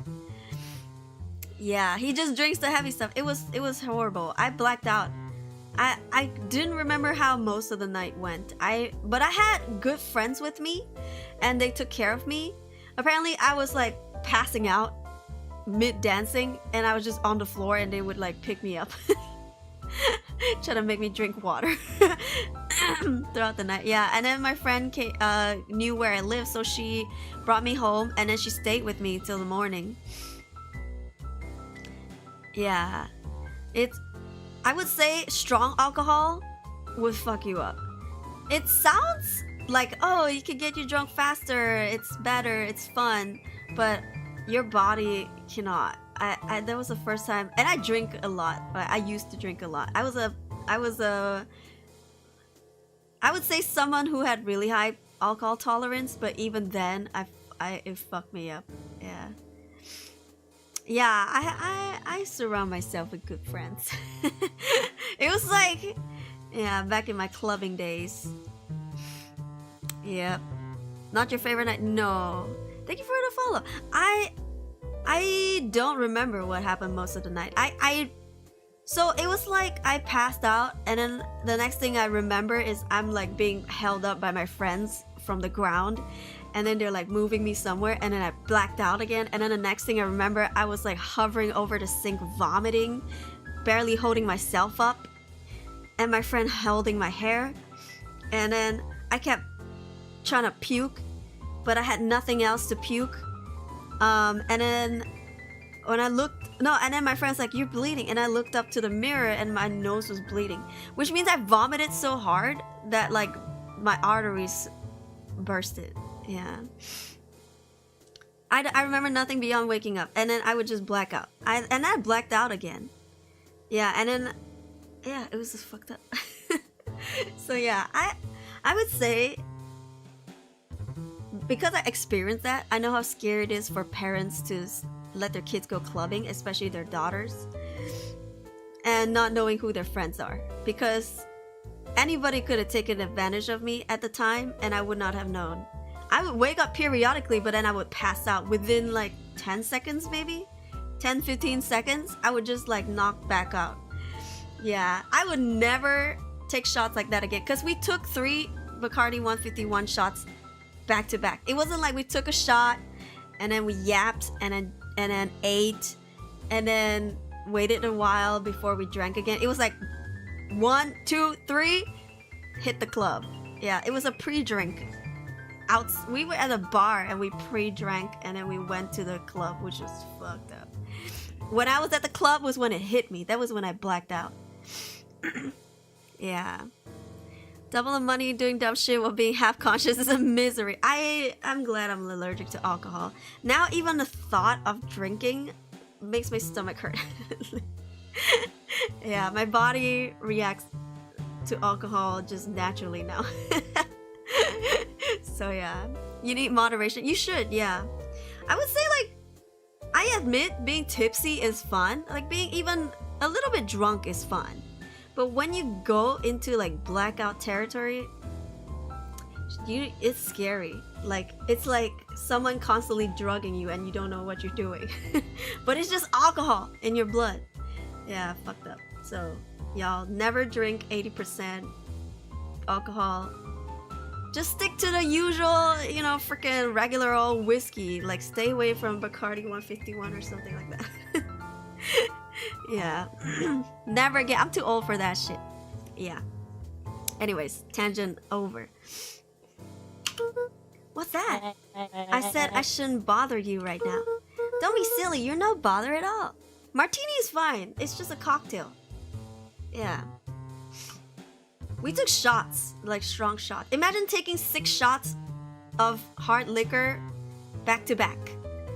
Because how fast you get drunk is also how fast you drink the alcohol.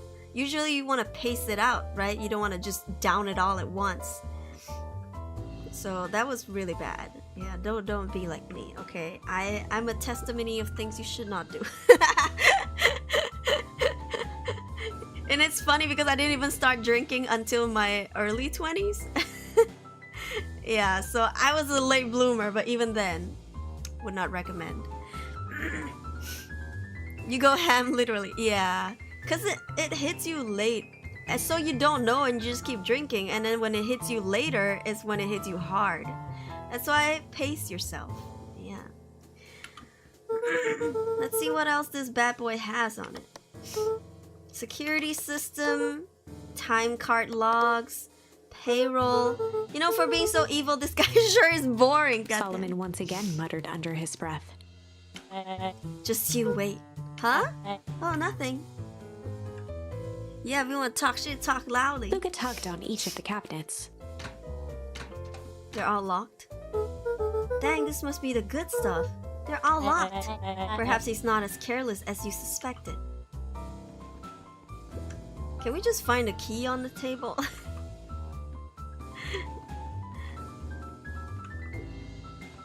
We'll talk to him last. What's up with you, Watermunes? It looks like the founder was helping Kerr plan the festival. Why would such a secretive leader be obsessed with a party? Only time will tell. Luca held his hand up to the ashtray. Still warm. He must have been in here recently. He smoked in that tiny little body? He's imitating their talking. Oh, I thought, like, I don't know, his cat sat on his keyboard, but then it wouldn't look so, you know, nicely like E, comma, E, comma, E, and then O, comma. I'm really sorry you got dragged into this mess, Solomon. You needn't worry about me. Well, I feel bad either way. We're gonna get you out of this, I promise. With a subtle, quivering lip, a smile crawled across Solomon's face. They heard the trampling of frantic footsteps from the hallway. Lock it, lock it, lock it! Locked. That was close. When we left Nellie's office, it was swarming with clipboards. We barely got away. Did they follow you? Rollo? Before we start tossing blame around. Is it possible someone ordered a pizza? While sleeping, that's so true. We'd love to hear your thoughts. Definitely not pizza. What now? Don't look at me, I'm officially retiring from the heisting business. We're so sorry for the inconvenience. We just have a few questions. Just let me think. Can somebody watch the door? Of course. No, don't trust him. Everyone else huddle up. Oops!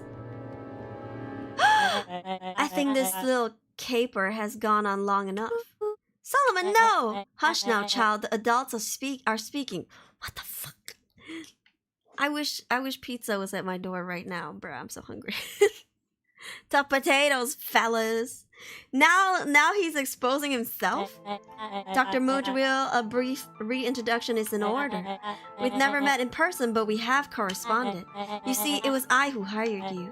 Solomon, the pathetic orphan child. The powerful and enigmatic founder.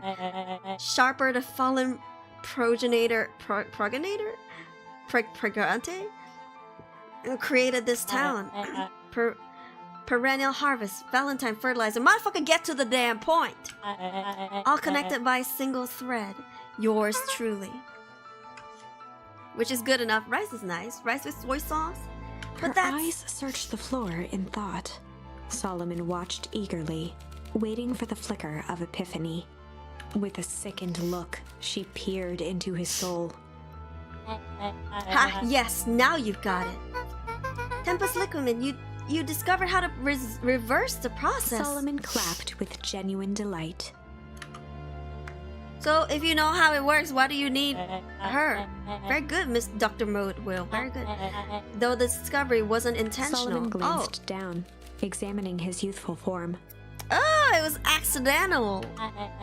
All the effects went a little too far for my taste. Okay. That's why you needed me to finish Dr. Prescott's work, which you did admirably. I don't know. Kerr Mr. presented Kerr? it with a theatrical twirl of the He's hand. gonna evolve now? May I present to you the eighth wonder of Before the... he could finish, Rollo snatched the vial from Kerr's palm. Let's go, Rollo. Wow, this stuff sounds pretty valuable. Be careful, you fool. You have no idea what you have in your hand. Actually, we do. You just did a whole evil villain monologue thingy about Rollo it. casually tossed the vial to Luca. Gosh, maybe I'll have a taste. Luca jiggled the vial mockingly. Seize him! Luca! Over here! Move another inch and I'll smash it. She held it tightly behind her back. She gonna drink it? Solomon sighed, speaking in crisp, measured syllables. You have no plan. I'll smash it, I swear. Fine, risk killing us all. Or if you're lucky, nothing happens. Then what? Can they make more? Yunokage said. Maybe, but not without the mom? I don't know. We capture you and grant you much less leniency. He pursed his lips with feigned sincerity. But I give you my word, if you hand it over now, none of you will be harmed. He looks so fluffy, I want to pet him. I hate it, because he looks so cute. With a snout. Black licorice, A deep uncertainty washed over Beck. You're a smart girl, Beck. But there's no shame in being outwitted by someone smarter than you. Shut the fuck, he's still so cocky, bro. We both know there's only one way this ends.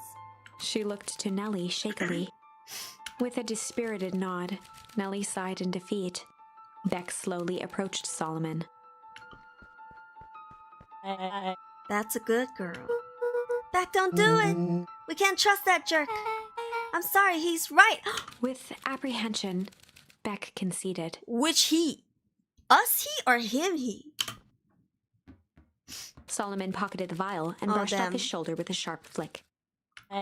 Mr. Kerr, you have allowed yourself to be humiliated by a group of children.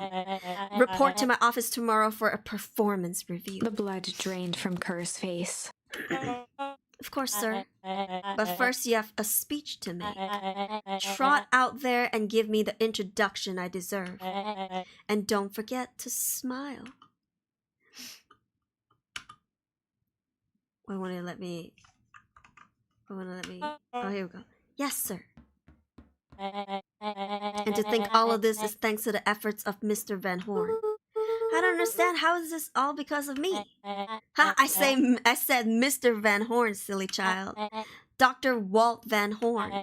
Your father was always a thorn in my side. I offered him an opportunity to be a part of something great, but the fool was blinded by righteousness. He even broke into my lab in an attempt to sabotage my Solomon work. shook his head with gratification. But the universe has a funny way of correcting course. By meddling with a force he didn't understand, Walt showed me its true potential. As fate would have it, Luca, your father's dying act was to grant me eternal life! That's such a fucked up thing to say! A muffled applause resonated faintly through the walls. Well, that's my cue. After the festivities and my subsequent ascension, I will return to deal with you all. Until then, I suggest you use this time to reflect on the magnitude of your failure. You three keep post outside the door. Oh, so you just gonna let us be in your office? You're not gonna throw us in like a jail cell or something?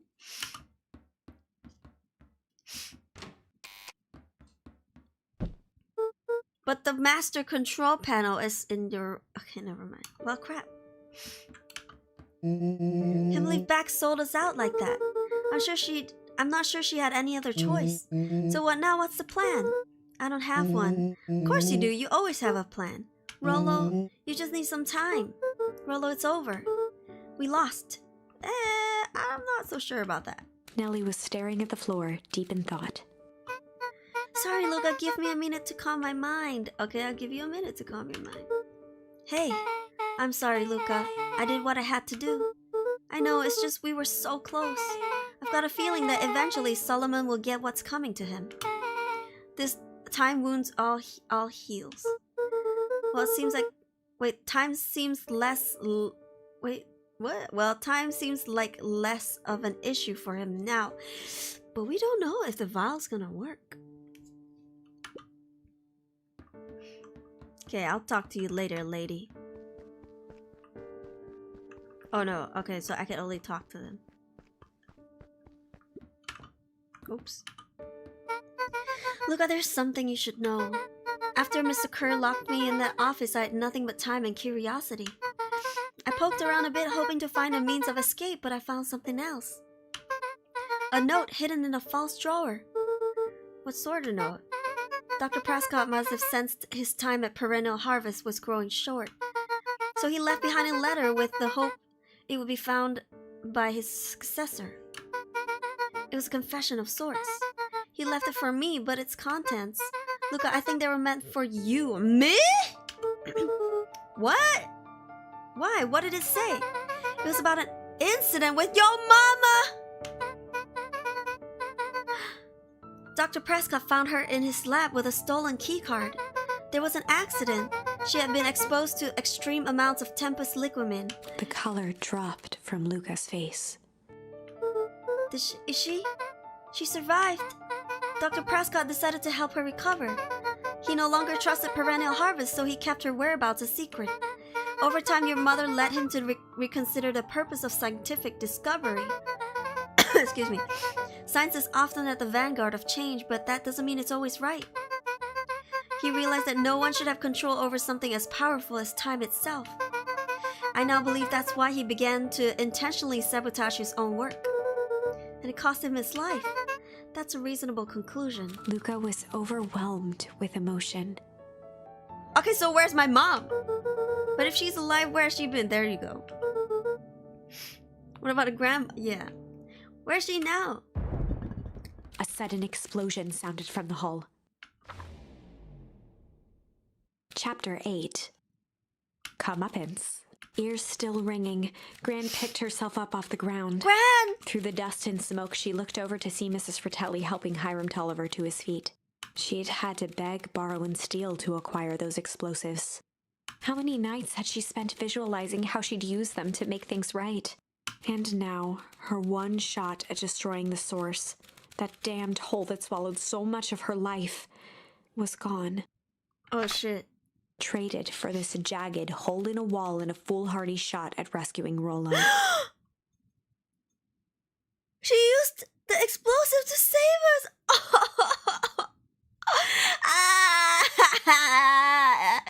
Instead of blowing up that hole, she blew a hole into this building to save us, Grandmama! With Fratelli and Tolliver at her side, she stepped through. It was a strange feeling. Oh my goodness. The last time she'd stalked this maze of hallways, it was in a different body. They quickly rounded a corner to find a group of clipboards guarding a door. Something worth guarding is probably something worth seeing. She leapt forward, brandishing her cane. It's too much of a surprise to do it. What? W, Grandma, let's go, Grandmama. Grandmama! If her last chance at vengeance for things lost was truly gone, she would just have to fight to keep what she still had.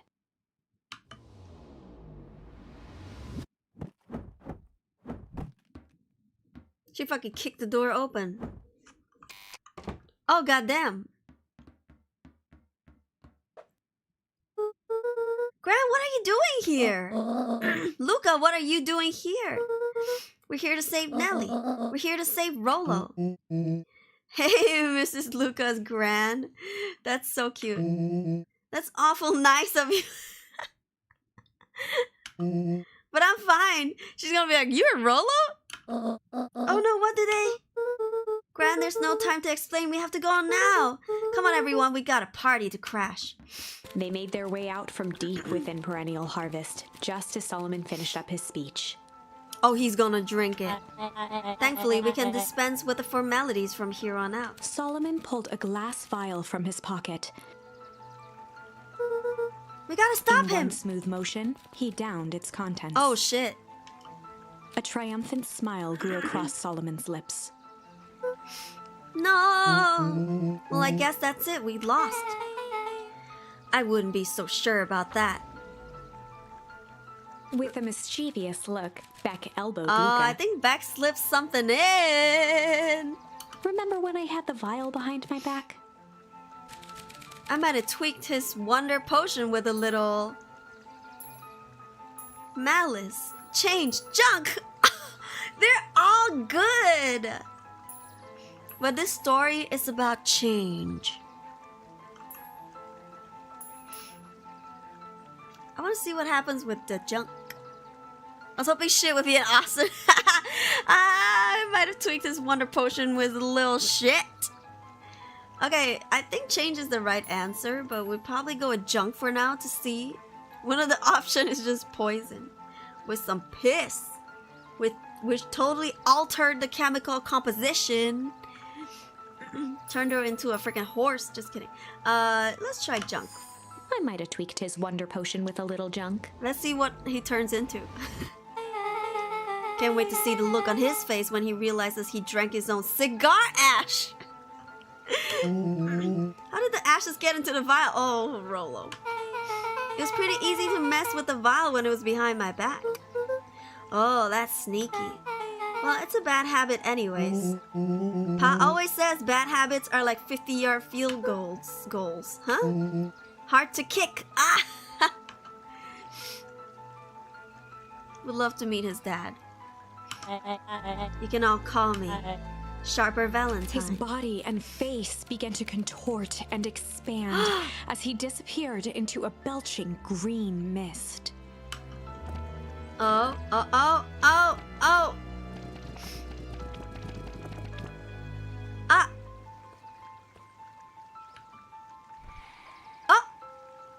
Oh! He turned into cigarette ashes! Run with the wind! Run like the wind. Okay. Well, that's one way to kick a bad habit.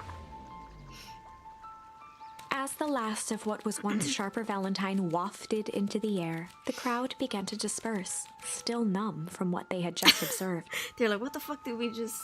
He don't feel so good, Mr. Stark! Sharper Valentine was gone for good. His end would be a new beginning for Beacon Pines. Guys! A new chance to let go of the things they had lost and grab hold of a new future. The end. That was great, but that was not it. I'd be lying if I said that wasn't a bit gratifying. Yeah. If that feels to you like a good note to end on, I won't stand in your way. Oh no, honey.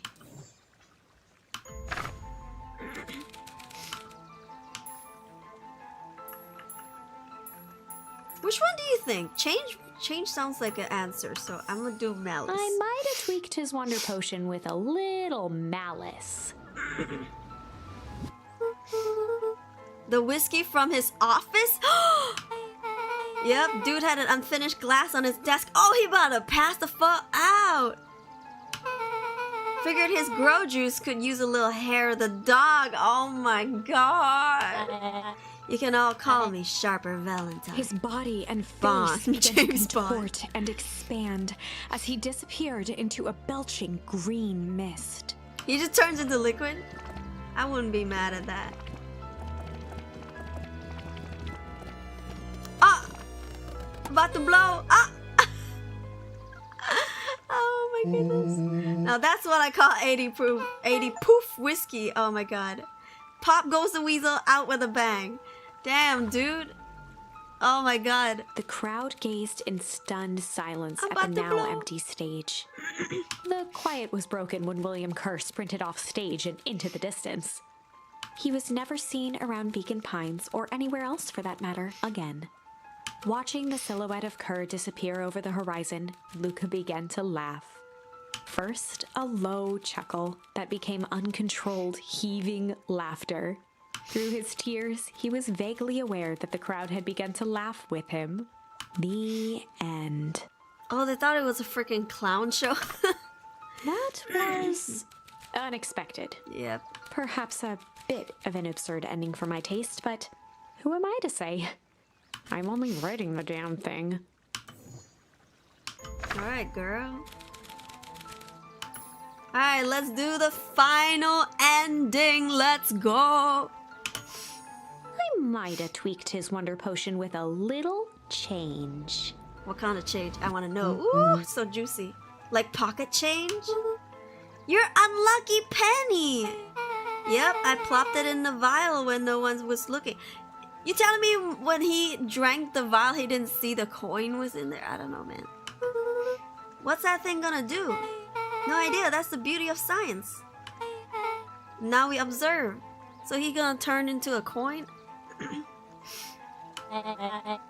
You can all call me Sharper Valentine. His body and face began to contort and expand as he disappeared into... Yeah. What's it gonna be? He's a baby? But he's still sharper, right? What he was no longer matters. How do you go back in time? This is an innocent child. Aww! I apologize for all the harm my father has caused you. Wait, he's a baby, but does he still have the genius brain? Or like, does he think like an old man? Or is he just like a tiny little baby, goo goo gaga, no thoughts, head empty? Babality, baby. Eris awkwardly cradled the squirming child. Okay, but I failed to see how an unlucky coin caused him to become a baby. What's the science behind that? She looked to her brother, her voice shaking with uncertainty. Aw. Looks smart. Maybe she's like the boss baby. You guys know that cartoon Boss Baby? Goo goo gaga. Yo. Augustus, what do we... We do what Valentines always do. What must be done? I'll hurry home and prepare a crib for father, a young sharper. That would be a great help, thank you. She looked back down at the infant with equal parts kindness and terror in her eyes. With a shake of her head, Eris addressed the crowd with a stern scowl. Okay, everyone, the show is over. You may leave now. He's still gonna grow up to be a fucking bastard, right? Copper react with acid. He's still gonna grow up to be a fucking bastard with the knowledge of an old man, right? Beacon Pine's coldest summer on record came and went without much fanfare. Folks shared what they had and none were left wanting. The new school year was ushered in by the falling leaves of autumn. After everything Luca, Rollo, and Beck had been through, middle school was bearable. Did they change Rollo back? Are you still gonna call him Daddy? I think they call him Young Sharper now. The chill of Sharper winter Jr.? didn't seem to bother people much. They kindled a hope for a better future in their hearts. When spring arrived, farmers planted their crops with a sense of joy and optimism. And as the dawn of the first day of summer came again, its light slowly spread through the shallow valley. It crept over the town square, across the river, past the neglected welcome sign, and came to rest on a young boy sleeping at dawn. His mind at peace, knowing he is here for a reason. Did Mother become younger? Or like, is she still grandma? I don't know, man. Okay, wholesome music playing. Alright. Rollo, are you up yet? Roger that. It's a beautiful day at Mission Control. You gonna swing by? Be there in a minute. Alright, chat, guess. Do you think he got switched back? I think he did. It's not fair to rob his childhood from him. Over time, Eleanor began moving Walt's old things out of the closet and into storage. Aw, she didn't let him in there because it's filled with his dad's stuff. Eleanor had moved back into her bedroom. And now that she wasn't sneaking out late, she even slept there most nights. Aw, you think he got turned back? But Mama had some good grandma drip, I'll say that. Oh, Mama's still grandma though. Mom, I'm ready to go now. You go on without me, I'll meet you there. I got a batch of jams to finish jarring. It's funny, I only started making jam as a way to send messages without anyone noticing. But now I enjoy it. Good for you, Grandma, good for you. I mean, good for you, Mom, good for you. Okay. She didn't let me near her freaking berry bushes. But now I'm gonna rebel. What are you hiding? What are you hiding? I guess we'll never know. Oh, high exposure, maybe, huh?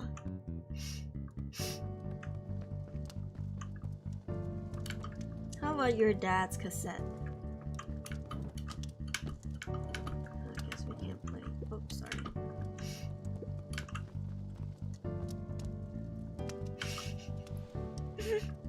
So cute.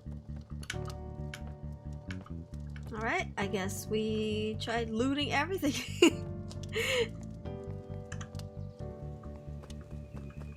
Bye. Oh look, this is Rolo's sister. I heard you and Rolo have big plans for that little tree house. Yeah, it started getting crowded after we revoked the max capacity 1 Rolo, 1 Luca rule. So we decided to expand. But at least we got some help with that. How's the internship at Nelly and Ilona's shop going? It's been great. I'm hoping it helps me get into the School of Agriculture up at State. Also, Nelly said she'd write a letter of recommendation, which would be huge. I just can't help but worry about leaving Rolo. He's grown up so fast, but he's still my little brother. Oh, I guess they didn't turn him back. Yeah, he had a heck of a growth spurt. I don't mean just grown, literally.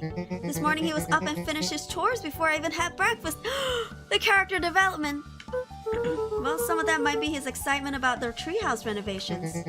Don't tell him this, because it'll go to his head, but I'm really proud of that little punk. I'm sure he feels the same way, but he's just too dang proud to tell you. I know. This music is fire! Where do I go here? Can't go here. He mature? I think he stayed mature. Hi, dude! How's your dad/son?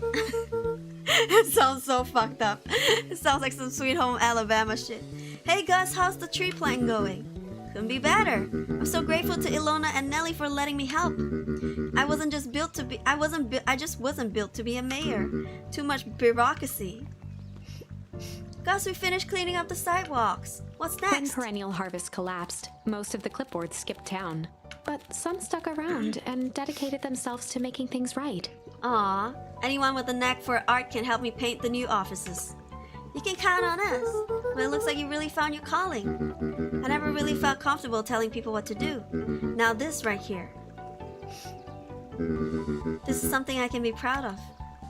Aww. How's your daddy? How's your daddy, baby? Not baby daddy, but daddy baby. Okay. How's the napping this morning? The most underrated part of a good nap is the view. And the view's getting greener every day. Nice. Okay. I see you decided on a name. Yep, we had to clear out the whole old stuff before putting on the final touch. Slow and Dirty Harvest is now official. Oh god. I like it. It was actually Nelly's idea. There's still a lot of work to do and the name serves as a reminder. Just because progress is important doesn't mean change should happen fast. In fact, I've learned that the more you care about something, the more important it is to take things slow. Our motto is go slow and fix things. Amen to that. Okay. Alright. I can't go in. I better not dilly-dally. Okay, so I guess I don't get to say goodbye to Mr. Sloth. See that the freaking water's green again. Even though he's not dead, bruh. He slept through the whole fucking ceremony. Hey, my guy. Look, I get this. I managed to reel in an actual fish this morning. Seriously? Yeah, an honest to goodness, flip-flopping, swim-swimming fish. I don't think I've ever caught an actual fish here. Been at least 7 years since I caught one. I'd say it's a good omen. What'd you do with the fish? Oh, I released it back into the pond. I'm hoping to catch it again tomorrow. Oh, let's catch some fishes. Because we got some more charms this time around. Oh, no, we got everything. Okay. Oops, sorry. Luca wrapped a femfish half. Bye. Did we really get everything? 2, 3, 4, 5, 6. 6, 7. There were 7. Alright, bye. Aww. A little higher. Yep. Little lower. Yep. Little higher. Yep. I'm telling you, The angle isn't the issue. We need more power to the radio. Luca, there you are. Would you tell him it's not the angle? Hey, I'm not in charge of antenna redesign. Fine, Iggy, just don't do anything drastic until we get back. Who, me? Tish, you're in charge while I'm gone. Yep. It'll be fine, right? It'll be fine. If we really want mission control to turn into something bigger and better, we have to loosen our grip a little bit. You're right. Lead the way. Checking back at our house. Alright, I guess we can't really loot or do anything.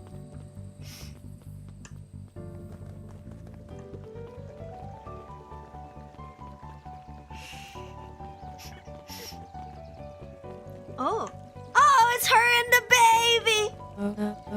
Young Mr. Van Horn. How's little Solomon, Sharper, doing? Young Sharper seems to enjoy the nature more than I. So we do a lot of strolling these days. As he, you know... He looks so cute!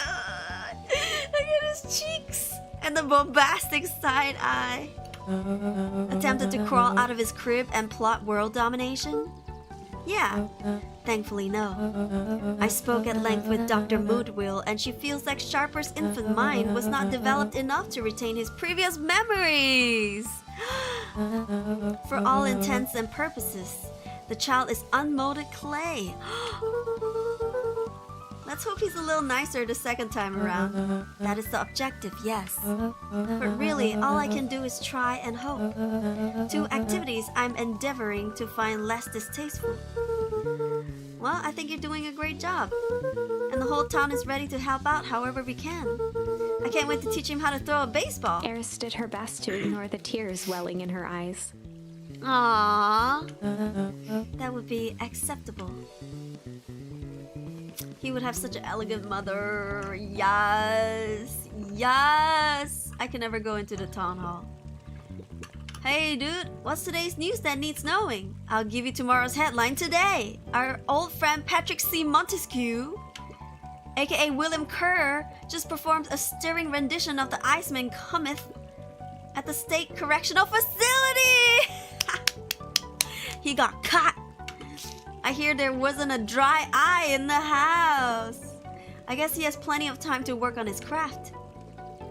Alright, karma's a bitch. He got what he deserved. He looked to his friends with a thankful smile.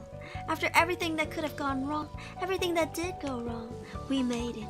The end. Closing her eyes, Miss Hatch took a deep, relaxing breath. Finally, she's done reading. Bitch been reading the whole time. Oh, hello, Luca. How are you? Really good, actually. That's wonderful. I think she missed the whole thing. Did I miss anything? I think you're pretty much up to speed. Sure, whatever you say. Hey, where's your lesbian girlfriend? Luca, do you want a biscotti? Oh, hell yeah. On the house. I don't really have time. Zarilo, you gotta come see this. I finally did it. I pulled the perfect espresso. Oh, Lumi. If I didn't know better, I would think you're proud of something. As if I know. It's too late! You're now officially a person that cares! Well, well, well. This is such a cute little craft. Hey! Hey, Luca, can you tell Roxy I'll be free in an hour? Sure thing. My dad's making me stock the shelves for the summer. He said it builds character. I think he meant to say it builds calluses. Builds character! Yeah, it builds something, alright. Oh, Sporson's been here throughout. Just dropping the same emotes continuously. Luca, can I interest you in a delicious apple? He playfully waggled an apple. No thanks, just saying hello. Well, hello then. Mind telling your mom we need a new crate of jam? Already? It's funny, I used to hide this stuff in the back. Terrified that someone would find out about our secret messages. Oh! Ray, thank you for the raid! Welcome, Raiders! Raiders, get it? What were you streaming? I hope you had a good stream. You're playing Dispatch? Oh my god, I need to play that game. I've seen some trailers. It looks so good. I hope you had a good stream. Hi, welcome in. Hey, welcome Raiders. My name is Aruri. I'm a wonderful VTuber.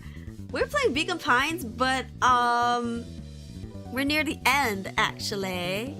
So if you don't want spoilers, wait, hold on, let me click away. If you don't want spoilers, I highly recommend you to click away now, and then I'll see you in my next stream. Yeah, or I'll see you again sometime soon. If you want to watch part 1 of my gameplay, it is on my YouTube channel. This is part 2 of the gameplay. Yeah. Game of the year for real, so fun. I gotta play it. It's so expensive, right? Yeah, I don't think I have the game. Maybe I'll add it to my throne or something. Or lurk to support the channel, or do that. Yeah, don't stare at the screen if you don't want spoilers. Good morning, girly. Good morning. You got this. Thank you. Thank you so much. Feel free to rest up if you guys have to. If not, let's chill together. Oh, it's 2:40 a.m. Oh, 2:45 actually. Yeah, I'm gonna stare. I'm gonna continue the gameplay now. Okay. We're actually at the end of the game. We're like at the last part of the game now. Yeah. All right. This cute little pupper. Wow, back for seconds. If it's not too much trouble, for the longest time, I didn't understand the appeal of ice cream. It served no purpose other than to be briefly enjoyed and then it's gone. But it's pretty tasty while it lasts. I'm inclined to agree. Okay. Little itty bitty late. About like 8 hours gameplay too late.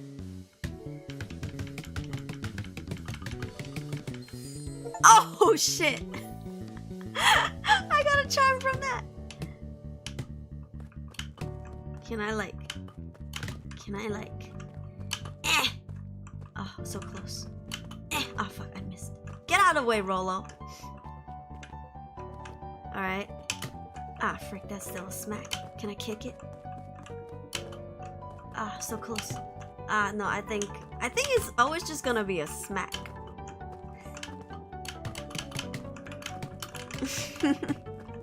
Where's Girl Ayo? There were more charms. Oh shit, I wonder what else I missed for not being like mischievous at the start. What was that again? Smack. In what scenario would I use that in? Sharper Valentine's, founder of Beacon Pines. Never underestimate what a great man can do in given Bit time. much, if you ask me. Yeah. Ah, hold up. Back up. Missed the whole area. You know what? You just want to smash Grandma. No smacking. I'm glad you swung by. More follow-up questions for your story? Nope, I got everything I need. Thanks again for that. I sent a draft of the story to a reporter in Capital City, and they offered me an internship. Ooh, of course they did. You're an amazing reporter. I don't know about all that. A story about a phony corporation that picked up an entire town of people and moved them to cover up a massive illegal mine shaft full of incredibly hazardous chemicals. Sort of writes itself if you think about it. Just don't forget us when you become a fancy big city reporter. Capital City isn't that far away. I'm gonna have to come back from time to time to check in and see what sort of new trouble you've gotten yourself into. Sorry to disappoint, but my adventuring days are over. Ha, we both know that's not true. What makes you say that? Call it a reporter's intuition. Okay, is there gonna be part 2 of this game? I don't know. Hey, guy. Luca squinted at the faded photo of him and his mom at the diner. Memories of that day came flooding back. Oh shit. We have done this before. Can I talk to the guy? Can I pet that dog? You leaving somewhere? You bringing a suitcase? Mrs. Fratelli glowed with a carefree smile.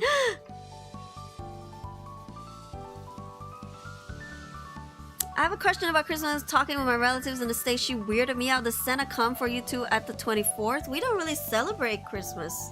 But I guess if you do, Santa is, well, supposedly Santa leaves gifts under the Christmas tree for you on the night of the 24th.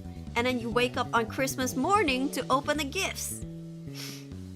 So overnight, Santa be out in your house dropping gifts. That's how it should be.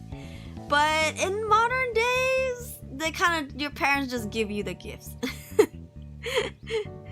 on Christmas Day. That's why he has a huge sack. Yo. I don't celebrate. Well, we've never been devout Christians, and we never really celebrated Christmas that strictly. But growing up, my dad did make it a point to set out a Christmas tree almost every year until we went overseas to study. So yeah, a long time. And he would put our gifts under the Christmas tree. Yeah, but I mean, I knew it was him. I think the three of us knew that it was our dad instead of Santa, so the magic didn't really work for us. Yeah. Is it not like that in Europe? Is it an American thing? Is that your suitcase? That is 2 weeks of unencumbered tranquility. Excuse me? Would you be so kind as to take my order? 2 weeks of sand, margaritas, and forgotten obligations. Excuse me? I would like to place an order. Mrs. Fratelli sighed with a zen-like calm. She's so ready to go on her vacation. Just as soon as the lunch rush ends, I'll be a feather on the wind. You going on vacation? For the first time in years. And I've got you and your mom to thank. What's that? She didn't tell you yet? You two are gonna fill in for me at the diner while I'm gone. Just like old times. It's fine, I'll wait. I'll take your order. Oh, I can't. Well, never mind. Bye-bye. Oh, I guess I can't go in here. Maybe here?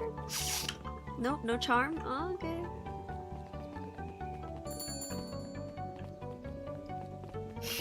December 6th, Lil Jesus bring the presents at the 24th. Lil Jesus? Wouldn't he be a baby? Because that would be baby Jesus, right?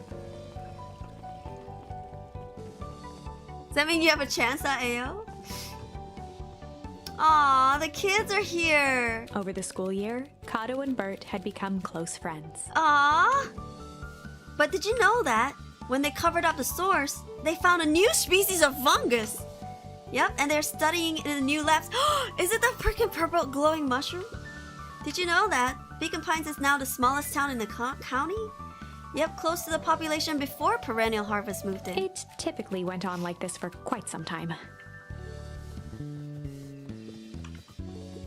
I can't believe it's over. Yeah, the town's really starting to turn a new leaf. The town? I was talking about Hank Atomic.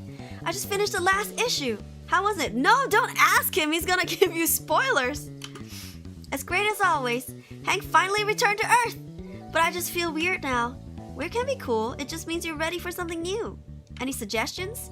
You can ask Miss Hatch about what she's always reading. She seems to really enjoy it. Huh, maybe I'll do that. Santa gives chocolate fruits 3 branches.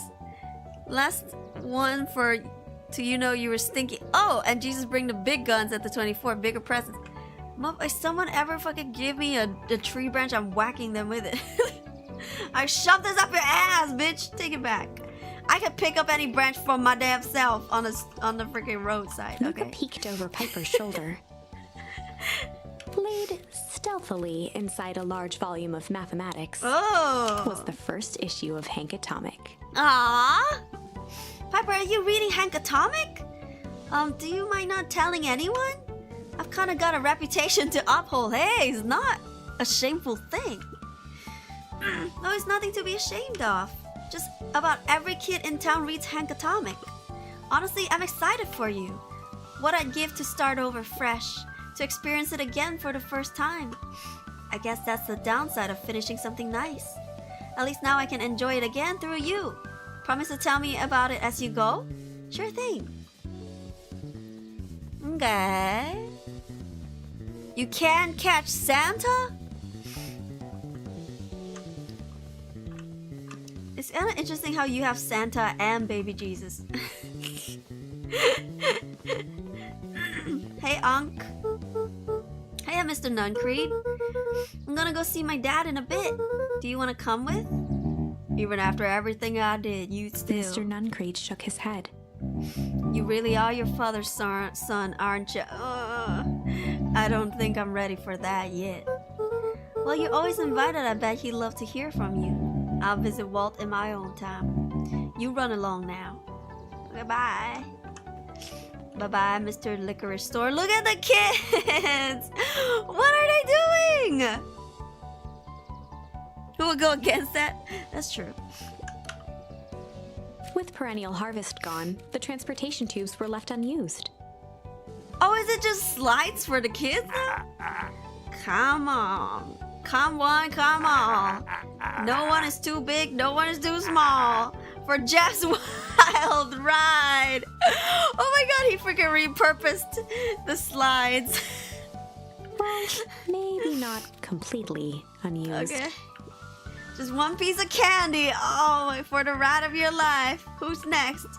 Me. He's a great character. No. Hi, did you find any bugs? Guess what? Yesterday I saw Dionysus Titius. And that's good? It's great! I haven't spotted one of those in years. At this rate, Beacon Pines is gonna become the bug capital of the county. Oh, oh, wasn't this the mushroom? Is it raining? Is it in the game or is it raining IRL? I can't tell. Yeah, these.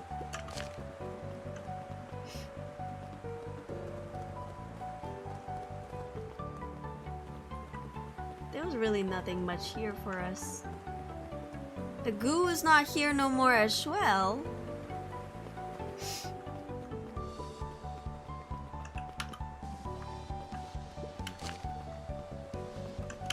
Those trees, man, if you don't see them and think that this is a freaking toxic plant or that like there's something wrong with this tree, I don't know what to tell you, because it's like blue and freaking pink and purple. Like an ombre. Dude, those are big mushrooms, they are. Let me The in. Valentine Mansion loomed over every other building in town, both figuratively and literally. I guess they're still allowed to live in that house for free. I have news I think you'll enjoy. This morning I unpacked my last box. You are officially moved in. It's just a box. Let's not blow this out of proportion. Sounds like an awful lot like putting down roots. I guess I decided this place is root worthy. Aww. Bluish purple, yeah. You're gonna be stuck with me for the foreseeable future. I do have to warn you, most years aren't going to be as interesting as this one. I think I'll manage. Ready? Before we go, there's a bit of a surprise. Oh, really? What is that?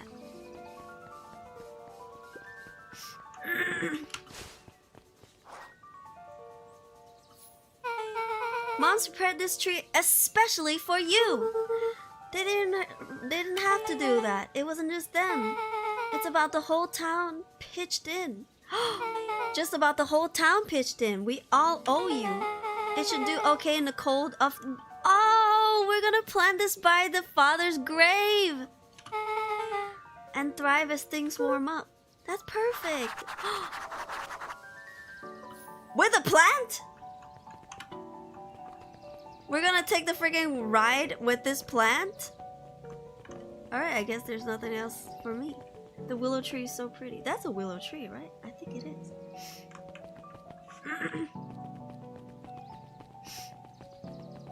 Aww. You ship them? I love how Rolo's huge still. I don't have candy for you. Ah, you got it. Now that's a good looking treat. Being a special occasion and whatnot, the rides on the house. Ah, like you fucking pay anything to operate it. You're gonna want to hang on tight to that little treat. We're collectively furries now, yes. Rolo is a big boy. Aww. Who the fuck's crying? I think this is it. The narrator. I was like, am I crying? The end I've been waiting for. Aww. Honestly, I began to lose hope of ever finding it. But then you came along. I don't know exactly how to thank you. It's hard to explain how much this means to me. It's funny, now that our time together is finally ending, I'm at a loss for words. Let's just watch the end together. Done. A good little tree. The best little tree. Thank you, children. This means a lot. Yeah, thanks for everything. Shucks, I only did what any super awesome best buddy would have done. We should probably give you some time alone now. You good? Yeah, I am. It's been a wild year. How are you feeling? Everyone keeps asking me that. I'm fine, really. Pa always says the only thing fitter than a fiddle is a cello. I feel like a dang cello. Well, if you ever stop feeling like a cello, I'm here for you. Aww. I know you don't even have to say it. You two make an awesome pair. Excuse me? We're a trio now. Yep. Thanks. There's just one thing missing now that you're part of our group. Missing? Let me tell you a little story about a man named Hank Atomic. Oh god. I won't be long. We'll be waiting for you back at the phone booth. I found the perfect way to start our summer. You got some good friends. I'm so proud of you. Your father would be so proud. I know. Mom, can I ask you a question? Do you ever dream about Dad? Oh, not a night goes by that I don't. Are you ever afraid that you're going to forget him? Forget what he looked like? Forget his voice? No, because so much of him... Wait, am I supposed to still do grandma voice? Yeah, I guess because she's still a grandma. No, because so much of him lives on in you. He loved that old tree, but I know he would have loved this one more. Because his two favorite people planted it. Ah, I'll give you to a moment. The fuck you mean give us to a moment? You his wife. But okay. Hey, Dad. Oh, we're back to the start. Mr. Moodrill said over the next few years this place should warm up, so you won't have to be so cold for much longer. He just slides on. I think I finally understand why you left that night. There were things you believed in. Big things. Those beliefs were things that made you you. If you wouldn't have stood up to Sharper, stood up for what you believed in, you wouldn't have been the same person anymore. You had to go, but that didn't mean you loved us any less. I might not visit you as much as I used to. I know you understand.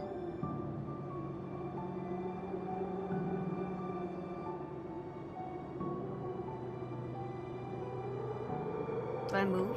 Do I get up? What do I do? Oh, that's it. That candle never went out. That candle just is like a fake candle. You know, it's like an electronic candle. So what do I do? Oh, close the book. Oh, GG. That was a very, very good ending. So who the hell is the narrator, do you guys think? I think maybe that was either Back, is that the name? Back, I keep forgetting names. Back Grown Up, or that was probably Luca's daughter or something. Someone related to them. Yeah, that's the voice of the storyteller, but who's the character that she's voicing as? Right? Like, who's she supposed to be? Maybe she's not supposed to be anyone. Maybe she's just a struggling writer who couldn't write her own stories. But she sounded so emotional, like... Maybe I should have paid more attention to the surroundings. Let me open the screenshot that I just took. I want to see if the inside matches the house. That's just a wooden floor with a round window. It doesn't make you go, oh, I think that's the inside of Luca's house or something like that. We're basically just helping her write. Okay. I guess it would be more impactful if she was like someone related to them.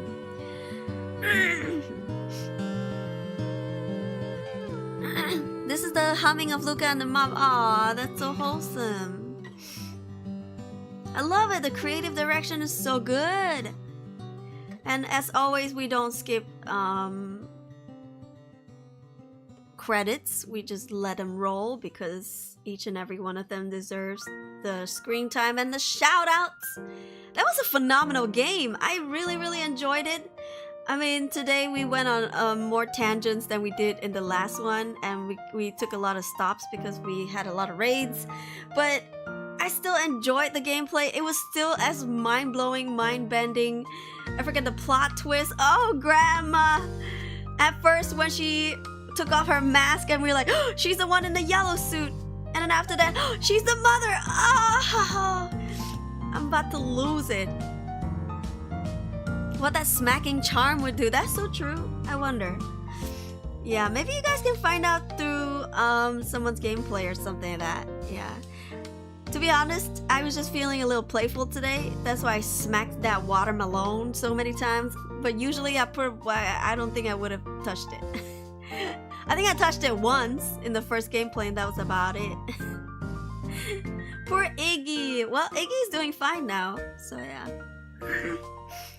Like in this ending round, in this ending timeline, Iggy is fine. He was not disfigured. Smack that melon like a gat. Yeah. That's so cute. And another really wholesome moment for me was when Tiss? What's her name? Tiss? When she spoke, I was like, you speak more than just yup. And that was really wholesome because she was holding back her tears. She was waiting to be invited to the treehouse this whole time. Ooh, my heart, my soul. Scandalous watermelon smacker. Scandalous. I have watched a lot of videos of people growing giant fruits, like giant pumpkins. Oh.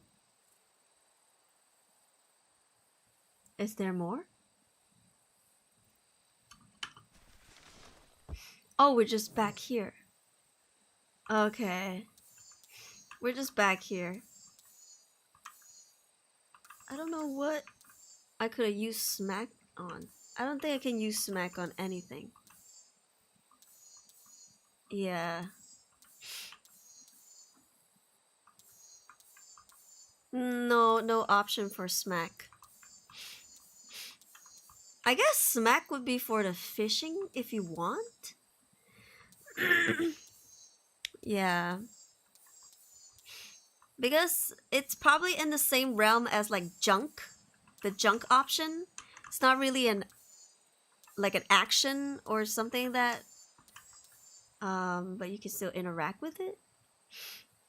Male voice starts talking ominously. Oh no, and it's the grown-up version of the mayor. Dun dun dun. They did a fantastic job. I really enjoyed it. Oh shit, I accidentally clicked. No. What is this? Social. Oh, it's just their social media. Alright, GG. That was a wonderful game. I really liked it. It was fun. I don't know. I don't really play a lot of visual novels.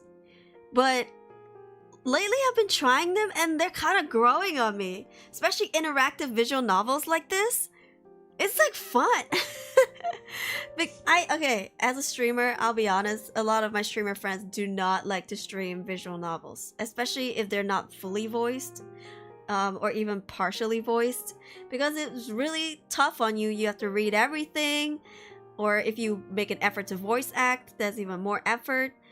And it's exhausting. You have to read chat, and like you have to make sure to separate the tones. It's just a lot of back and forth and stress.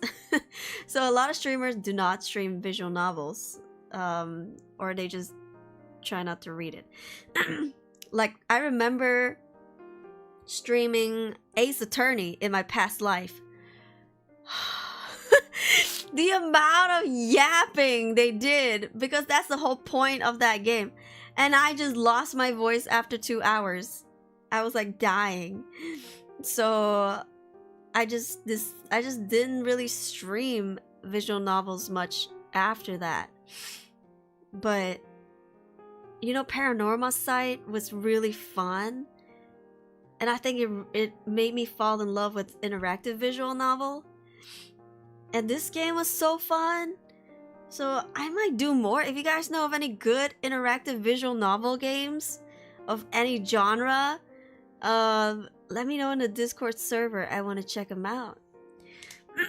Ace Attorney was a fun game, great anime, I believe. The gameplay is really long, but it's so much dialogue, so much. Holy snaps! Streaming it is like takes forever. Just reading back to back to back. I played Ace Attorney. I was sponsored in my past life. I think, yeah, the game devs, was it Capcom? I think Capcom. Yeah, it's Capcom, right? Let me see. Because I was a Capcom partner. Shit, I played all their games. Yeah, Capcom. Cool guys. They sent me Monster Hunter stuff. Monster Hunter physical merch. Yeah, anyways. So yeah, I'm looking forward to playing more interactive visual novels. I was really nervous to stream this because I wasn't sure if people would come and watch. It's the art looks kind of childish, right? And I know I do a lot of horror stuff, so sometimes if I'm not streaming horror stuff, then people don't really show up. But if you did give this series a chance, even though there's only 2 episodes that I did, but if you did give these couple of videos a chance, I'm very appreciative. And I really hope that you enjoyed it and did not feel like you wasted your time. And I've said this before and I'll say it again. Every time I make content, I think of you guys first, like what you guys want to watch. Even if it's something that is not popular or I know that you've never heard of. But if I think that you're gonna be interested in it, I will stream it and hope for the best that you guys tune in to give it a chance. So I guess what I'm trying to say is, if in the future I ever play something that you've never heard of, just try and tune in, give it like 15 minutes, see if you like it. Of course, the gameplay, not me just yapping, because I do yap at the start of the stream, so I'm not talking about that. I'm talking about the games that I choose or the contents. Yeah, I truly think that you guys will like it if you give it a chance, because you know, we are like-minded people, and I created a community filled with people with the same interests as I do. So, you know, just drop by and give it a chance. I want to show so much love to indie games, especially underrated indie games and indie publishers, devs. But most of the time, people have never heard of their games or, you know, even seen a trailer of them. So I really want to stream these games, and if nobody shows up because they've never heard of the game before, it's kind of sad because these are really good games. So yeah, Sandcastle stream incoming, bro. I would make such a mess. There are horror games that look childish. Yeah, this one, it is kind of horror because it is fucked up. I would say it's more like psychological horror, more adventure, but it still falls under the horror category. Yeah, because it is pretty dark, like sinister, I would say. It's not supernatural horror though. Yeah, it's like you can't even say it's human horror because they're not humans. But I guess it's like, you know, people being fucked up. You're the streamer, got the lead. Yeah, I can only hope that people show up to watch whatever I stream. Like, even if it's not horror or not popular titles, I hope you guys would show up and just give it a try, give it a chance. Yeah, I only want to make contents that I feel like you guys are interested in. But yeah, wonderful game. I really enjoyed it. Like, there were layers to the plot twist. There were layers to the plot twist that I didn't even expect when I came into this gameplay. Like, I was expecting something really simple, maybe one plot twist or like one or two really shocking things, but it was like back to back to back, like what the fuck? And then the mind blown. The chemistry, the dialogues, the script, it was so cute. It was so funny. I love Rolo. He's my #1 favorite character. Number 2 is gotta be the sloth guy. Yeah, he's my favorite. I like seeing what's going on. Thank you, Fabian. Yeah, so, you know, it's another month. I can't believe we're freaking 10 days into December. Like, are you kidding me? We're already 10 days into a new month? I barely feel like it's like the 3rd of December today. Maybe the 2nd or 3rd of December. I can't believe it's been the 10th. It's the 10th already. It's kind of fucked up. I know that I said I'll get the announcement out soon for my PO box, but lately I've just been so swamped and I'm not able to sit up for too long. Like right now my back's killing me. Oh, in case you missed the morning, the early stream announcement, I am going to the hospital tomorrow. Not tomorrow, but later today. To get an MRI for my lower back and hopefully get it fixed. Like, I need to do physio. But yeah, I will try to get the announcement for the PO box out this week, so over the weekend you guys can go to the post office or do whatever shopping you need to do. We'll be doing hand cam, face cam streams for the PO box stuff. I'm very excited, and honestly, you guys don't have to give me Christmas gifts. I'm more fascinated with culture and food than knickknacks, so it's not like I won't appreciate like Christmas gifts, but you gotta understand that I'm someone who's really practical, and if you give me something that I could only put out on Christmas, then I think I'd rather receive a bag of chips that I can eat and try, you know, something like that. I don't know if that makes sense. It's like giving someone a pot when you can, like a flower pot, and they don't really plant flowers, rather than give them like food that they can eat, you know? So yeah, really, even if you guys don't make it to the Christmas gift, like to Christmas for gifts and stuff like that, it's okay. I don't mind. This PO box will be up for like at least 6 months to a year, so don't worry about it. Yeah. I saw big numbers, bit surprised people are interested in indie stuff this much, or is it just the Aruri factor? No, we're seeing a rise of indie games right now. This is probably the best era for indie games that we've ever been in. I remember back in my past life, I was discouraged strongly from playing indie games or not popular games. And I was encouraged to only play AAA games or games that people knew, like freaking... For example, titles like The Walking Dead. I have yet to try it, but they would have wanted me to play that over the game that we played today. But, you know, with a lot of help from like indie events like Indie Life Expo, Wholesome Games, all these game events, they're promoting indie games and showing love. And I guess spotlight. People are playing more and more indie games and realizing that indie games are as awesome, if not better, than AAA games. So yeah, I will always be an indie game ambassador. Not to say I don't like AAA games, but I love rooting for the underdogs. I feel like indie games are super underrated, even to this day, even right now, in the best era of indie games. So I will always be promoting them. Give them a pot, but not for flowers. Hey, yo! You give me a death sentence, boy. AAA games are like... What are AAA games? Resident Evil. Final Fantasy.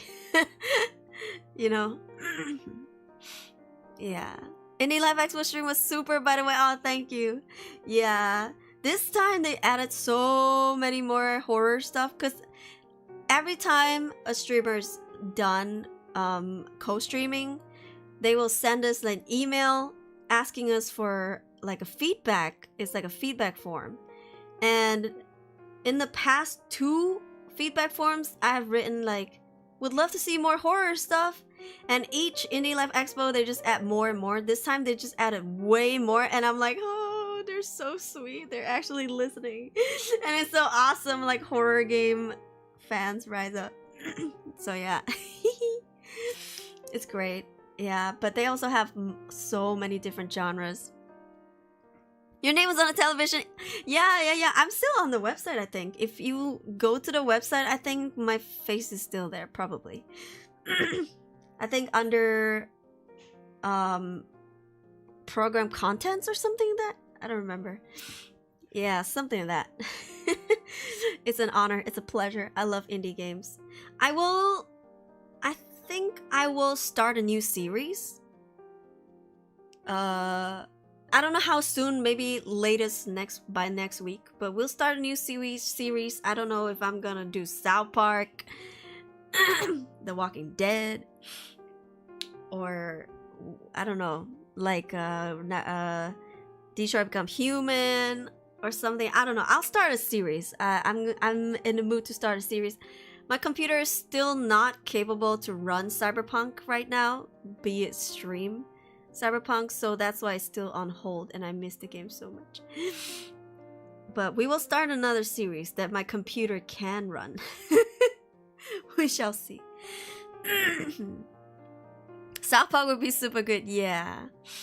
I still want to try out that game you pinged me already. Oh my god, you should! The Macho Beyblade one, you should. That's also an indie game. When it comes to indie, they just have so much creativity. They can do anything with their games, which is probably what makes them great, because holy crap, the stuff they could do, the things they could create, experimentations in video games that are yet to be experimented on. Yeah. I mean, a lot of the great games that we played recently are indie, like Peak, Repo, this game today. I think I stream more indie games. Let me see. I stream more indie games than I stream AAA games. Yeah. Even Don't Scream, both of the Don't Scream games are indie. RV There Yet is indie. I don't know about Where Winds Meet because it's a Chinese game. It could be a corporate game. Chio is a Malaysian indie game. Phasmo is an indie game. Water Park Simulator is indie. Mobile Legends is definitely not indie. There's a big Chinese corporation behind it. Paper Ghost Story is indie. GTA not indie. Hello Good Boy indie. Crime Scene Cleaner is indie. Who's at the Door is indie. Stray is also indie, right? Oh no, Stray is not. Stray is corporate because it's from Annapurna Interactive, which is a studio that makes amazing movies and started making games. Among Us is indie. Minecraft indie. Among the Sleep indie. Yeah, but honestly, most of the games that I've played are like indie games. I would say I don't really play AAA games. They're too expensive for me, honestly. And there's just so many great indie games. Like, why would I stray away? Yeah, I always seen you as an indie gamer. I can't lie, because I am. Yeah, I'll be honest, in my past life, I think I just had to ignore my agency in order to play them. And eventually I started playing more and more because I stopped asking for their permission to stream stuff. So at the early half of my VTubing career, I would say I was a AAA streamer. Yeah, because I was discouraged from streaming anything indie or not popular. Because it means low viewership, right? And then yeah, now with my own creative freedom, I can stream whatever the fuck I want. I just do hella indie games because I love them. I stream whatever I want, okay? Whenever I want, whatever. I don't even have a schedule. Yeah. To be honest, all the games started as indies, just people found out they can make money over it. Corporate greed took over. Some were like specifically produced by corporate to, it's like, you know, to get money. So it's, I would say, yeah, I wouldn't say all of them are like that, but some of them are like this. Minecraft is indie, right?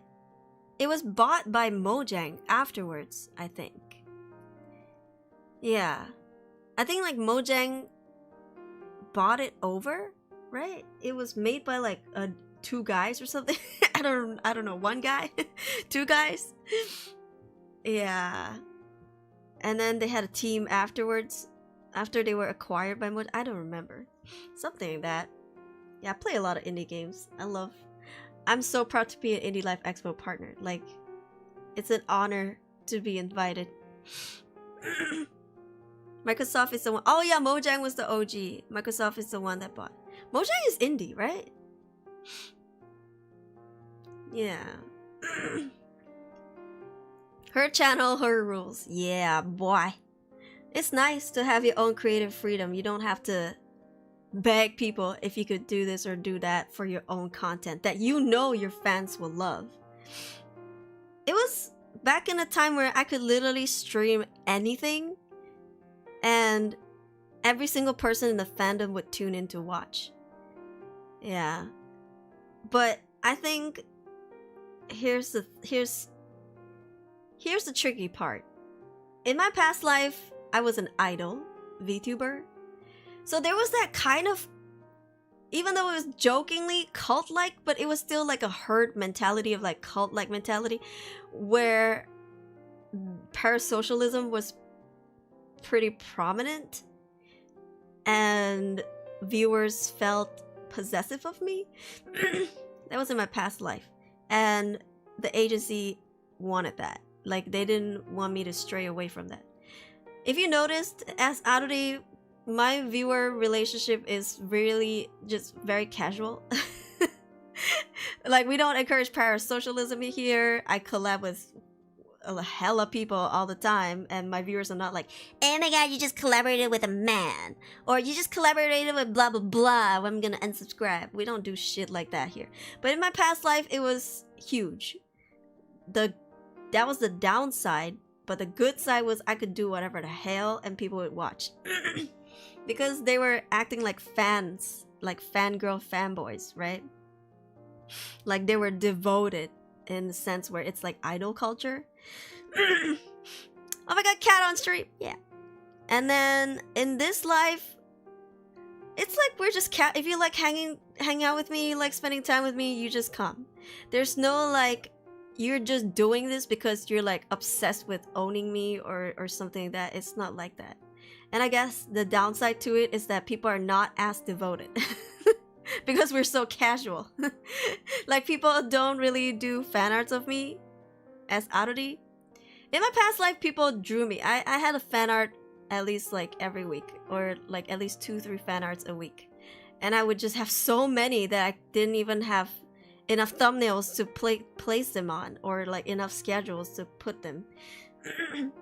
Yeah, and I would get clipped all the time, blah, blah, blah. It was just like a fan culture.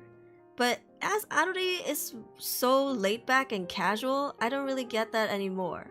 I mean, it'd be nice if I did, but I also understand that because I sacrificed the whole parasocialism aspect, I don't expect, you know, people to go crazy over me. I don't really want to be lusted like that. You know? Are we switching from communism to socialism? Kinda, I guess. Yeah. We don't stalk here. Minecraft also genius idea. Music is what really elevated the whole thing. The music is timeless.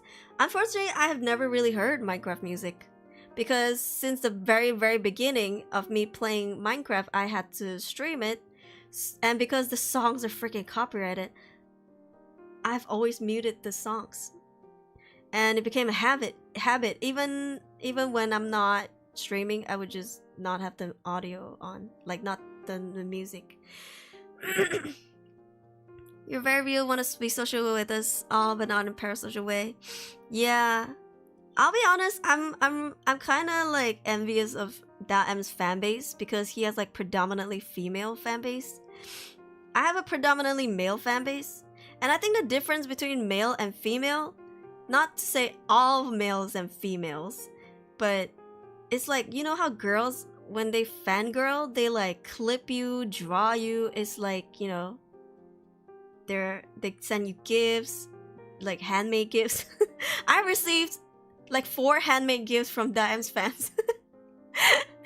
Even just me visiting Indonesia, in the short span of me being there, I got to parade those gifts around Japan because they were like keychains and stuff. But I feel like male fans don't really do that. Like, not really. You have to tell male fans what to do. And I've had this conversation with a lot of female VTuber friends too, and they said the same thing. They're like, you have to tell your viewers what to do, they won't do it yourself. But if you have female fans, they like just automatically do it. So I think that's like the difference. Yeah. Wish I could make good fan art. The only fan art I made was you looking like the Crank Queen. I didn't mind that. It was still nice because that means, you know, to have someone draw you means a lot because they took their time, sit their ass there to like draw you stroke by stroke, ayo. Every part, you know, to try and then the erasing and then to try and perfect it and stuff like that. It's really meaningful for people to draw you. I remember asking a couple of artists why they stopped drawing me, and they said that I just had too many details on my model. And I was like, you could just not draw them. You could just draw me in a t-shirt. You don't have to draw the booba chain, the choker, the necklace. You could just draw me in a plain old t-shirt. I'll be happy. But yeah, it's fine. That's just how it is, I guess. Male dumb but male strong. You being strong got nothing to do with me. I do not care if you're strong or not. It's got nothing to do with me. Yeah. I think when males do that thing, usually put something in them. Honestly, that was supposed to be a fan art Halloween version of you. That's what inspired the Crank Empire. Keep it up though. It's really fascinating to see the designs plus backstory of each crank. But yeah, I would say maybe because male fans are more shy. I don't know. It's, yeah, sometimes I wish I have more female fans. Not to say I don't appreciate my male fans, of course I do. But it'd be nice to like see some fan dedications. Yeah, it's very motivating. Like, it puts a streamer in a good mood, makes them want to work harder, do more, stuff like that. I still think of you as an idol, to be honest, just that you show more of the behind-the-scenes stuff and more of your humanity. That's what elevates you and why I personally call you my Oshi. Oh, thank you. I don't want to be an idol. At least I try not to be. If you see me as an idol, there's nothing I can do. At least you don't pressure me to be an idol, because I know, like, in my early first year, I would say, of being Aruri, people were like pressuring me to sing, asking me why I don't do more karaokes, blah blah blah, because they just wanted me to be an idol. And I'm like, I'm a doll, I'm not an idol. Like, I left that life behind. But if I'm just a role model, it's fine. You know, just, yeah, I just cannot like do the usual idol stuff anymore, like pretend everything's okay when it's not. Or like try to be like more cute, or something, you know, like just idol stuff. I'm done with that life. I put it all behind. Crankpire. Oh, that's cute. Yeah. Thank you for the 5 stream streak. Men are simple creatures. You literally have to tell us. I mean, just the usual VTuber stuff, you know, receiving fan arts. Like, even if you can't art, if you commission someone to draw me, that's still really sweet because you're thinking of me, like clipping me. You know, like, if you see something that you think reminds you of me, you use like hashtag Auregalia Aruri or something on social media so I can see him too. Just, you know, like interactions like that. It's very cute. There are times when I do cleaning, put you on television, it's kind of I don't like, but I don't expect anything. No, that's fine. I just think like people who expect me to sing all the time and like, why don't you dance? Why don't you perform? Why don't I do that in my free time, in my own pace. You know, some people I think they don't do that anymore because people don't really know that I sing anymore. If you know, you know. But a lot of people who met me in the recent years do not know that I sing. Yeah, they literally don't know I spent my entire life singing. So yeah, they get surprised when they realize I could sing. Yeah, it's really funny to go to karaoke's with these people because they're like, what the fuck, you sing? And I'm like, yeah. I don't do that anymore. So, you know, I think this is what people don't talk about, right? You always see people go, oh, they became a singer. They worked so hard. They became a singer. And then you just see them go up and up, or you see the up and then you see the down. You don't really see people who spend most of their life in something and then realize, I'm kind of bored of this. I'm moving on. You know, how often do you hear people go like they spend a lot of time on something and then just realizing, yeah, that's enough. Time to move on to something new. Like, especially in the entertainment industry, these kind of conversations are not common at all. But it happens all the time. So I'm just here to show you this is what it looks like to sing for most of my life. Be an incredible singer, if I may. And then just decided, it's not like I can't sing. It's not like I don't have the talent for it. I'm just over it. You know, something like that. Like, it's not like I can't be an idol if I wanted to. I'm just done. I'm out of it. The Crazy Frog cover was heavenly. Yeah, that was a wild one. It's really fun to surprise people, huh? I don't really care for it. When it comes to singing, I don't feel the need to prove myself to anyone that I can sing. It's not really something that I want to make a name for. If I get invited to concerts, I'll sing. If I don't get invited, I don't really care. I'm not trying to be a singer. You know, I'm not a V singer. I've been getting more and more motivated to just sing for fun in covers, like my friends' song covers. But I don't I don't go out of my way to look for singing gigs. I don't look for those. Like, if they come to me, they come to me. If not, I'm like, okay. So yeah. I don't really care if I surprise them or not. Most people don't know I sing. I would say in the last 3 years, the people that I've met in the last 3 years as Aruri, they don't know I sing. They don't know I was the ex-K-pop trainee. They don't know that I sing. Yeah, it is fine. It's whatever. V Twitcher. I'm a V Twitcher now. That's what I want to be. Yeah. Anyway, fascinating, isn't it?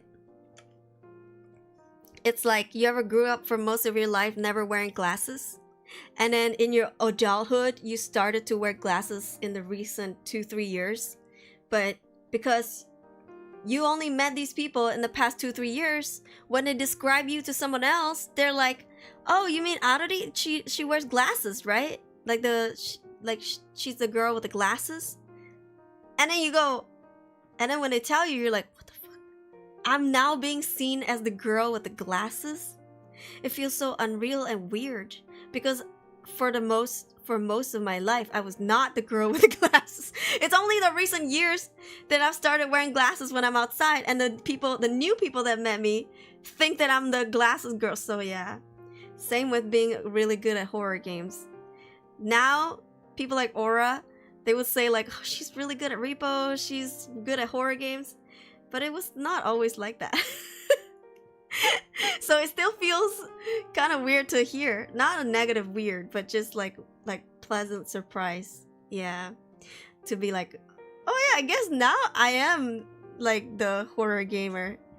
Like, I'm pretty good at horror games, pretty good at repo. But back then, I was so bad at literally every game except for Mobile Legends.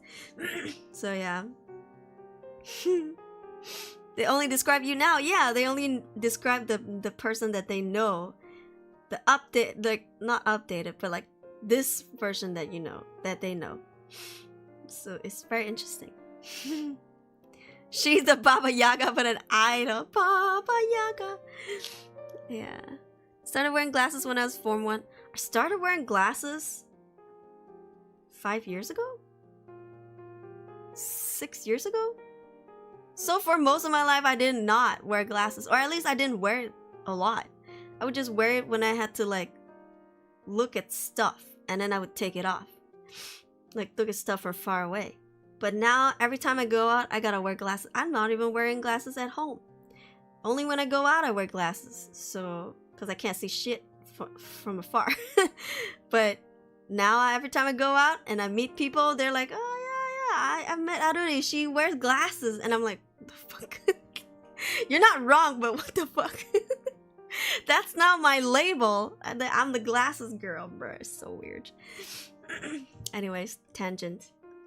Thank you guys so much for coming to this stream. I really hope you guys enjoyed it. I totally enjoyed the story. I'm not sure if I'm ready to let the characters go, but you know, hopefully there's a second game with the same characters but different plot. Let's not let Luca cut some slack. Let's work this boy to death. I'm just kidding.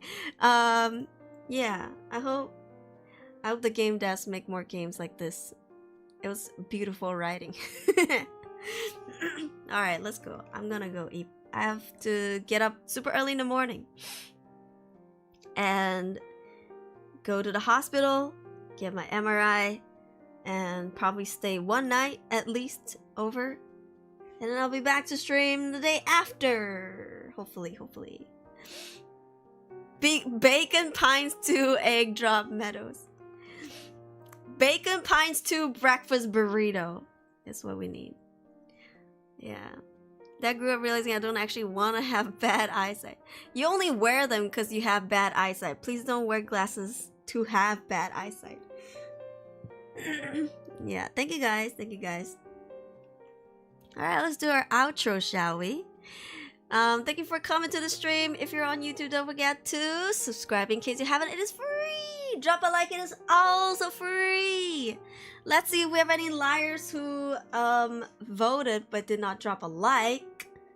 I don't think I got rated today, right? On YouTube?